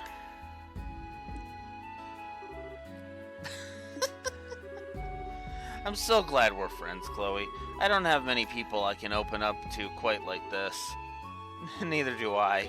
Although, all we've been talking about are embarrassing things, really. Oh, please don't misunderstand me, though.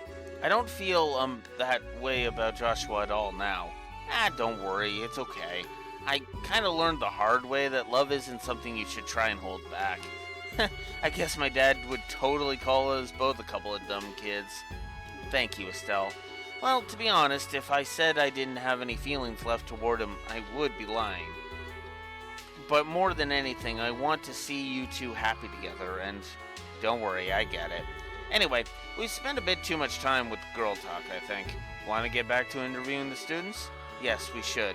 Let's try to talk to everyone before nightfall.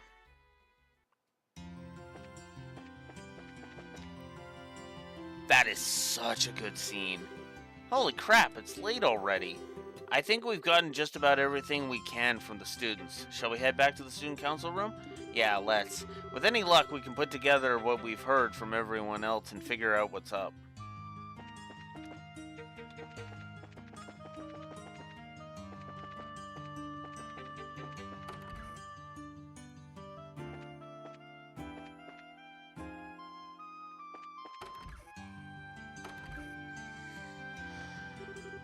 Hey, you're back. Alright, everyone reports. Hit me in the face. Well, most of our interviews with the staff were fruitless. Only the school janitor saw something suspicious. The suspect seemed to disappear right outside the gate to the old schoolhouse, apparently. Yeah, the teaching staff were all too busy preparing for the test, so nobody saw anything useful. The cafeteria lady and Fauna, the receptionist, also didn't have much to say. I was kind of afraid of that.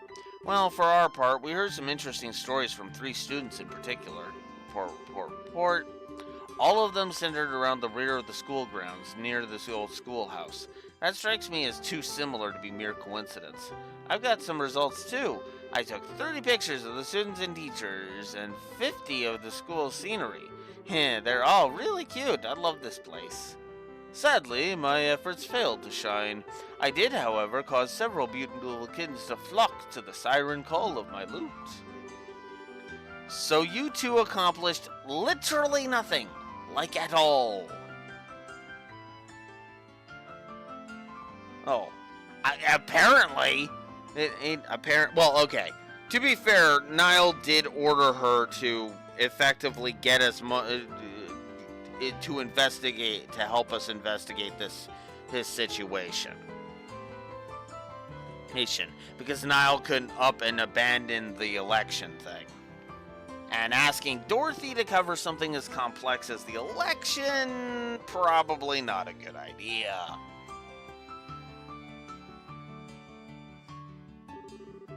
I mean, I wasn't expecting much, but come on. So that would leave me for last, I suppose. I looked over the records for any similar cases. Problem is, everything here is so new that there's nothing really in the way of ghost stories and whatnot. Anything remotely relevant centers around the old schoolhouse. The old schoolhouse again. It's suspicious no matter how you look at the case. I'm a little unclear. What is the history of that building? It's the original Genesis building. It's been around for centuries as far as I know. No, the new campus was finished about 20 years ago? Though the school moved here and the old place has been closed off ever since. Wait, hang on. It's closed off, but I thought we popped in there during the school festival. Unfortunately, some of the very dangerous monsters have been wandering around and got in after you left. We've had to leave it tightly locked and abandoned ever since. Oh my, a stone ruin dating back centuries. It strikes me as the perfect haunt for a ghost. Thanks a heap for pointing that out. Note, well, I really don't want to go, but it's not like we have any other leads. It's where Valimar is. Wrong old schoolhouse, Osrax, or he's up north. Or there's an old schoolhouse up north, where Valimar's sitting right now. And will be for another 3 years.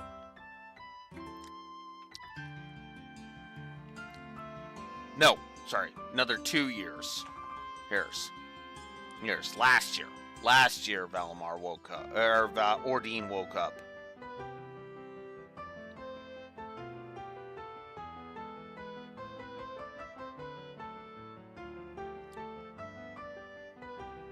It's getting pretty late, though, so how about we check it out tomorrow? Yeah. Why, Estelle, whatever makes now a bad time? It doesn't seem that late. Well, you see, it's almost nightfall, and it might be dangerous with the monsters and stuff. It'd be a bit of a challenge during the day, so I imagine it'd be stupidly dangerous at night. Ah, but is that not the point? The truly terrifying manifests best under the light of the moon. If there is any time to grasp the true nature of our specter, it is now. Yeah. You gotta get the ghost pictures at night. It's the law, or something.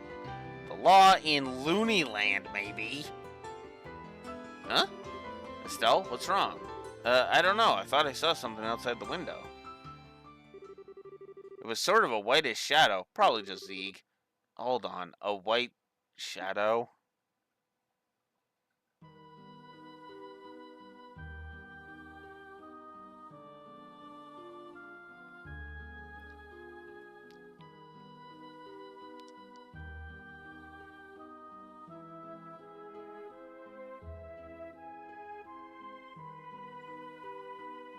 The man, the myth, the legend. Estelle, what's...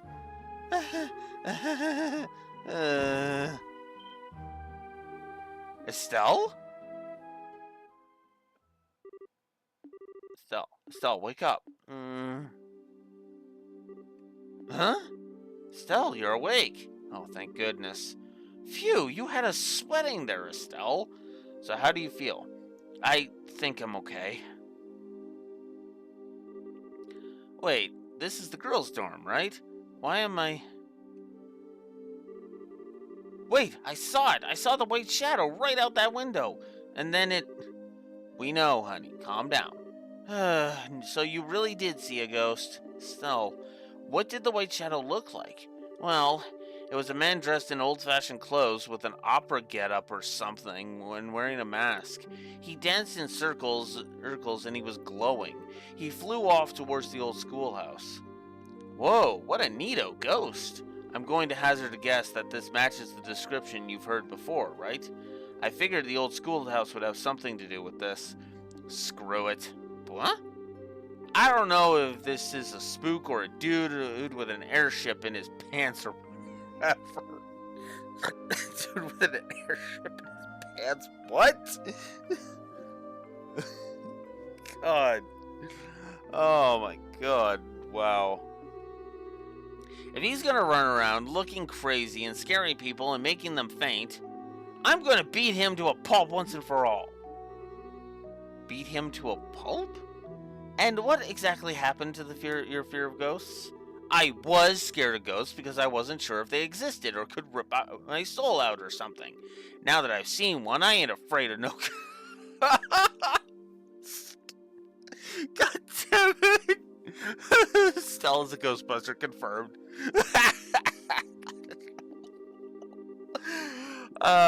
If I see it again, I'm going to polish my staff with its face.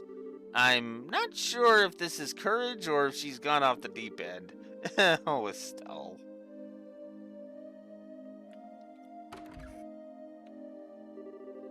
Alright, I got the key to the back gate from the teachers. Thanks, Cons. And so let's get into the schoolhouse, punch this ghost in the face, and drag him back to the guild. We're finally entering Estelle's element, it seems. Well then, let us begin our test of courage. Monsters may have taken root in the ruin, so only those skilled at the art of combat should enter. A good idea. Dorothy can come, but I'm afraid our student friends need to remain here. Yeah, I know. We'll leave everything to you big, tough fighting types. Oops, we'll be waiting here in case something happens. Sherazard, may I accompany you? Huh? Princess, I don't think it would be very wise for you to do something this dangerous. The children at the orphanage have seen this, whatever it is. I cannot simply let it be. I've also been inside the old schoolhouse on a few occasions. I think I may be able to help. I see. Well, you certainly proved you're quite the fighter during the coup. I'm pretty sure, or Agate says something similar to this too, where he's like, don't think that's a good idea, please. Okay, you did prove yourself before.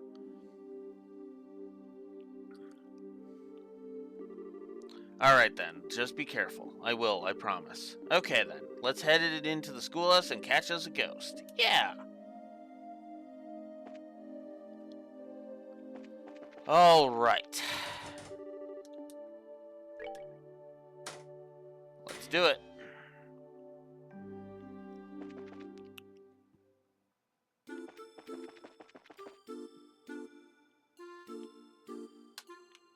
Not the last time we're gonna be here. So, this is the old schoolhouse, apparently appropriately spooky. You see? Now we're getting somewhere. I can feel my blood begin to sing with the terror of it all. I'm getting goosebumps. Yeah, you two sure seem terrified, all right. Oh, what's up? Estelle, on the door.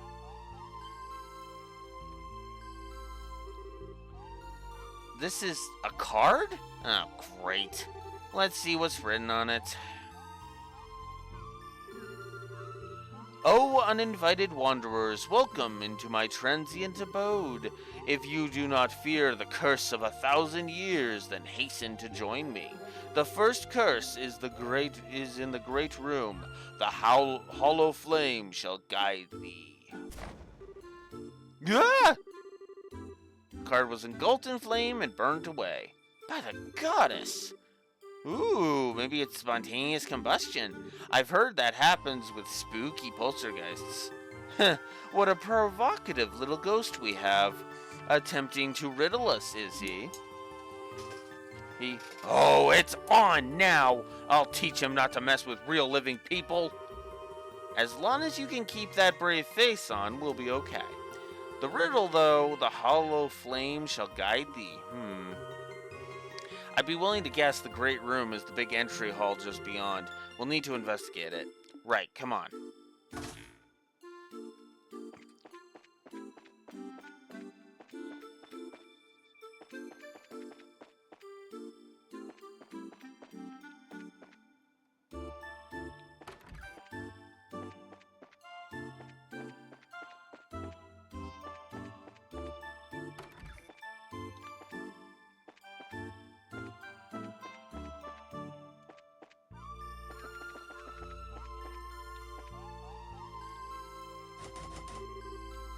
Door is locked.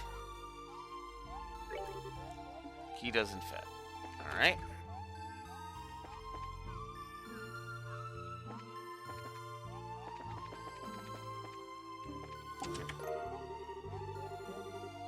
10 of each septium. Excuse me.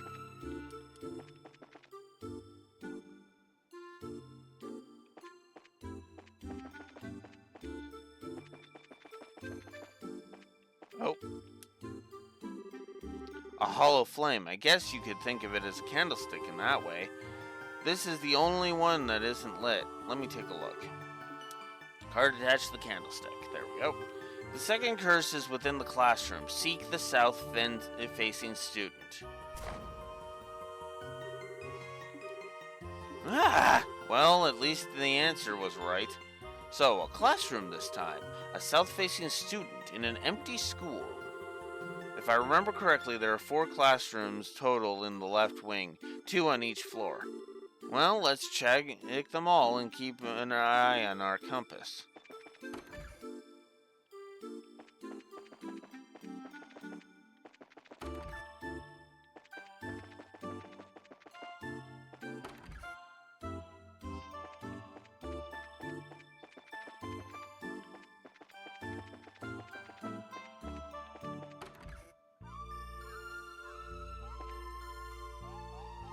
Facing south.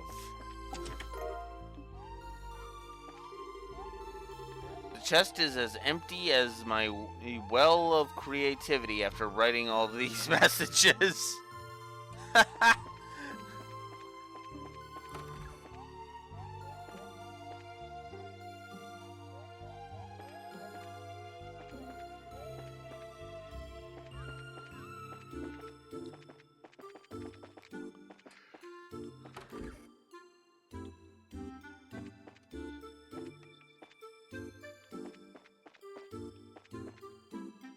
There we go. All the other desks are messed up, but this one looks okay. And it's facing south precisely. I suspect this is what we're looking for. Let's take a look. The third curse lies within the garden. Seek ye the fallen neck. Ow! Well, that was right at least. Where's the next one? The fallen neck in the garden. A metaphor clearly, but for what? What marvelous mystery.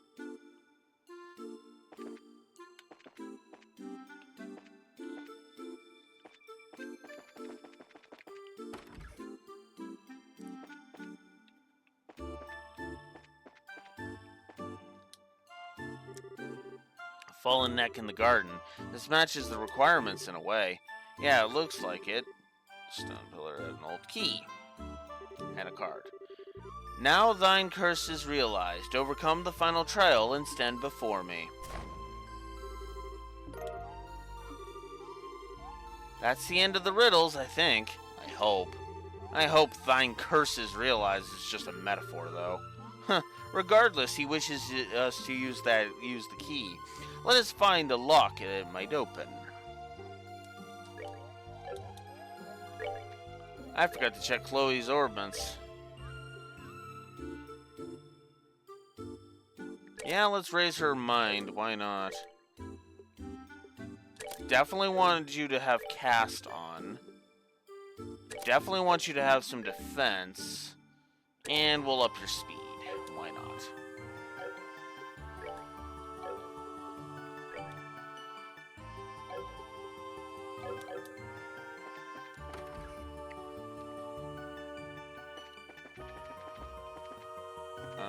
This way.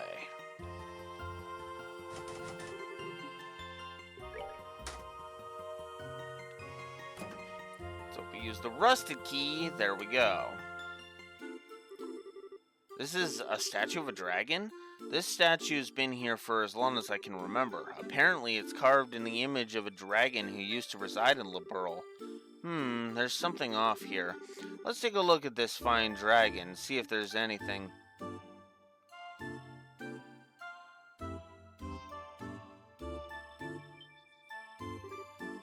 Victory!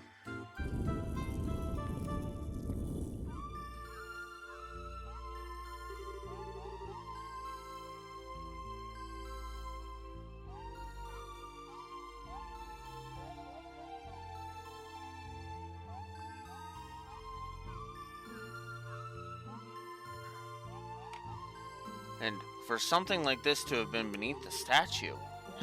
Not a bad little plan. This is getting quite exhilarating. Yeah, someone's really trying to make this fun. If this was a tourist trap place, this would be a bit of a... I bet it would have get a lot of guests. But, you know, something about this seems weird, like beyond what you'd expect. Like those cards, doesn't that seem weird for a ghost? Yes, it would seem difficult for an incorporeal spirit to do all this. One way or another, we're matching wits with something which clearly intends to challenge us. Stay sharp, we need to head down there.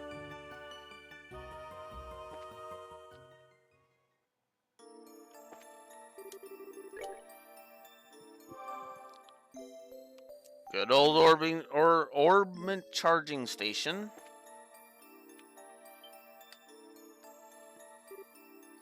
Huh? The enemy is upon us.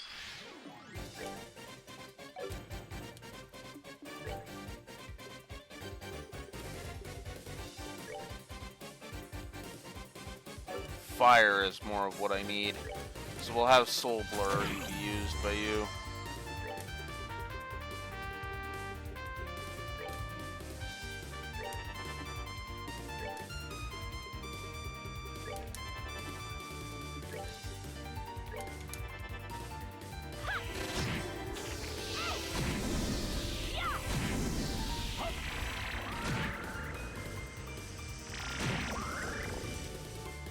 God damn it.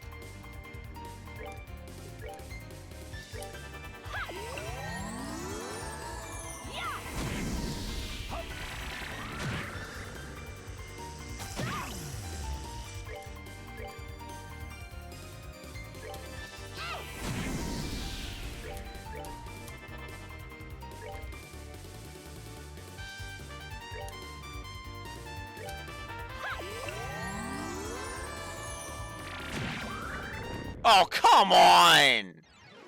Fuck, I hate when it does that.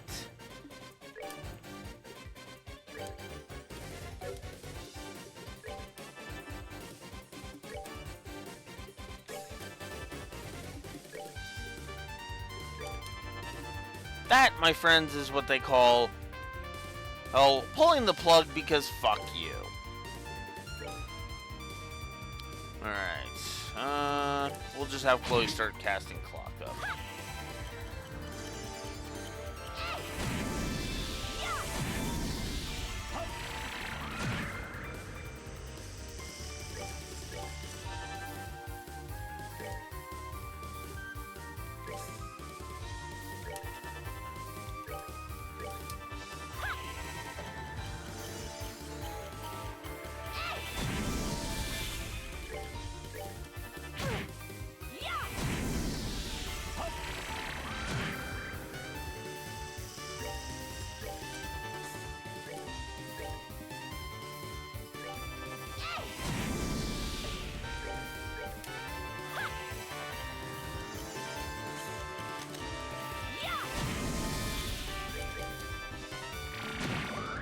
Oh, come on!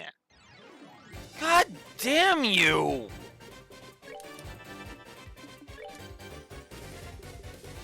Can you stop one-shotting Dorothy? Asshole!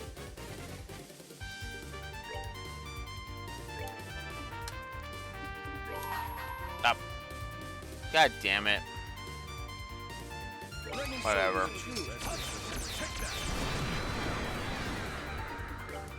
that. That's why I didn't want to do that.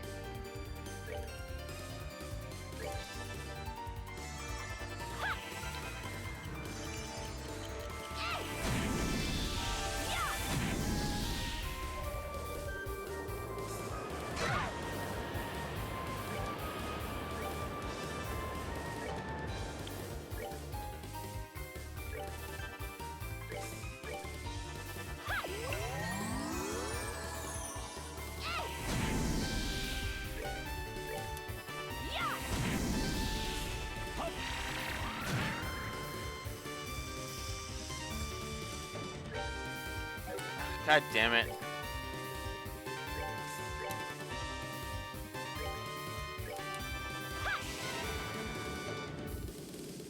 What?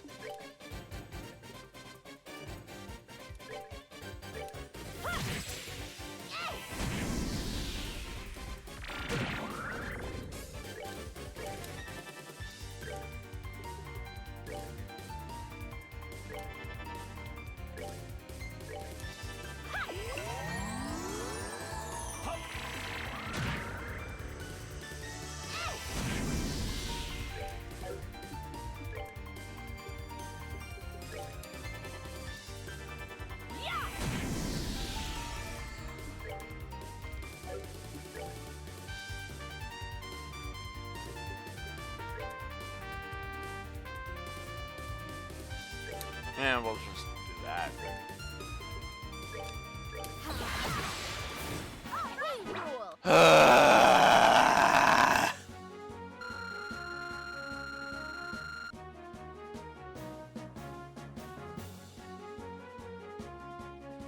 No, I'm gonna do it. Fuck it. I'm doing it.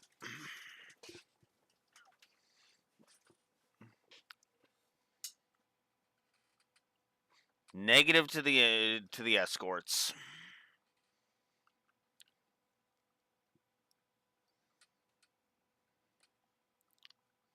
Fuck. Just ugh.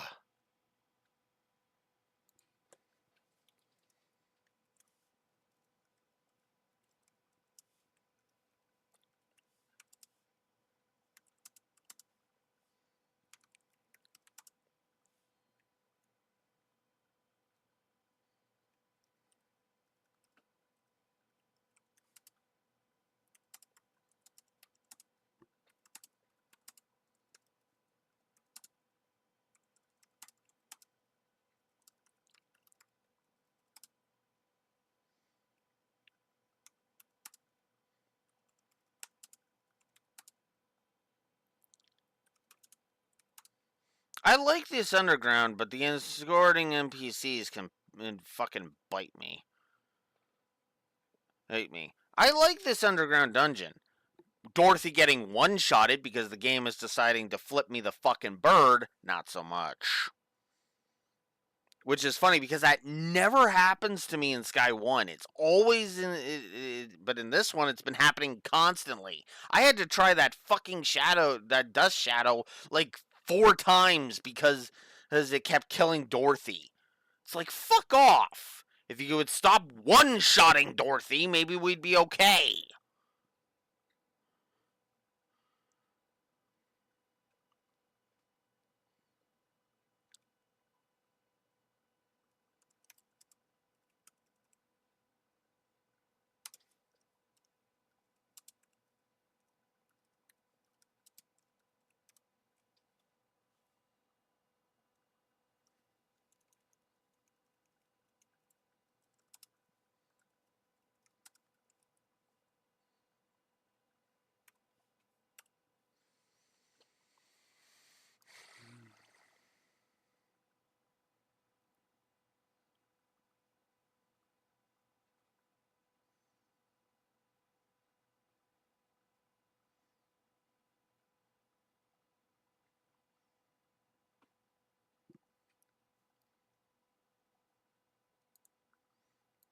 Yeah.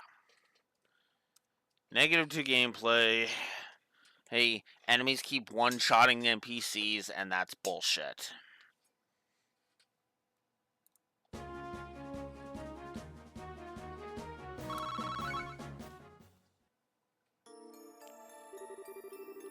Phew, that was a couple of pieces of cake, I think. So, this place is some kind of underground ruin? Yes, it seems so. The architecture is similar to the buildings from the Middle Ages. I had no idea a place like this was so close to the academy. The monsters in this place sure are as thick as hopper chiefs in a wine cellar.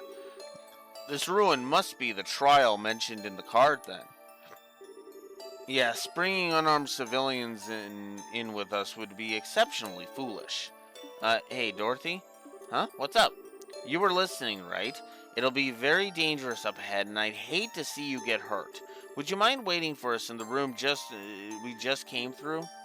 Oh, but I wanted to get some awesome ghost pictures. Hey, don't worry, Dorothy. We'll come back if we find anything, okay? You can get your awesome pictures then, right? Well, if I gotta. Be careful, okay, guys? And that's why why that was for the NPC escorting rather than for this dungeon. Well then, shall we? The monsters here are incredibly ferocious. Let's proceed carefully and fight only when necessary. Right, of course, naturally.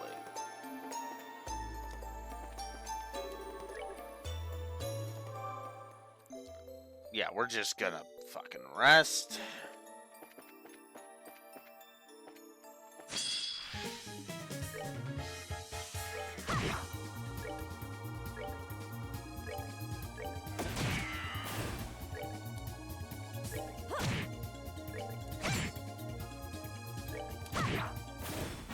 There we go. And of course, Chloe's lower level. It's gonna be interesting to see what level I end up finishing here at.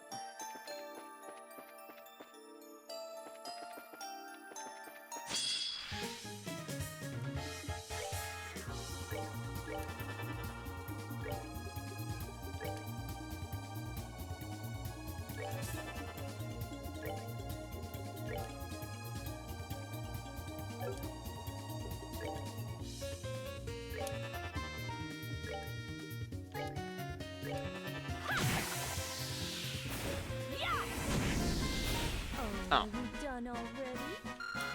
Yeah, that's kind of my question. We're already done? Okay.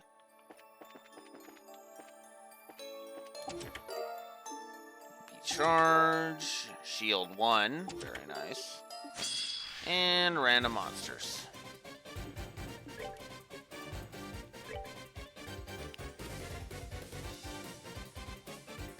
Puppet fraggers.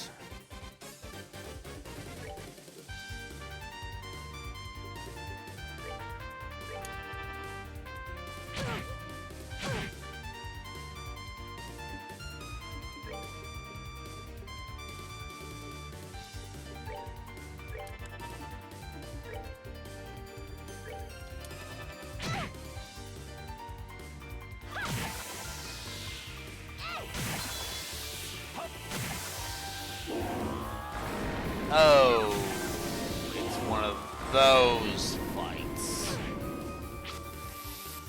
Fuck. Sorry.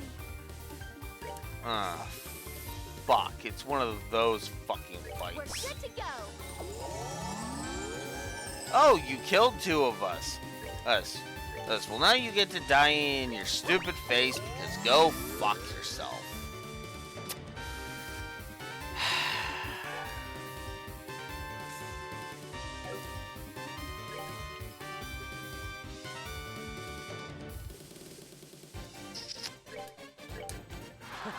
My love, I give to you.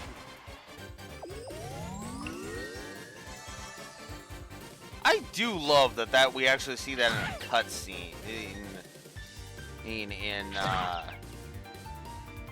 Sky 3. Ugh. Fucking faint, really?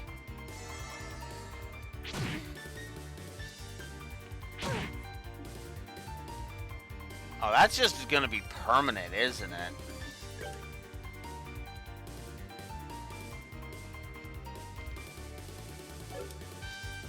Great. Alright. Fuck it. We'll just start AoEing the fuck out of it then.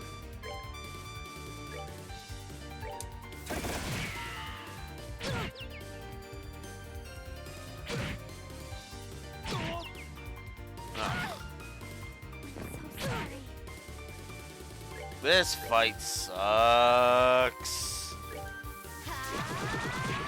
This fight is garbage. I'm sorry, but like, no. This is stupid. Look at this garbage.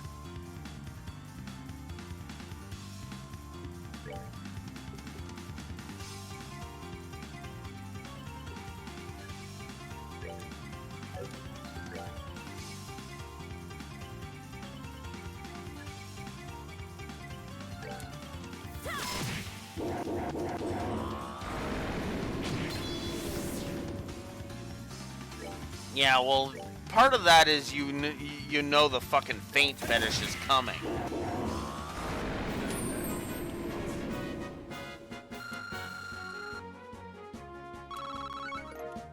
Ugh.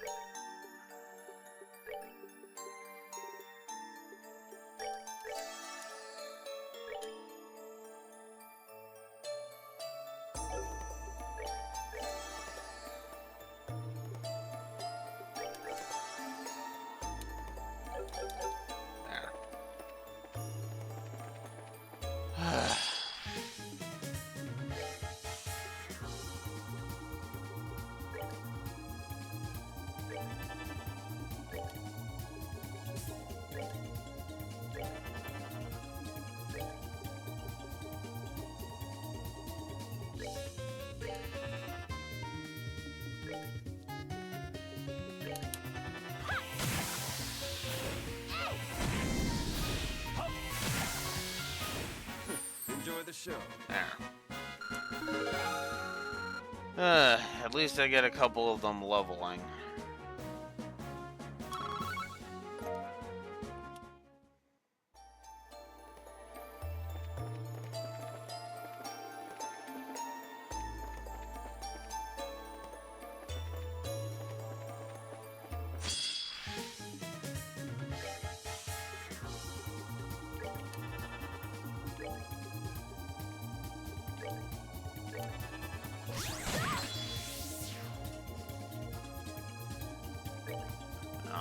Right, you're those fucking art canceling bastards.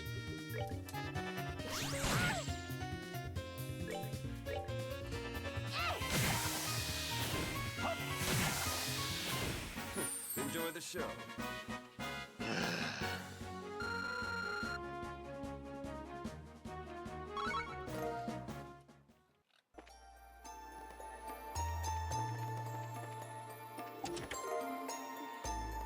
Reviving bomb. Attack 2. Ooh, well.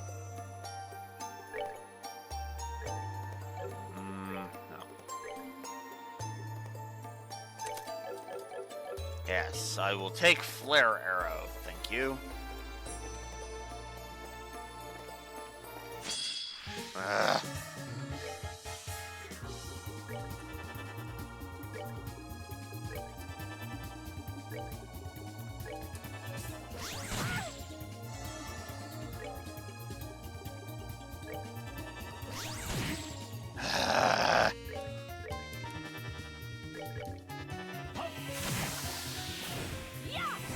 Just frickin' Seems you die.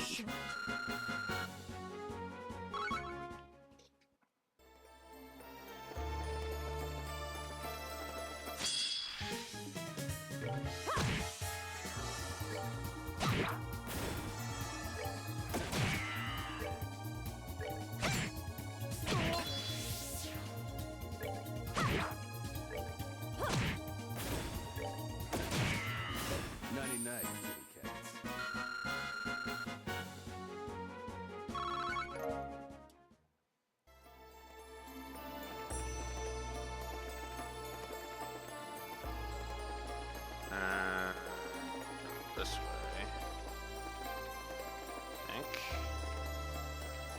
Yep.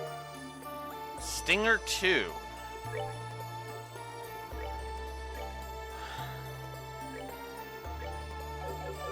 Eight extra attack.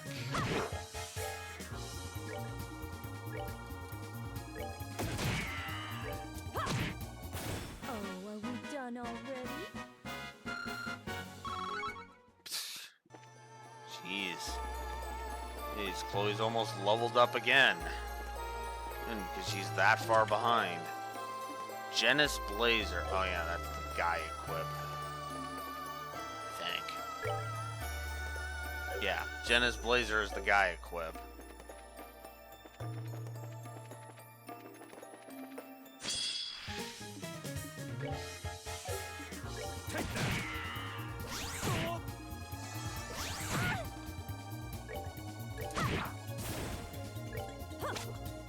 God damn it. Ugh. Oh my god!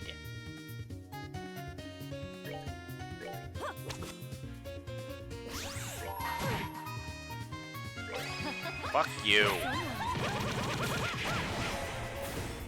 So sorry. And Chloe just can't catch a fucking break because these guys need to keep fucking going after her. Fucking assholes. Enjoy the show.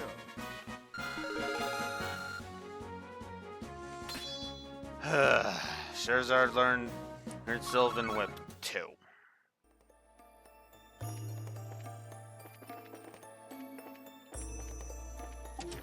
Missed this.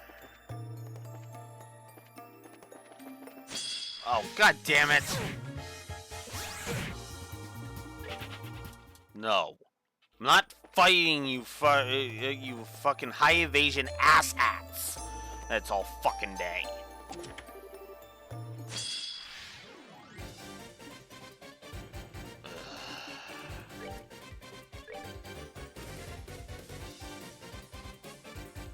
Let me show you the true essence of beauty. Take that!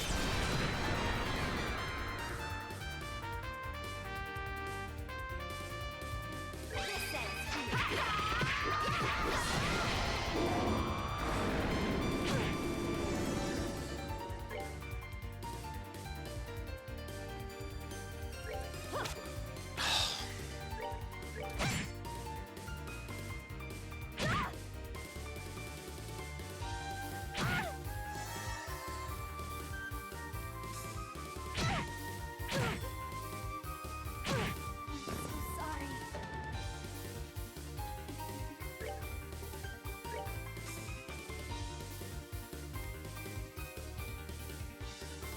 Oh, right there. Get up.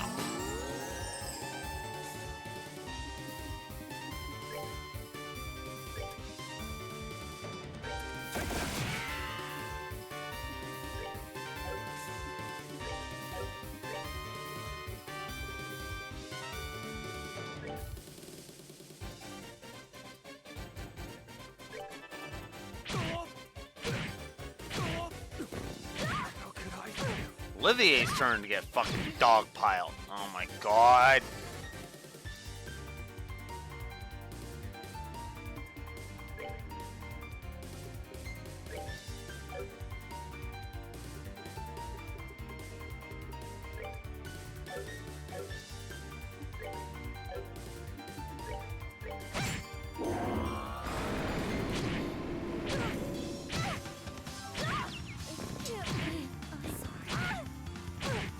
So sorry.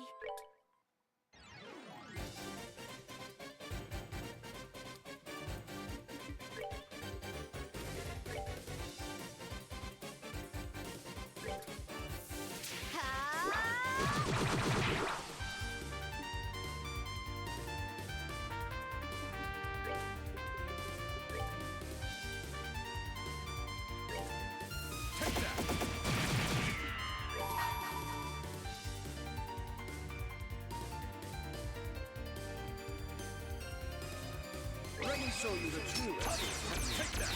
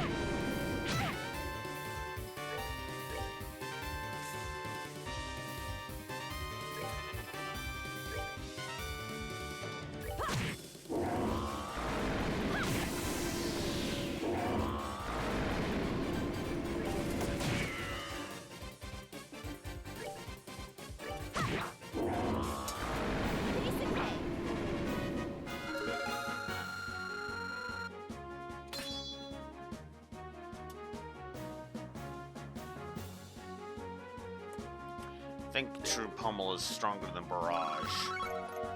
So we'll set up.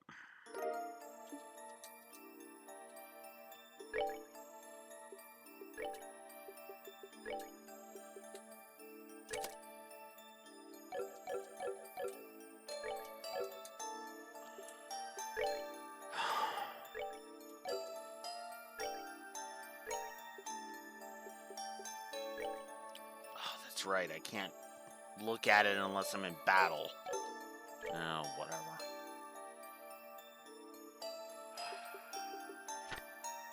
Nope, not that.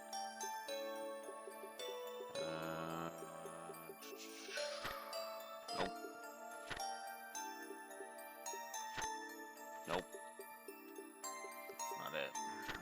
That's not it. There it is.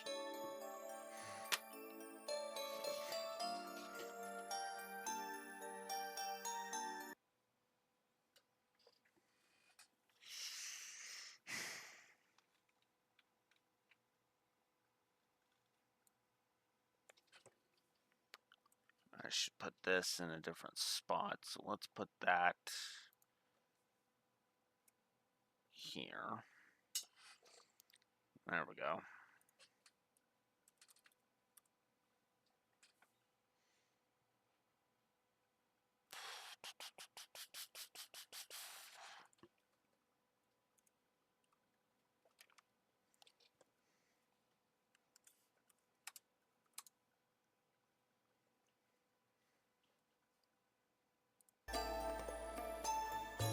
Puppet Fragger's got it.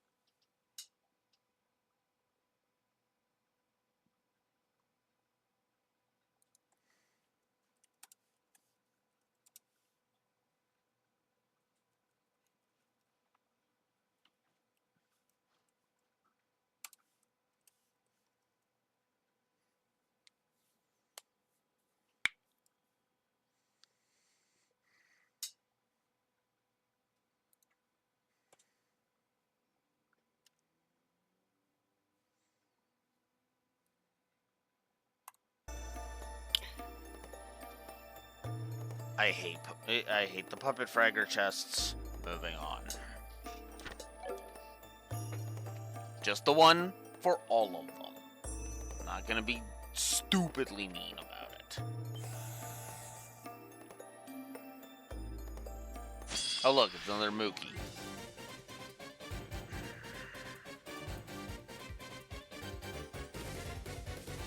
Okay. To be fair, there, I'm signaled out the thingy.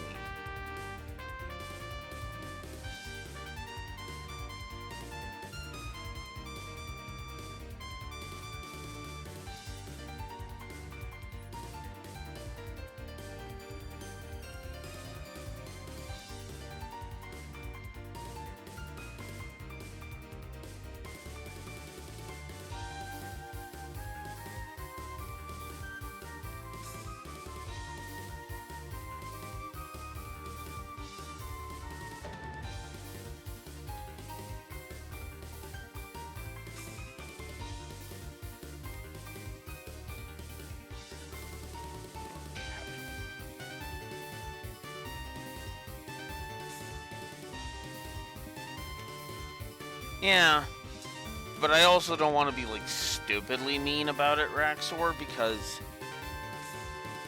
to be fair, I got through those pretty simply.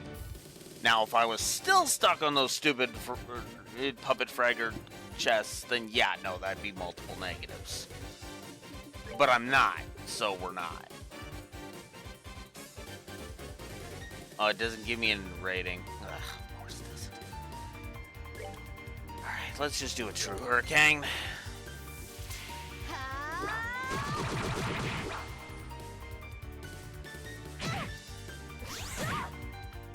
Really? Die! Oh my god. I said, die!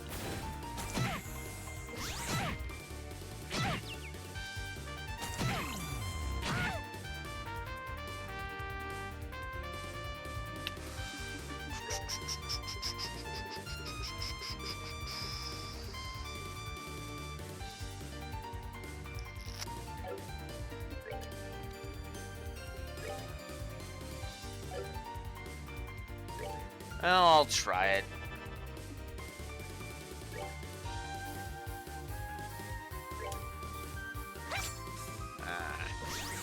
I knew it! I fucking knew you were going to immediately do that. Oh, shit.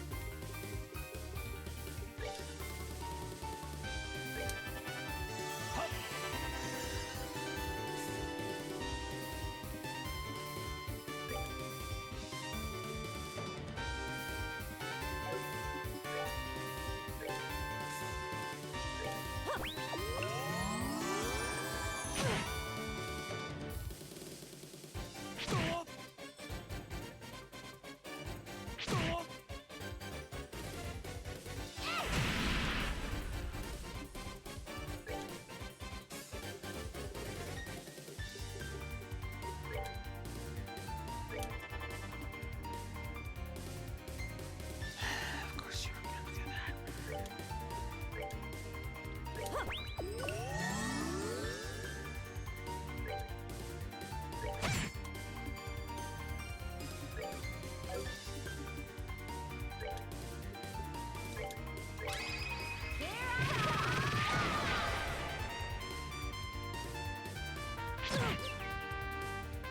Of course.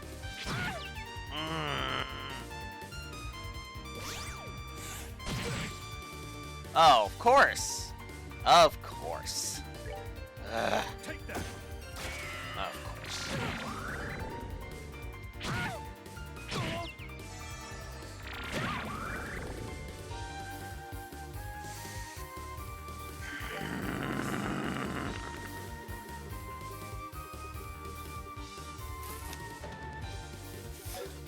I have got to get rid of this fucking arts canceling fucker.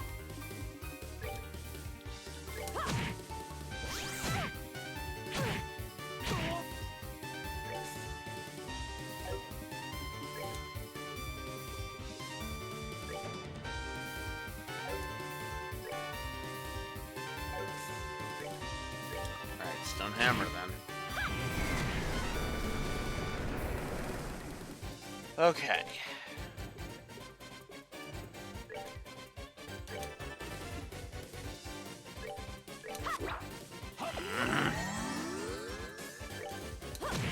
Go away. Okay. Now that I've dealt with that, So sorry.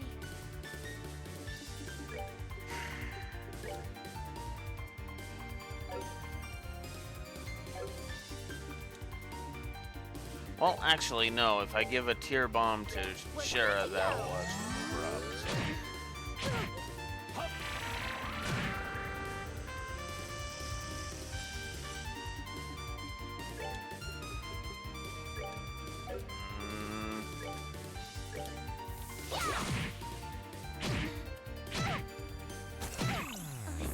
Of course.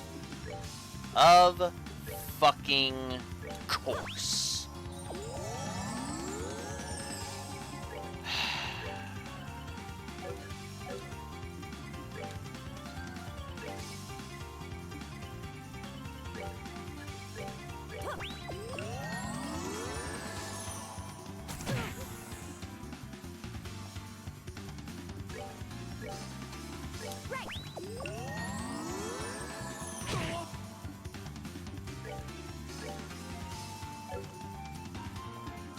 God damn it.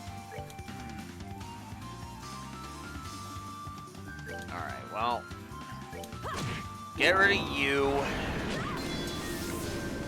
It's not like we have much of a choice.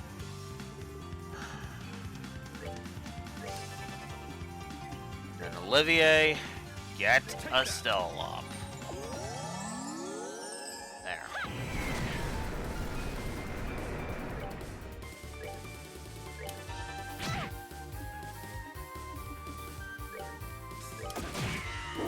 Get rid of that asshole. And let's just start casting.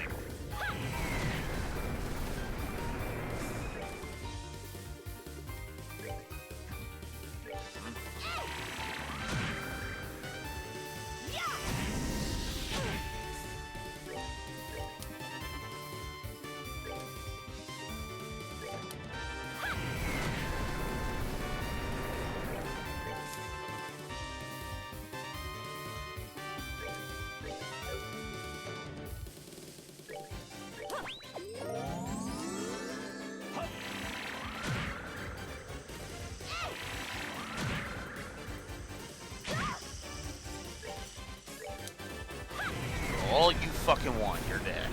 Nicely done.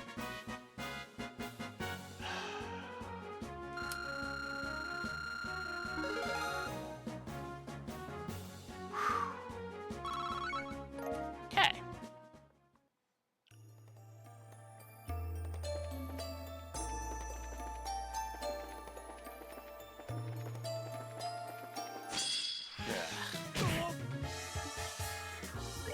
We go again with this bullshit.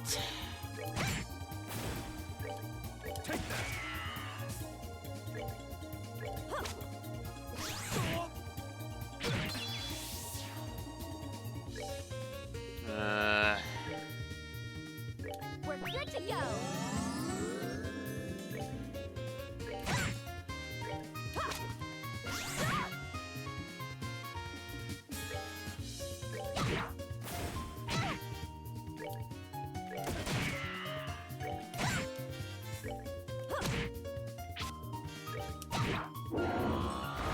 Piece of cake.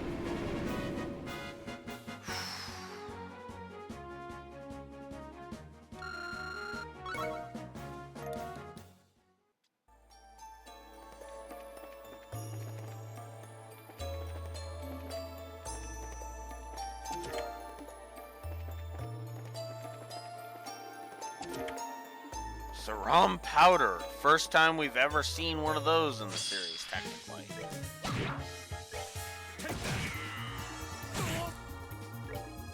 Unless I'm wrong, and there was one somewhere in Sky 1. We're good to go.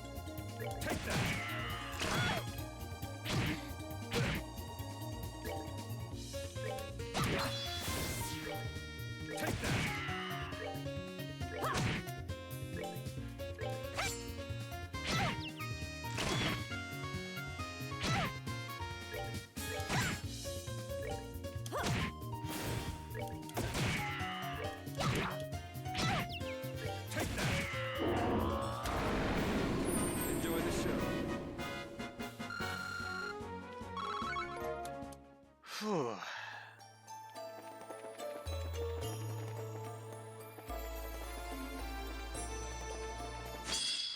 God damn it, no. Not fighting the fucking high evasion dumbasses anymore. Or, there's no reason to.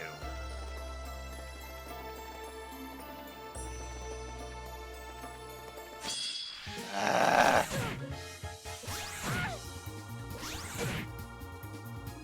Go away.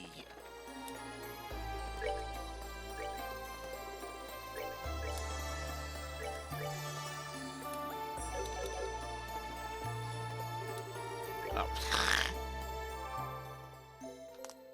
I didn't realize I was almost there.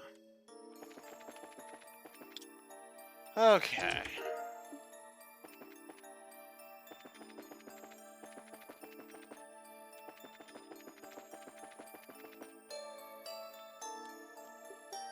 All right.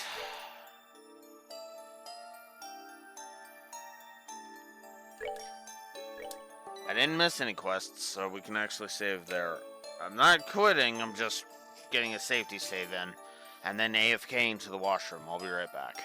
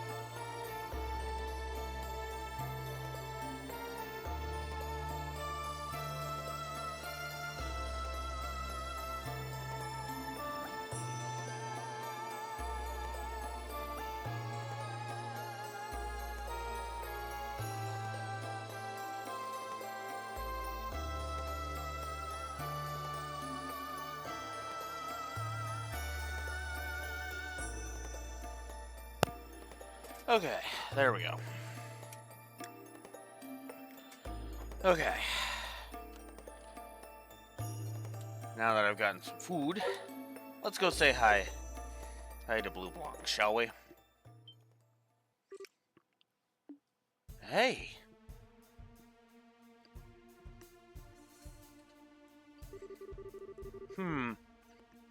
You have a shadow, Meadow, and are tangible, so somehow I doubt you're a ghost. Perhaps you'd be so kind as to introduce yourself then? Welcome, my guests, to my humble transient abode.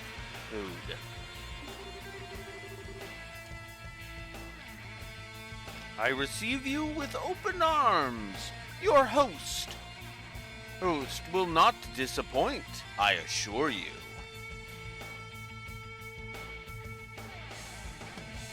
I will agree with that. This song is really good.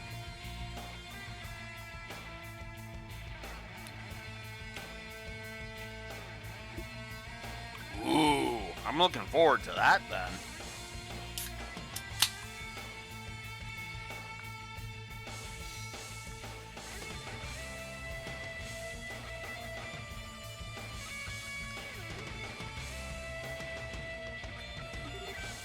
A mask?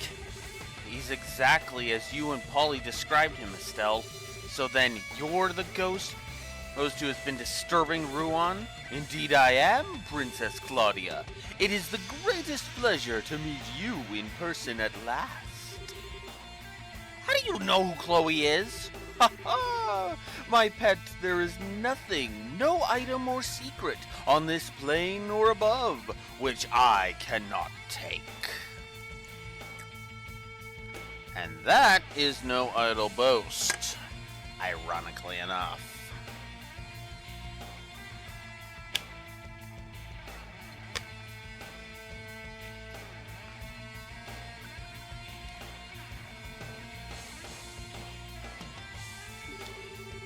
Ah, but I am uncouth, and have not introduced myself to my guests. Allow me then. I am Enforcer number 10, and the mysterious, gentlemanly phantom thief, Blue Blanc.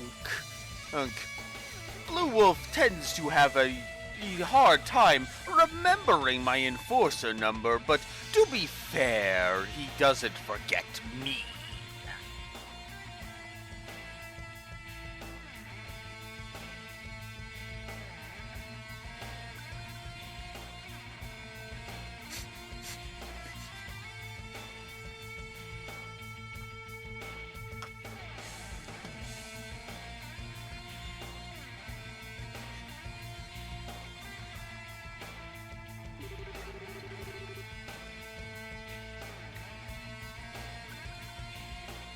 Ah, that is to say, Enforcer number 10 of the Society of Ouroboros.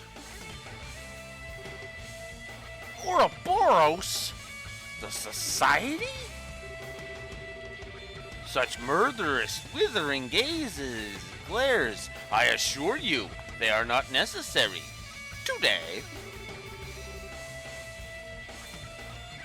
I am merely here to perform a simple, trivial experiment.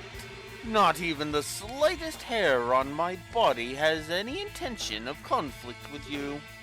Experiment? Wait, that's the black ornament that Colonel Richard had, the gospel. Quite, except unless my eyes deceive me, that one is even larger than the last. Interesting. Interesting. It is as he said then. You already know of these. The gospel I hold is a new model developed for the purpose of experiments such as this.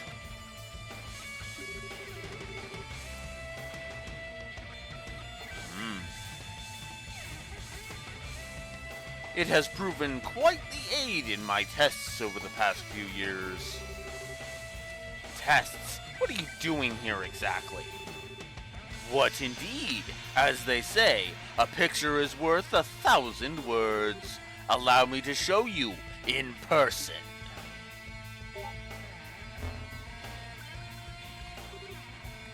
The ghost! No, it seems to be a projection of some sort, cast into the air using that device. I've never heard of such a device being invented. Naturally not. This is a hologram projector that we developed. I believe there is a version of this. It's in another world. I think they call it a dual disc there, but no matter.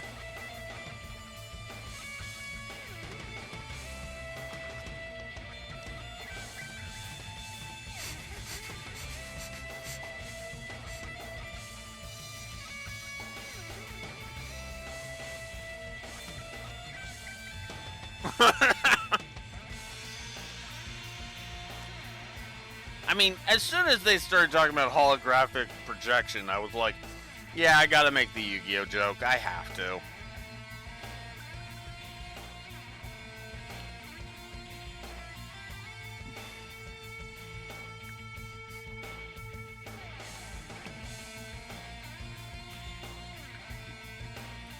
This is a hologram projector that we developed. Of course, the projector on its own can cast images little farther than this, but with the power of a gospel, one can do things such as this. Holy!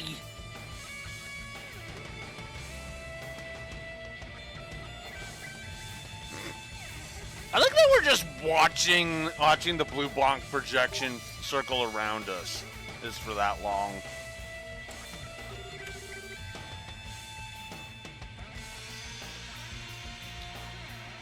Well, the concept is clear enough, I think.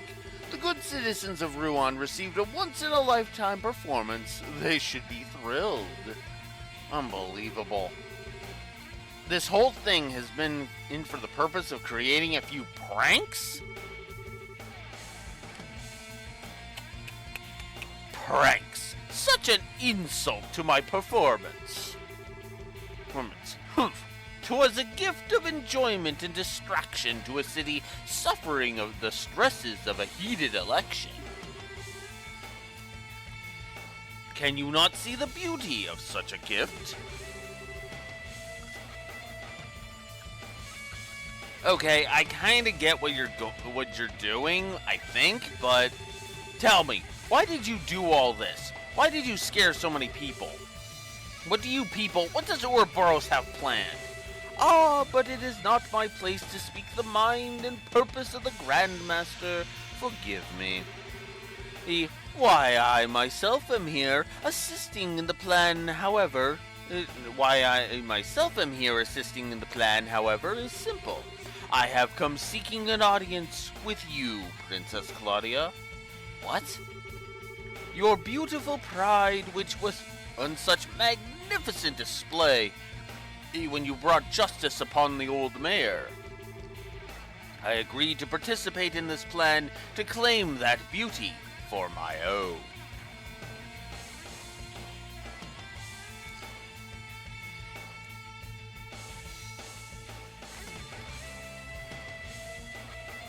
Yeah.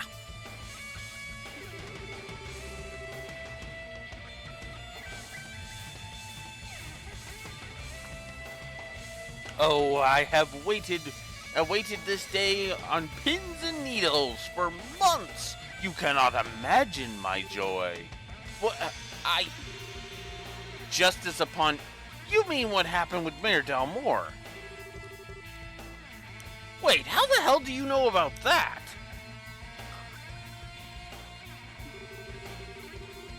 I was a fly on the wall for that little event. Or perhaps a shadow? Like this, for example.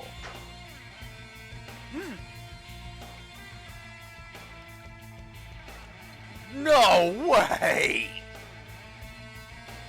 It's like, no way! Is what they're all thinking. I forgot about that, to be honest with you. Makes sense. After all, we actually did catch a glimpse of him doing the disguise thing I mean, during his quest in Sky 1. You were in the Dalmore Mansion. A phantom thief is, in essence, a worshipper of beauty. We chase it, we covet it, and that which is prideful cannot help but captivate us.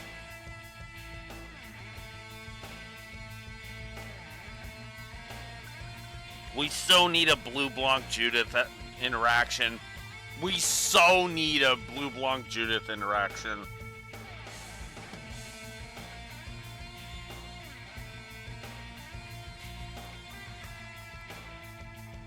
You want a team up, I will settle for an interaction.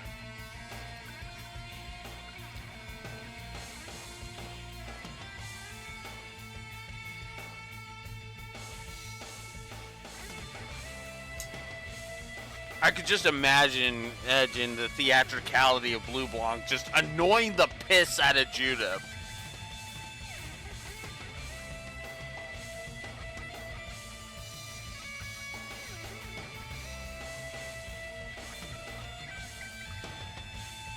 You're annoying the piss out of me.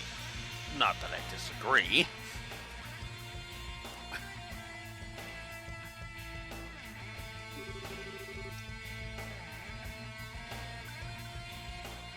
Princess, your pride has stolen my heart.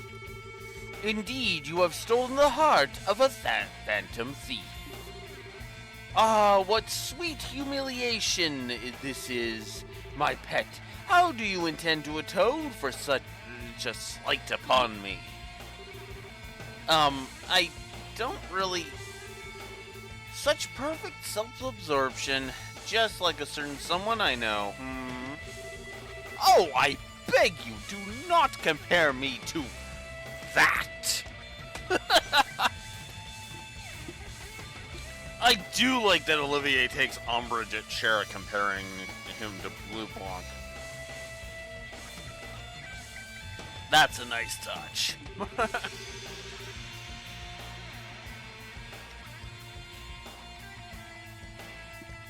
So you're an agent of Ouroboros. You aren't what I was expecting, but if you're gonna try and hurt Chloe, I am definitely gonna stop you. So, well, in accordance with the laws of the Bracer Guild, you are hereby under arrest and charged with intrusion and theft, among other charges. We have a number of questions for you, including ones about the gospel. Please surrender quietly. How boorish. Arrest?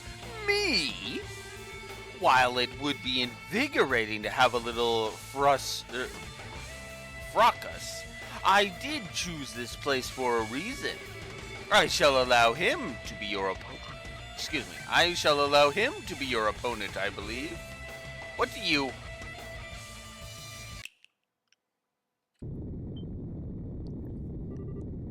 What the... I would say I have a bad feeling, but somehow I feel it's too obvious.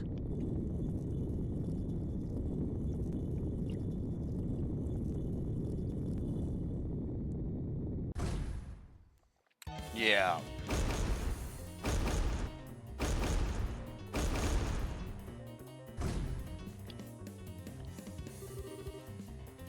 What the heck is that thing?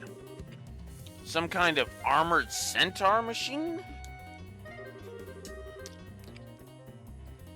Quite. It seems he was once the guardian of this place. The poor chap was half broken when I arrived. I repaired him out of the kindness of my heart, you see.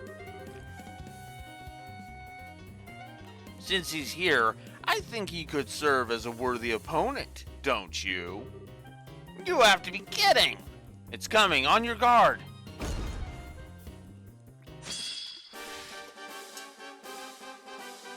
This is another song I absolutely love.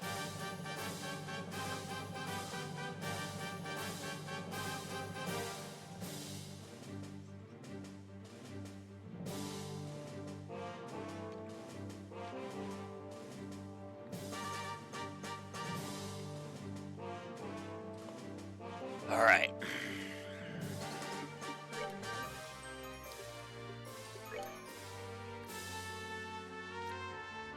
So earth and water are the elements I want to use.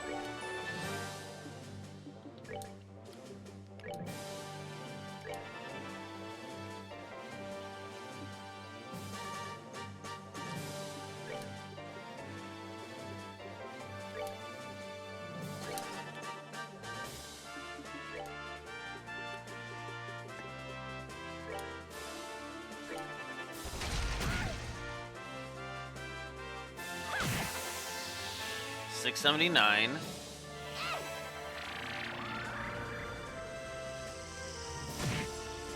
$847 on a crit.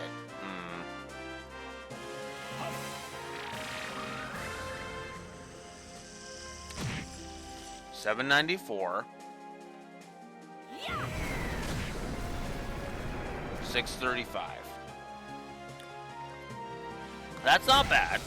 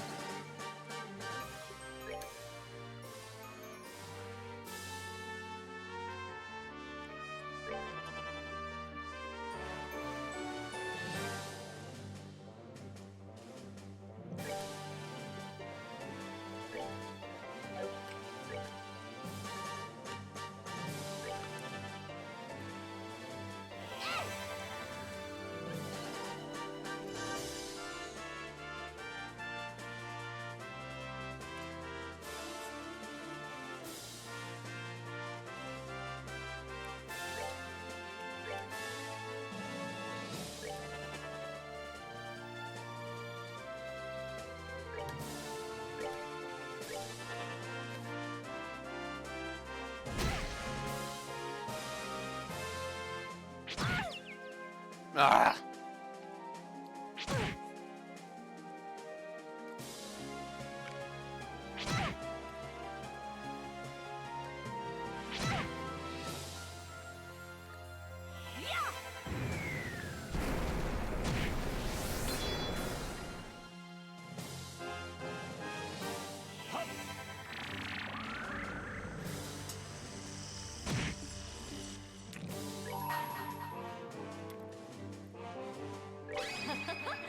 Someone Should have waited on this.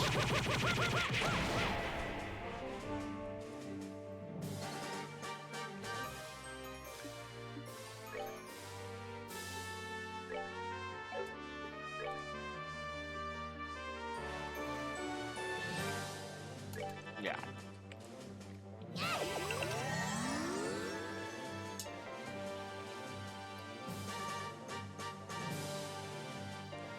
Oh, crap.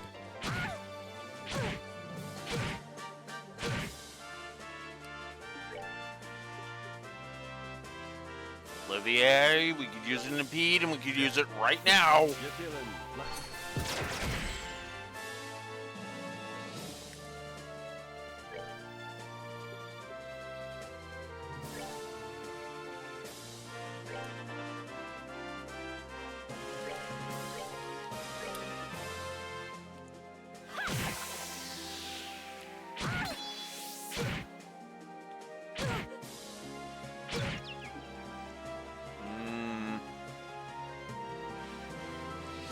Not yet.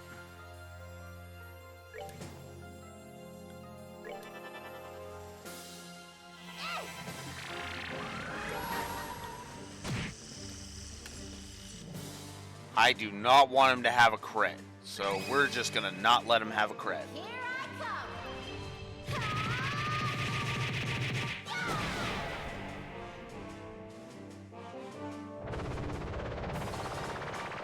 Horrible hurricane. I don't like the sound of that.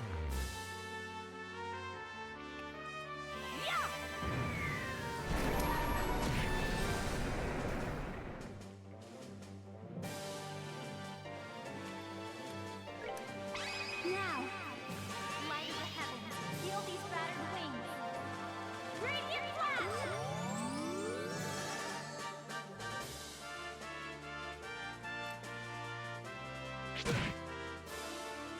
Sorry, Olivier.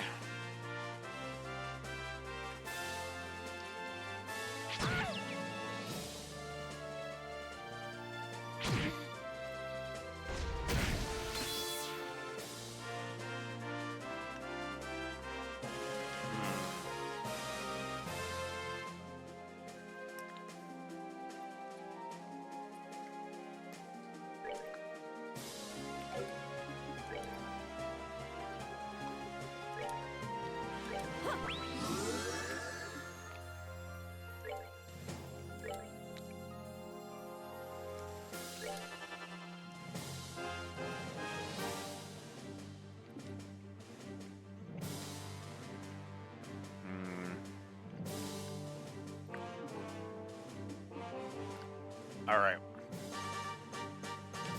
I know how I'm gonna play this.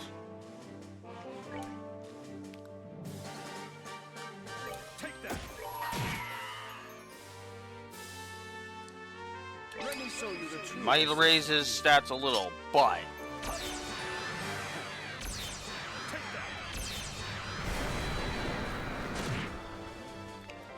nope, never mind.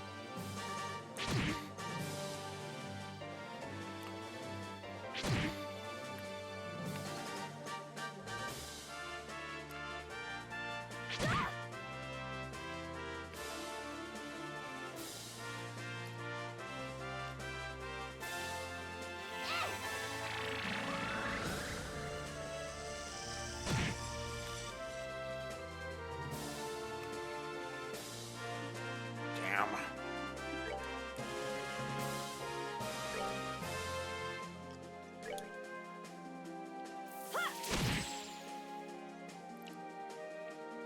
Sure, it says no.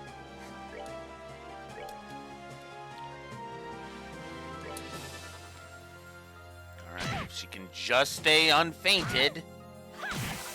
Nice.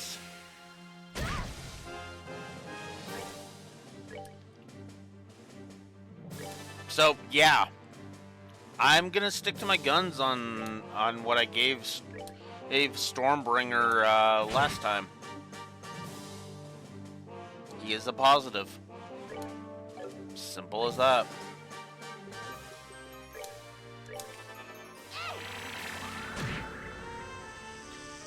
And if you're questioning me on that, note how fair Stormbringer has been this entire fight.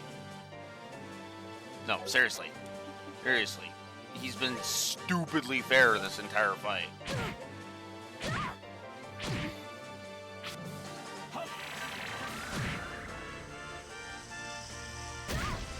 He hasn't pulled any cheap moves. He gives me a chance for his big AoE to be impeded. You can impede his big AoE.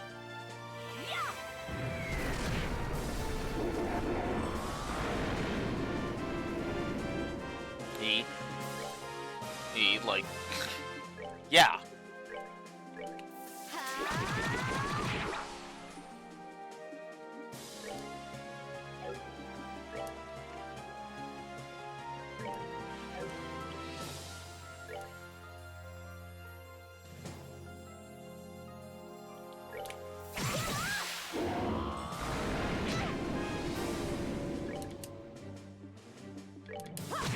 And done. Done already? Good fight.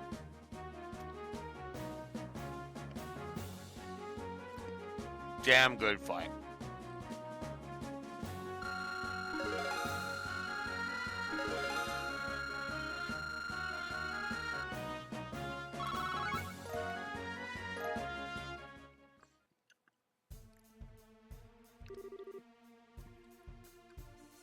Phew, we won, I think.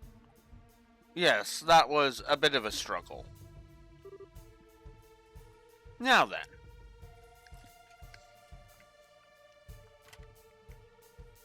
Let's have Blue Wolf finish his lunch, and then voice this. So that way this awesome song can keep playing while he eats.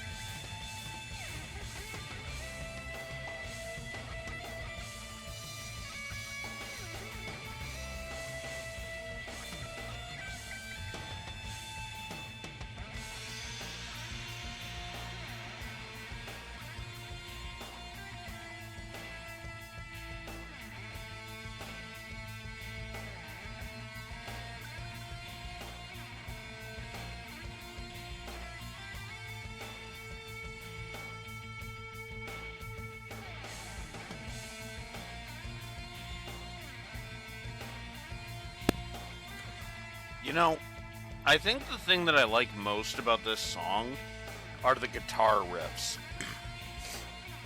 There's just something about the guitar riffs that just kind of do it for me, you know?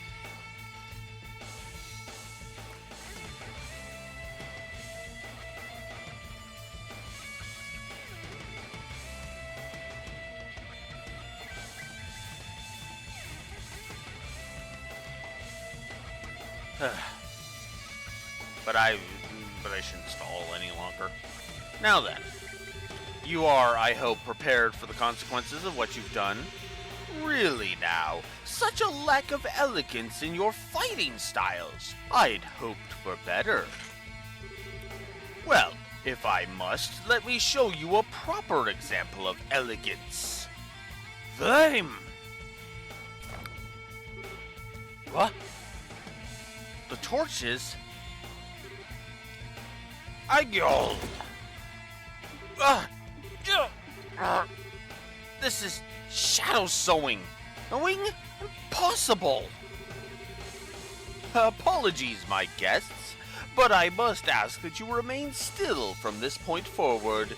You seem surprised when Dalmore's treasure did this. However, for we enforcers, such abilities are trivial, even without such crutches. No! We were too careless. It's great! Sieg! Ah, there you are, courageous little white knight. Right? Your chivalrous bravery is admirable, but I must ask you to remain still for a while. Ooh. Okay. To be fair, I do like that that Blue Blanc hunk was ready for Z. He was just quietly being like, "Where the hell is Zeke?" In the back of his mind.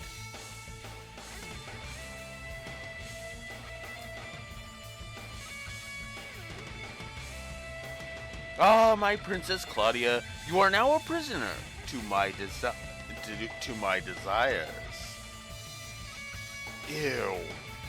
Okay, I know you didn't mean for that to sound sexual, Blue Blanc, but... Oh, ugh. How does it feel, I wonder? Do not think this will break me. Even if you bind my body, you shall never enslave my heart. So long as I am myself, you will never take me. Yes, yes, those eyes! Those eyes that shine with such beautiful pride, which say I will never break. That shine is what I desire. Ah, you are everything I hoped for.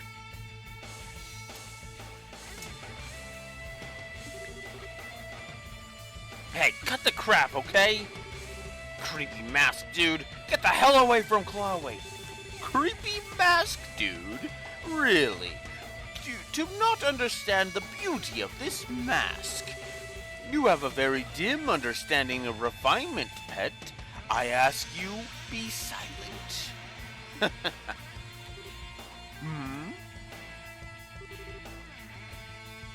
Ah, my apologies. You've simply made a very crude mistake. I'm afraid I couldn't help but give an innocent chuckle. Oh, this should be amusing in the way of watching a pig wallow in the way watching a pig wallow in mud is captivating. And what exactly is my mistake, Bard? I certainly wouldn't deny Claudia's beauty, not even for a moment. Her beauty, however, extends far beyond the estimation her frail, tasteless aesthetic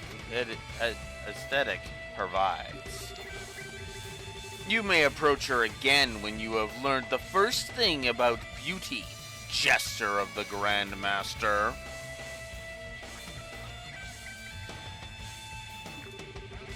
What? Your words are bold in the face of death, Erebonian. But what gives vagabond musician scum such as yourself any right to insult my sense of beauty? Choose your next words carefully, for they will determine your fate. Then I shall phrase them as a question. What is beauty? You disappoint. I expected more than such foolishness. Beauty is pride, a distant light gleaming far above mortal cares. There's indeed any other answer. Can any other answer even be allowed? I think not. Really, I can't even laugh at such an answer. True beauty, Blue Blanc of Ouroboros, is love. What? Beauty only exists because people are brave enough to love. And without love, without the bonds of affection and camaraderie that bind us together, beauty is not but a hollow illusion.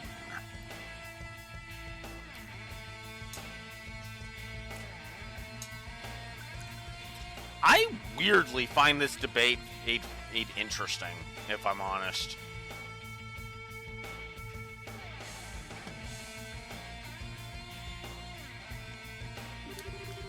The prideful and the humble both shine as a diamond in love. Bah! How childish! Love is the hollow illusion, you cloddish jungular. Beauty is an absolute. Its existence does not depend on transient human emotions.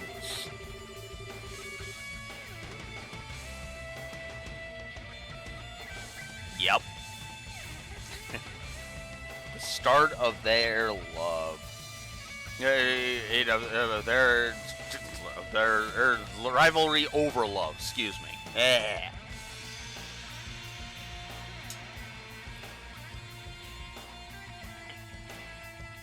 Yes, just as the flower that blooms on the highest mountain, unseen by man, remains beautiful in anonymity.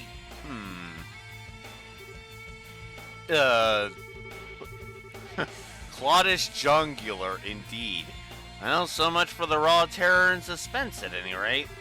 I'm not quite sure what to say to all of this. I do, Chloe. Positive to story.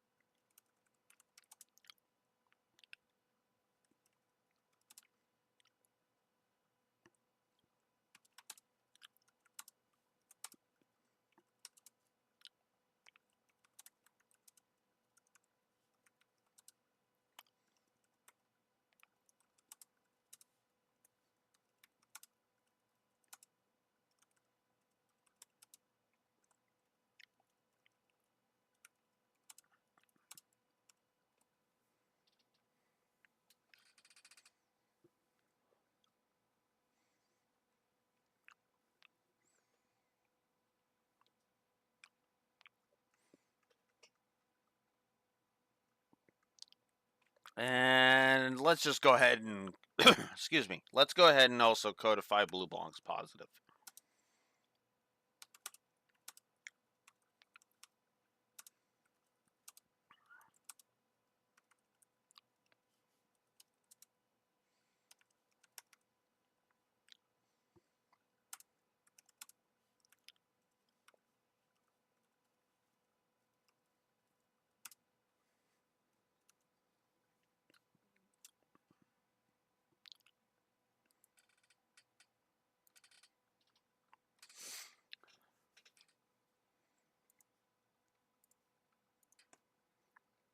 Boop boop.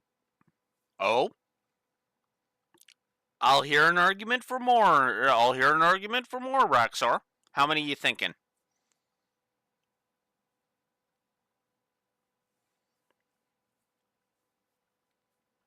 3.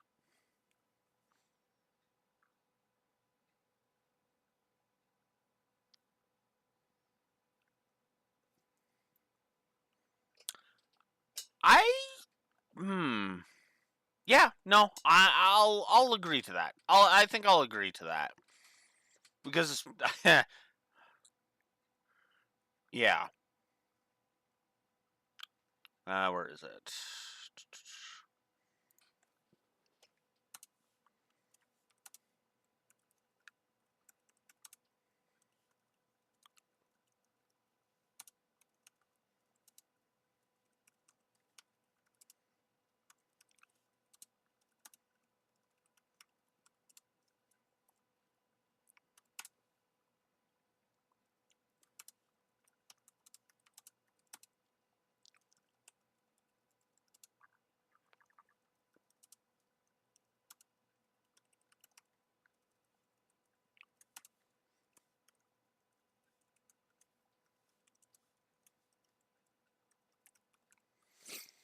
Because the more I think about it, I think I do agree with you on that one, Raxor. It's interesting because again, it showcases both men's perspectives brilliantly.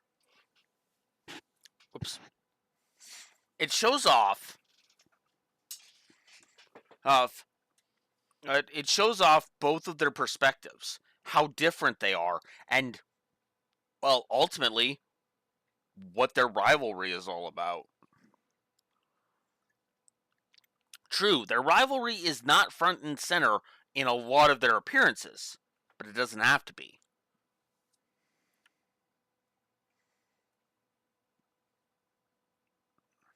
Yeah.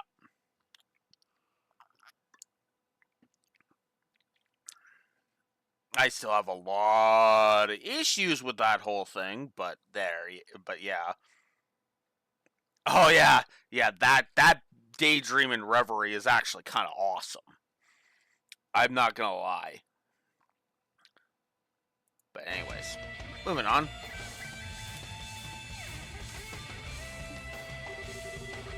Never would I have expected to find a proper rival in the ways of beauty among such ruin.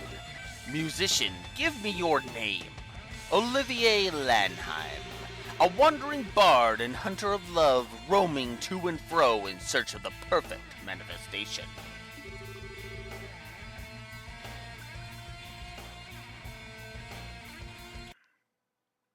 Yep.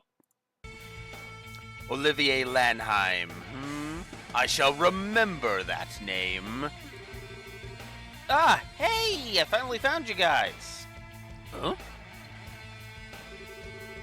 Hey, sorry, I know you said to wait, but you guys were so late, I couldn't wait anymore. Dorothy? No, Dorothy, run away, please! Huh?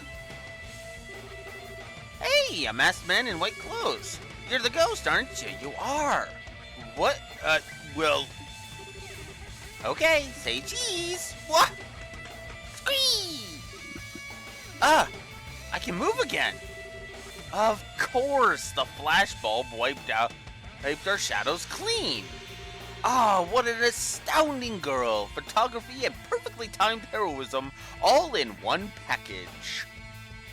Unintentional heroism, Olivier. Leave it to me. Even though I don't know what I, did.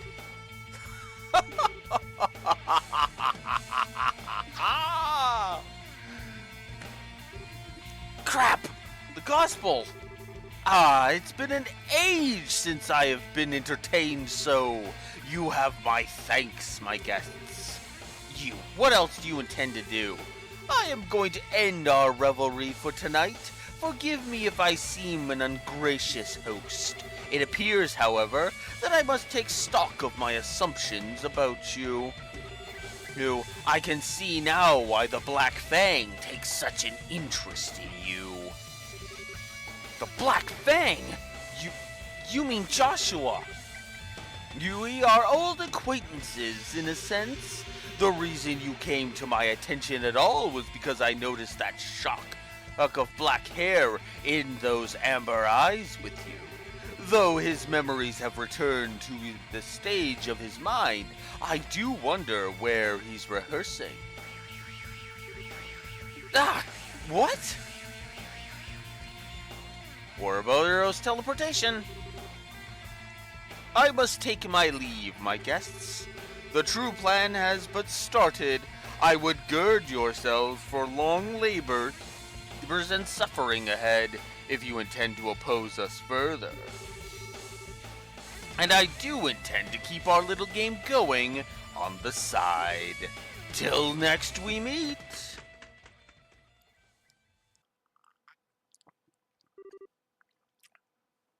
He's gone. I still can't believe it. Wowee, it's like a magic trick. Ha ha! Most impressive. I suppose it behooves me to take him as my rival. Okay, we are so beyond worrying about rivals here. He may look like some pervo ballroom freak, but that power of his was not normal. Indeed. Ouroboros. Lawrence isn't an exception, then. All the enforcers must be that powerful.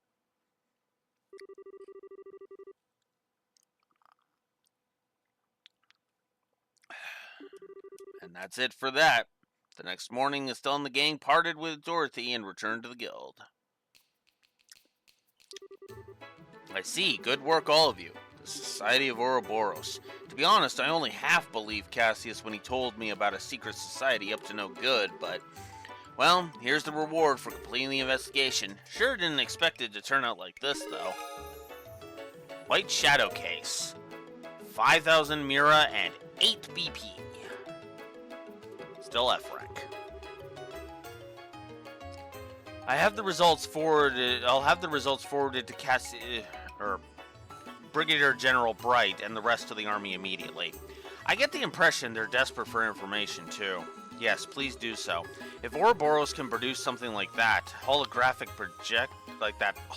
projector, was it? They're far more capable than we even thought possible. Never mind producing another gospel as casually as most people obtain a pair of shoes.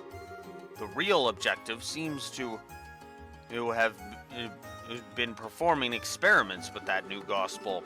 The fuss about the ghost was little more than the whim of the man in charge, really. Blue Blanc the Phantom Thief. He called himself Enforcer number 10. If I had to hazard a guess, Enforcer is probably a title for ranking agents in the society. I'd put money on the man we know as Lieutenant Lawrence being another one. Estelle? Yeah, I know. The Black Fang. That's what Joshua called himself, and he disappeared. Joshua was also an enforcer, I bet. I always suspected there was more to him from the moment we first met, but given his age, I never thought he'd be able to match someone like that Phantom Thief. Somehow I doubt he ever showed us what he was really capable of. Yeah, maybe. Hey, Gene, what is it? The Phantom Thief guy said the Society's plans had only just begun.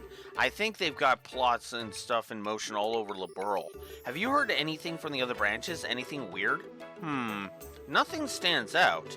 I bet you're right, though. They're starting to act in the shadows all over Liberl. Given that our little ghost fuss is over, it might be wise for you to head somewhere else. Yes, I was just thinking that myself.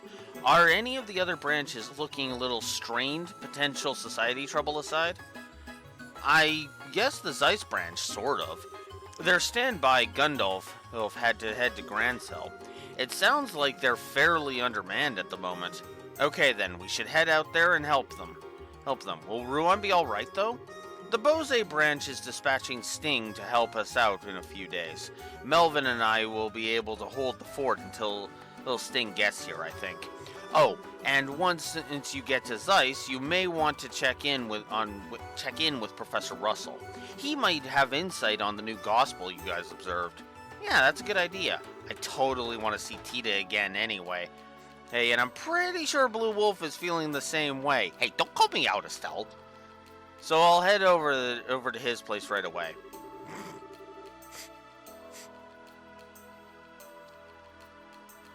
Well then, we should head for the airship port as soon as our preparations are complete.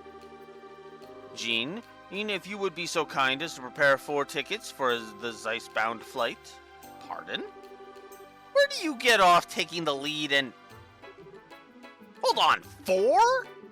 Well, naturally, you and Shara, and then myself and Miss Chloe here, of course. What? I thought this might come up. You're certain you wish to come with us? The search for Joshua is my mission as a hunter of love, not to mention the matter of my new rival. That should be reason enough, I would think. Okay, wait. Leaving your total frickin' insanity aside for a second, don't drag Chloe into this too, you jerk. She doesn't even want... No, actually, I was going to ask the same thing. Say what?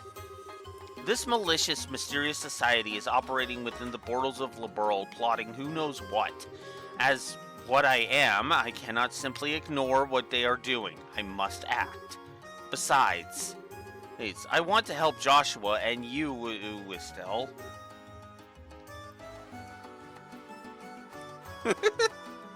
Yeah. Okay, in the interest of fairness, I kind of like this. I do kind of like this because it actually makes sense.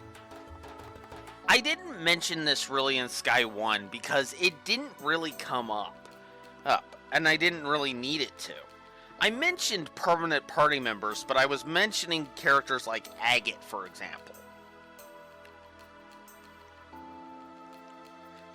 And I mentioned, I mentioned characters like Agate, for example, right?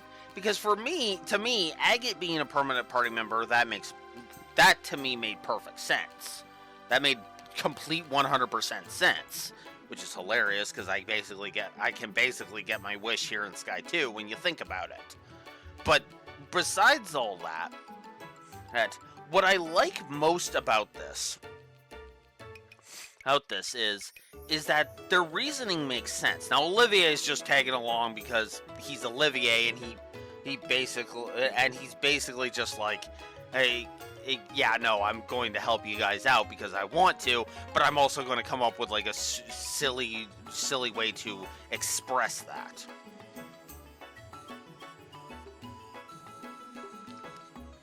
Chloe, on the other hand, makes perfect sense as well.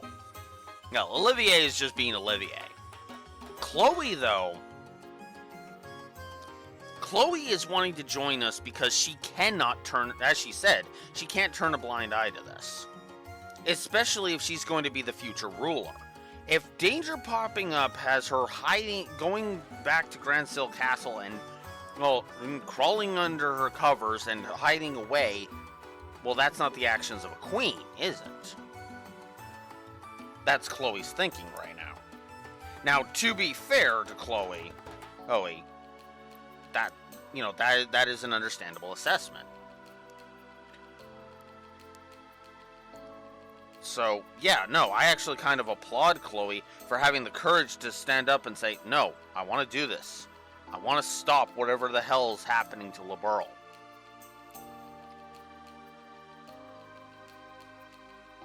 Now, obviously, I do like that.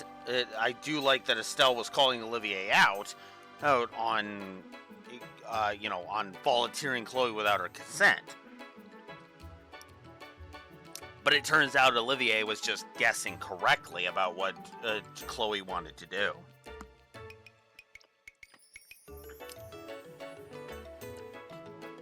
Chloe, but your classes.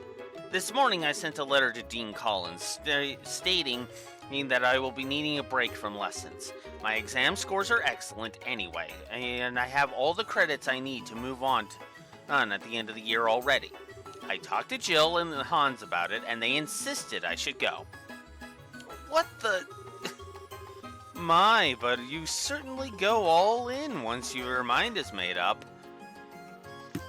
I also like that part too. She knew all of the things that Estelle was going to frickin' throw at her.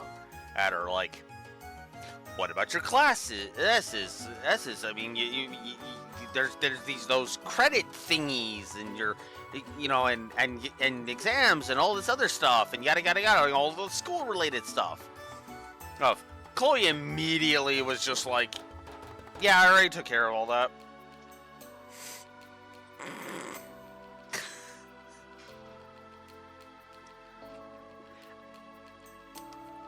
I like this cast. I really do. What's funny is that most of the time I usually only have like one or two characters within a particular protag group in this series that I take umbrage with. And even then, usually like a game appearance or two in, I'm enjoying them, and past that point.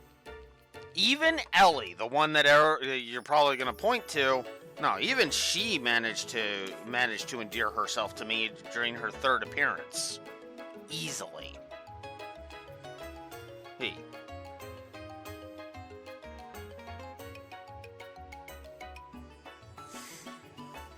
And you know what? That's perfectly fair. That is perfectly fair. Here, Raxor. To be honest with you, I've kind of grown attached to the Calvert cast myself. I'll go ahead and say it. Van is my favorite Trails protagonist in the whole series. He's at the top for me.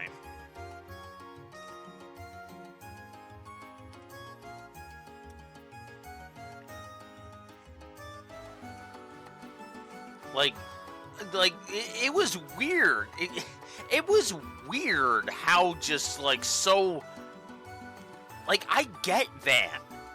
I look at Van and I'm like, I get you. Like, it's almost as if it's me with black hair and a blue coat. Quite literally. Literally in a lot of cases.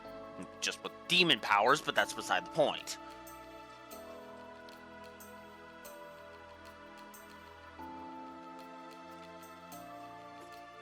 But yeah, it's kind of awesome. And his growth is kind of awesome too. I'm kind of a sucker for characters that think they're POSs, but their character arc is effectively having to learn. No, I'm not actually that much of a piece of crap. There's way worse than me out there, right? I thought I was bad, but it turns out I'm not. I just need to have some goddamn confidence in myself. And maybe not have my girlfriend be a fucking idiot in the first daybreak. It can be more like she is in the frickin' second in Daybreak 2, where she was fucking amazeballs. And in a matter of a single scene, managed to shift over from negative to positive territory for Blue Wolf. I stand behind that 100%. All of my issues with Daybreak 2 aside, and Elaine is nowhere near that list. At all.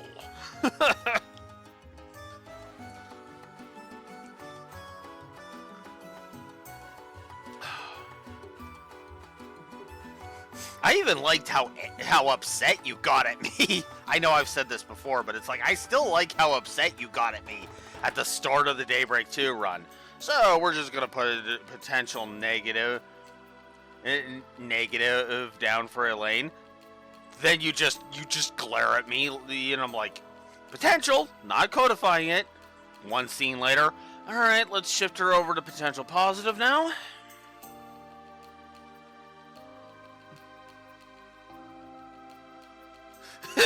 Yeah, agreed, which meant Elvis had 2 sticks up his ass. God.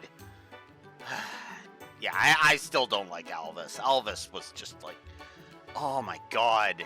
He went from his entire character being, I hate Van, to, I want to bang Elaine. And it just kind of, yeah. Yeah, no, I understand that. I don't even hate him that much, admittedly.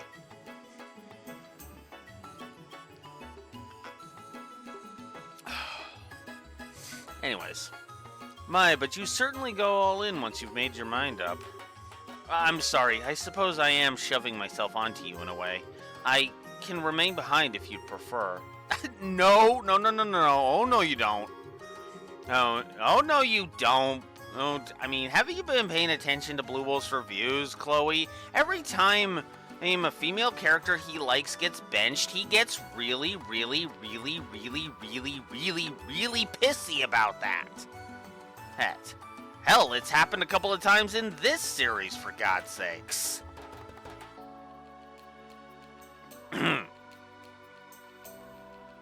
Actually, now that I'm thinking about it, it's only really happened once now that I'm thinking about it, so never mind. Once. Unless there isn't. Nope.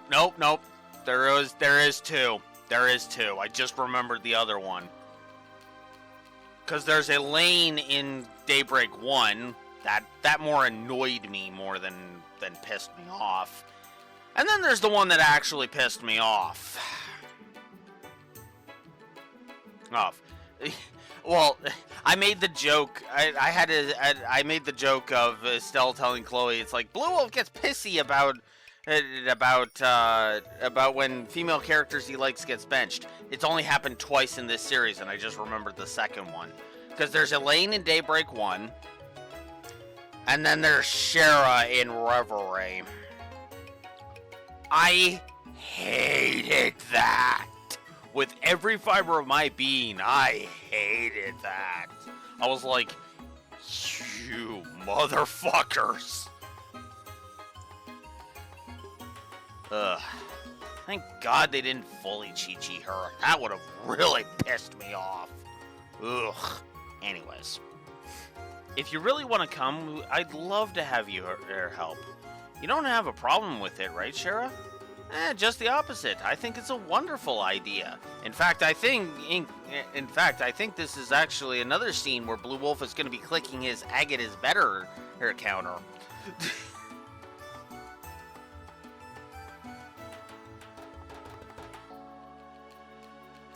Yeah. I still call that benching. Raxor. Goof. I hate it. Chloe's skills in Orbal Arts will be a great help, as will Zeke. Thank you. Charizard, Estelle, thank you. I'll give it my all, I swear. Well, we're old friends after all. We're the Red and Blue Knights, remember? Well, let's combine our forces and find our lost princess.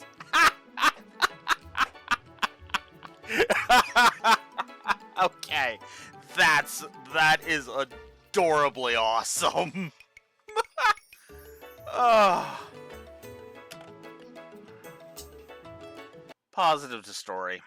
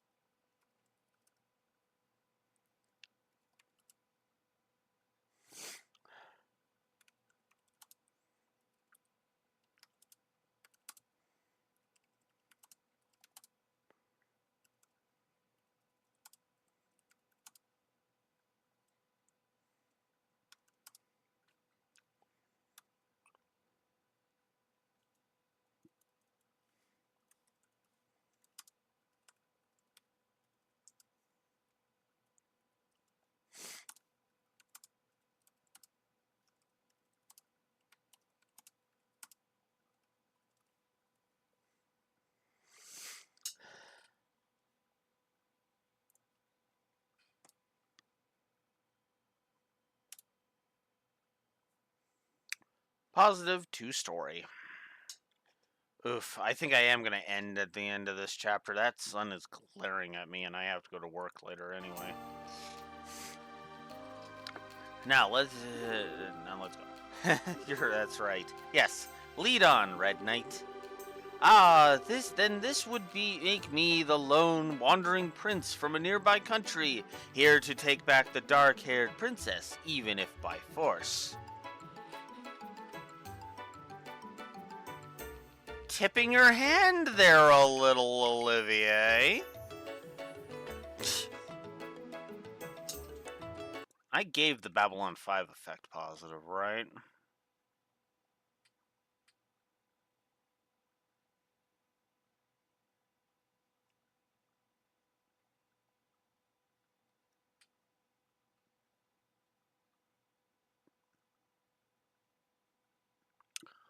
What the actual fuck, Pastelix?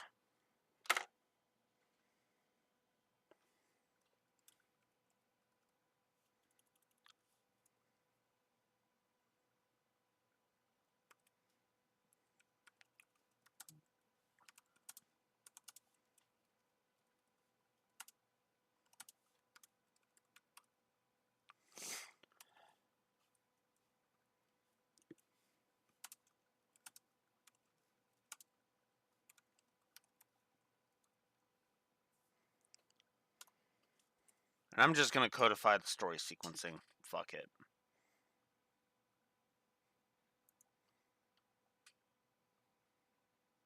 So let's start with the story sequencing. I'm gonna codify that.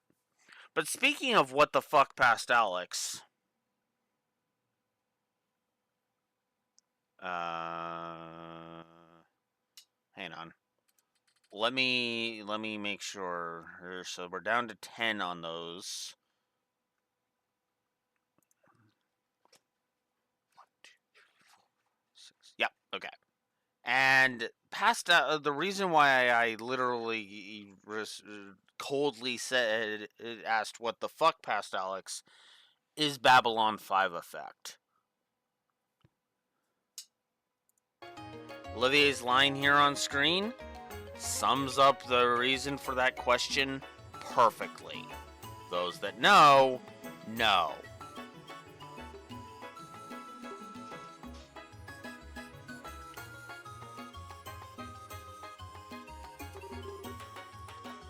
You don't get to add rolls. He technically already has, Estelle. I hate to say that, but he technically has. Well, good to see that that's sorted out. In that case, though, we should classify you two as temporary assistants. That way the guild can pay expenses for you. Yes, please do. Well, I shall assist you with all of my heart. Let us be off. And we will, of course, do that tomorrow. I've got some stuff to do. I gotta go to work anyway. And this is a perfect stopping point, so. Tomorrow at 9 a.m. Central Standard Time, we headed for Zeiss. Until next time, Blue Wolf Alex of the Lore Walkers signing out. Have a good one. See you in the next one.